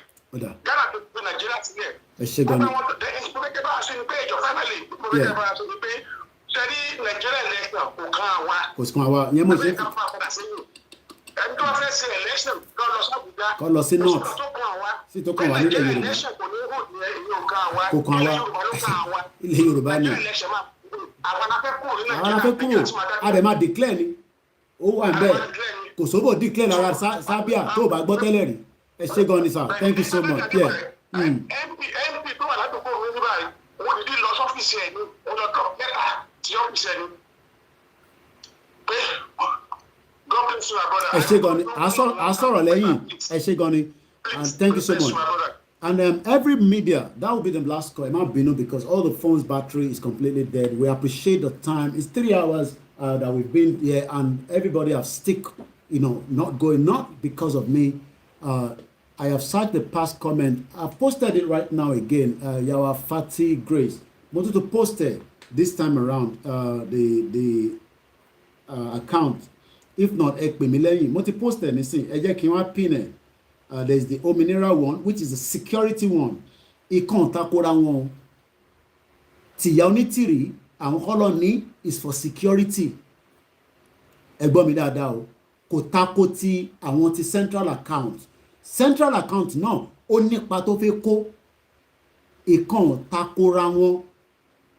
Méjèèjì is working simultaneously.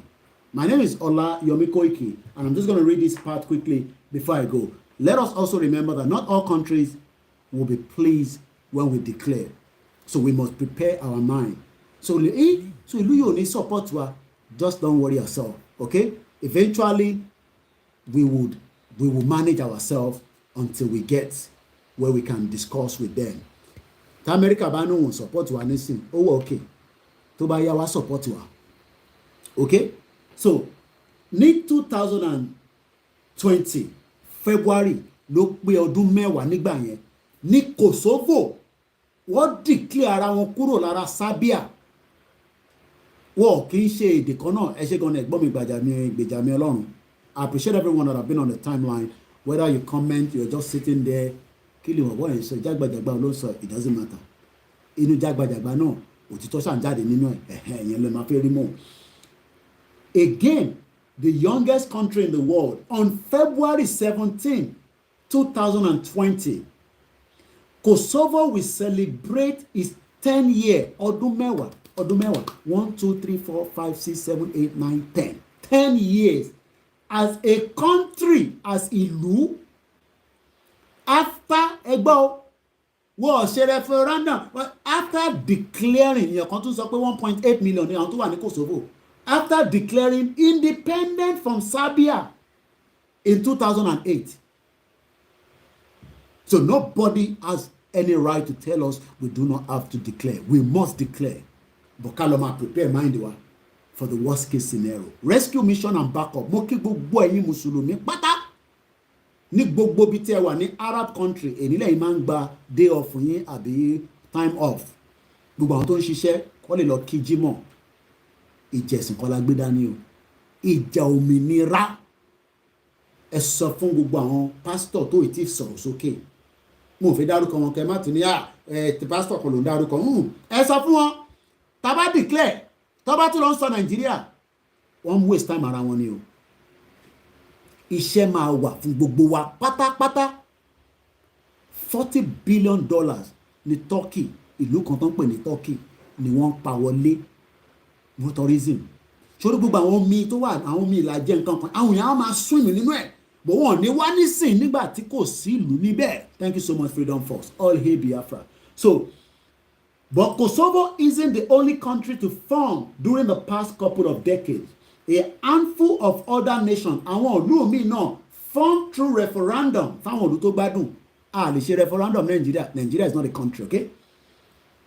And with the help of United Nations, many of the countries transitioned into a statehood have been met with significant challenges. There will be significant challenges, there's no doubt in my mind. But all that, we will resolve it internally among ourselves. Some have been met with political violence, turmoil, while others struggle to be recognized as independent by other nations. Look, tí ìlú kan bá náà bá wa ṣe, forget it, ìlú kan máa bá wa ṣe.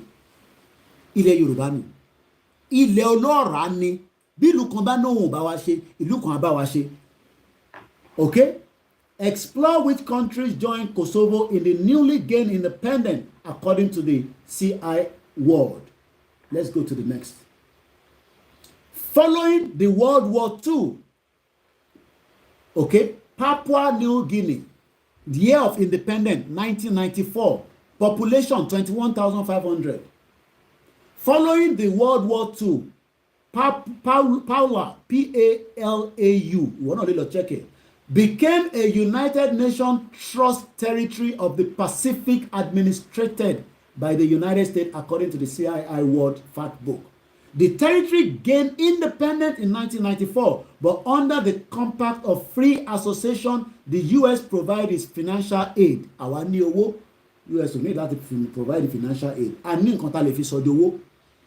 East Timor, year of independence 2002, population 1.3 million.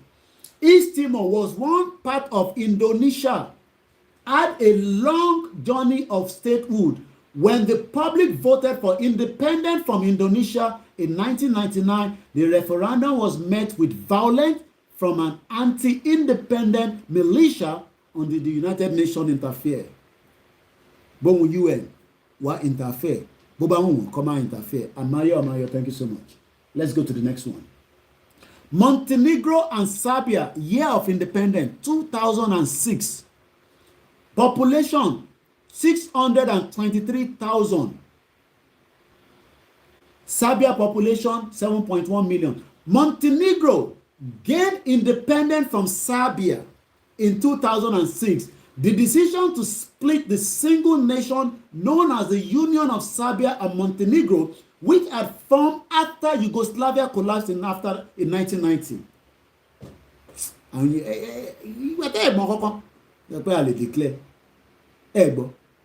after tí Yugoslavia pín, àwọn kan tún jáde Serbia, àwọn kan tún náà wọ́n fẹ́ bá Serbia ṣe kò rọrùn fáwọn. So consequently, Serbia also declared independence and became its own sovereign republic. Kábíyèsí Ọlọ́run. Bàbá Akíntóyè, Ìyá Onítìrí àti gbogbo ẹ̀tẹ́jọ́ ń ṣiṣẹ́ left and right àti bàbá wa Ìgbòho, ẹ palẹ̀ mọ́ dáadáa, àwa ṣetán. Ẹ palẹ̀ mọ́ dáadáa, a ṣetán láti dá dúró. Kosovo independent 2008. Gbogbo tí mo sọ ìkò ń ṣe 1909 19 kìíní kan, just under 20 years ago. Population 1.8 million. Tó bá fún ẹni visa nísìn, I'm sure kó wà náà fẹ́ lọ Kosovo. Kosovo tó local government wa kan ní Ondo State. Kosovo, the smallest Balkan nation, gained independence on February 17, 2008. Again, ẹ máa gbọ́, after again declaring independent from Serbia. So we're saying that we cannot declare. Kò ní bàjẹ́ fún ìyá mi beauty_àmọ̀ pé mo kí gbogbo ẹni tẹ́ wà ní Manchester, Wales, England, Scotland, Greece, Malaysia, ilẹ̀ Yorùbá, ẹni tẹ́ wà ní North. I greet all Hausa people. We are going to break away. You have right to live in our land, but we would like to know who you are. Just the same way I live in this country has my fingerprint. Tí bá commit a crime nísìn ní England, tí bá sá lọ síbi tí Máyégún wà, wọ́n máa trace mi débẹ̀. ẹni tó ń pè ní nation yìí tó ní security. So anybody that wants to live with us, we will also want to know who you are. Thank you so much, Akinola Okpong. And those of you living in African countries, I greet every one of you. Again, Kosovo declare independent from Serbia. I think gbáradì fún declaration, but I'm not prepared for mega rally. Maybe after mega rally. Ó ti dé tán òmìnira yẹn orí social media lẹ́pẹ́ ni a sọ fún yín pé àwọn ò ń ṣe àwọn bàbá Fẹ́nifẹ́re. They delayed a lot. Àwọn bàbá yẹn ní àníyàn tó dáa bọ̀ wọ́n gbàgbàkúgbà pẹ̀lú Fúlàní. Àwọn Afẹ́nifẹ́re ní àníyàn tó dáa àmọ́ wọ́n gba ìgbàkúgbà pẹ̀lú Fúlàní. Ẹ̀ ń bá Fúlàní tayò. Fúlàní lẹ́ lọ́n sọ pé ẹ fẹ́ gba restructuring látọdún o. Àwọn ni tágbàlagbà bá gégi ibi ọmọ ibi tó máa wó sí ìrọ̀lẹ́ pa precision la fi ń gégi nísìn. Mo lè jókòó sínú ilé mi kí n gégi. Mo lè jókòó sínú ilé mi kí n máa operate farm. Ohun tó ń pè ní precision nìyẹn. Sí láyé ìgbà yẹn mọ́. Àwọn bàbá yẹn ó yẹ kó ti fọ́ ẹpọn Fúlàní pé àwa lọ́mọ Yorùbá a máa pàṣẹ lórí ilẹ̀ wa níbí báyìí. Nísìn àwa la máa pàṣẹ fẹ́yìn bàbá yẹn. Àwa la máa pàṣẹ fún yín. Ẹ̀yin tẹ́ bá kù Fẹ́nifẹ́re kọ́ Afẹ́nifẹ́bi ni. Wicked people. South Sudan, year of independence, 2011. Population 12.2 million. South Sudan gained independence from Sudan in 2011 after years of civil war. But the violence continued to ravage the world's smallest country, kò matter. Wọ́n sì ń pè wọ́n ní independent nation. Civil war erupted in South Sudan in 2013 and continued today as political leaders from different ethnic groups vie for power. More than 50,000 people have been killed. Pé àwọn èèyàn ní kú irọ́ lápá. Àlọ́rẹ̀ tó sìn. Kọ́lọ̀ bá wa fọ̀rọ̀ kí àwọn tó bá kú ni. These are the 5 youngest countries. South Sudan, Kosovo, Montenegro and Serbia, East Timor, Papua. Ta ló wá ń sọ pé àlè dádúró? Let me share this again before I start going. Mo kí gbogbo alẹ́ nǹkan sí. My name is Olami Koiki. Ó tún di alẹ́ ká tó tún padà wá. Mo rí yín bẹ̀ yá mi Joyce ẹ ṣé gan ni. Thank you so much. I will educate you to the barest minimum that you will understand, okay? I will make sure that you get the message and I will allow people to call in so that you can also listen. I don't know it all, but I am learning from every one of us as well. We should not be scared of anybody at this stage. Ọlọ́run ọba nìkan la gbọ́dọ̀ bẹ̀rù. A gbọ́dọ̀ bẹ̀rù ẹ̀dá ọmọ Ádámọ̀, whether òyìnbó ni wọ́n ni, whether aláwọ̀ dúdú ni wọ́n ni. We are Yorubas ìran ọmọ aládé tó dúró tán that scared nobody and nobody must scare us. Àfẹn tó bá fẹ́ jẹ́ kí àwọn alálẹ̀ kò ṣe wọ́n mọ́ṣẹ́. Àgbà kọ́ ọ̀kọ̀ọ̀kan mọ́ ẹ má bínú ọmọ ẹni tó bá tún fẹ́ pè. I won't take any more calls and I won't take calls immediately I finish because I have to go and have something to eat. And on that note, I would like to appreciate every single one of you that have spent your Friday afternoon with me. Tó bá tún dalẹ́ bí aago mẹ́wàá sí aago 11 o'clock màá tún padà wá. A tún bẹ̀rẹ̀ lórí topic náà la máa mú. And then I will use the software and I can show you those things and we will look at those countries. Those 5 countries, look, some of them are shit-hole, okay? Agreed.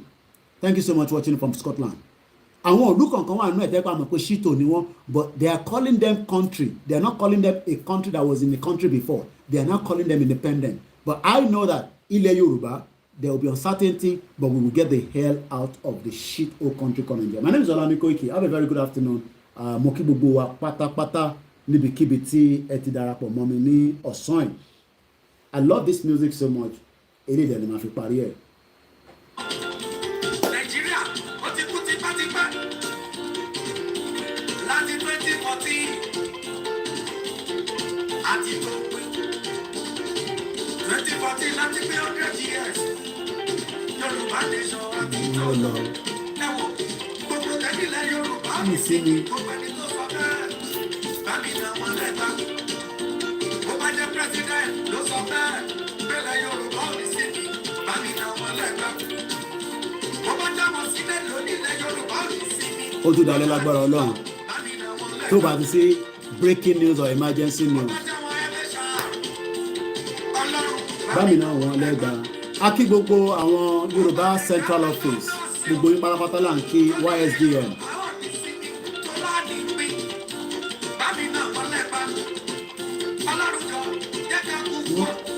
ẹ máa kúkú ògùn ni àrà máa wọlé báyìí.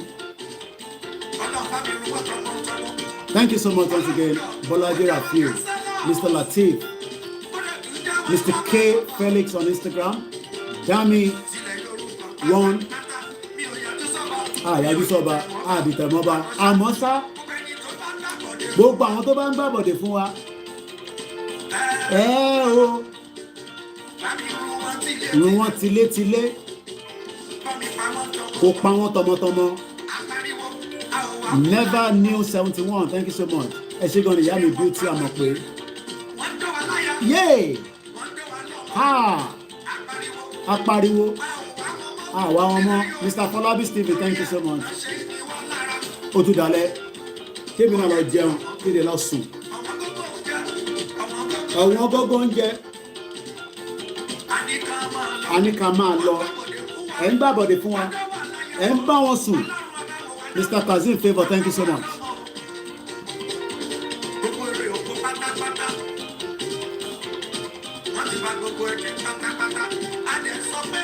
Barika de Jimoh, àwa wọn mọ́ o. Mo kí wọ́n tẹ́wà ní Saudi Arabia.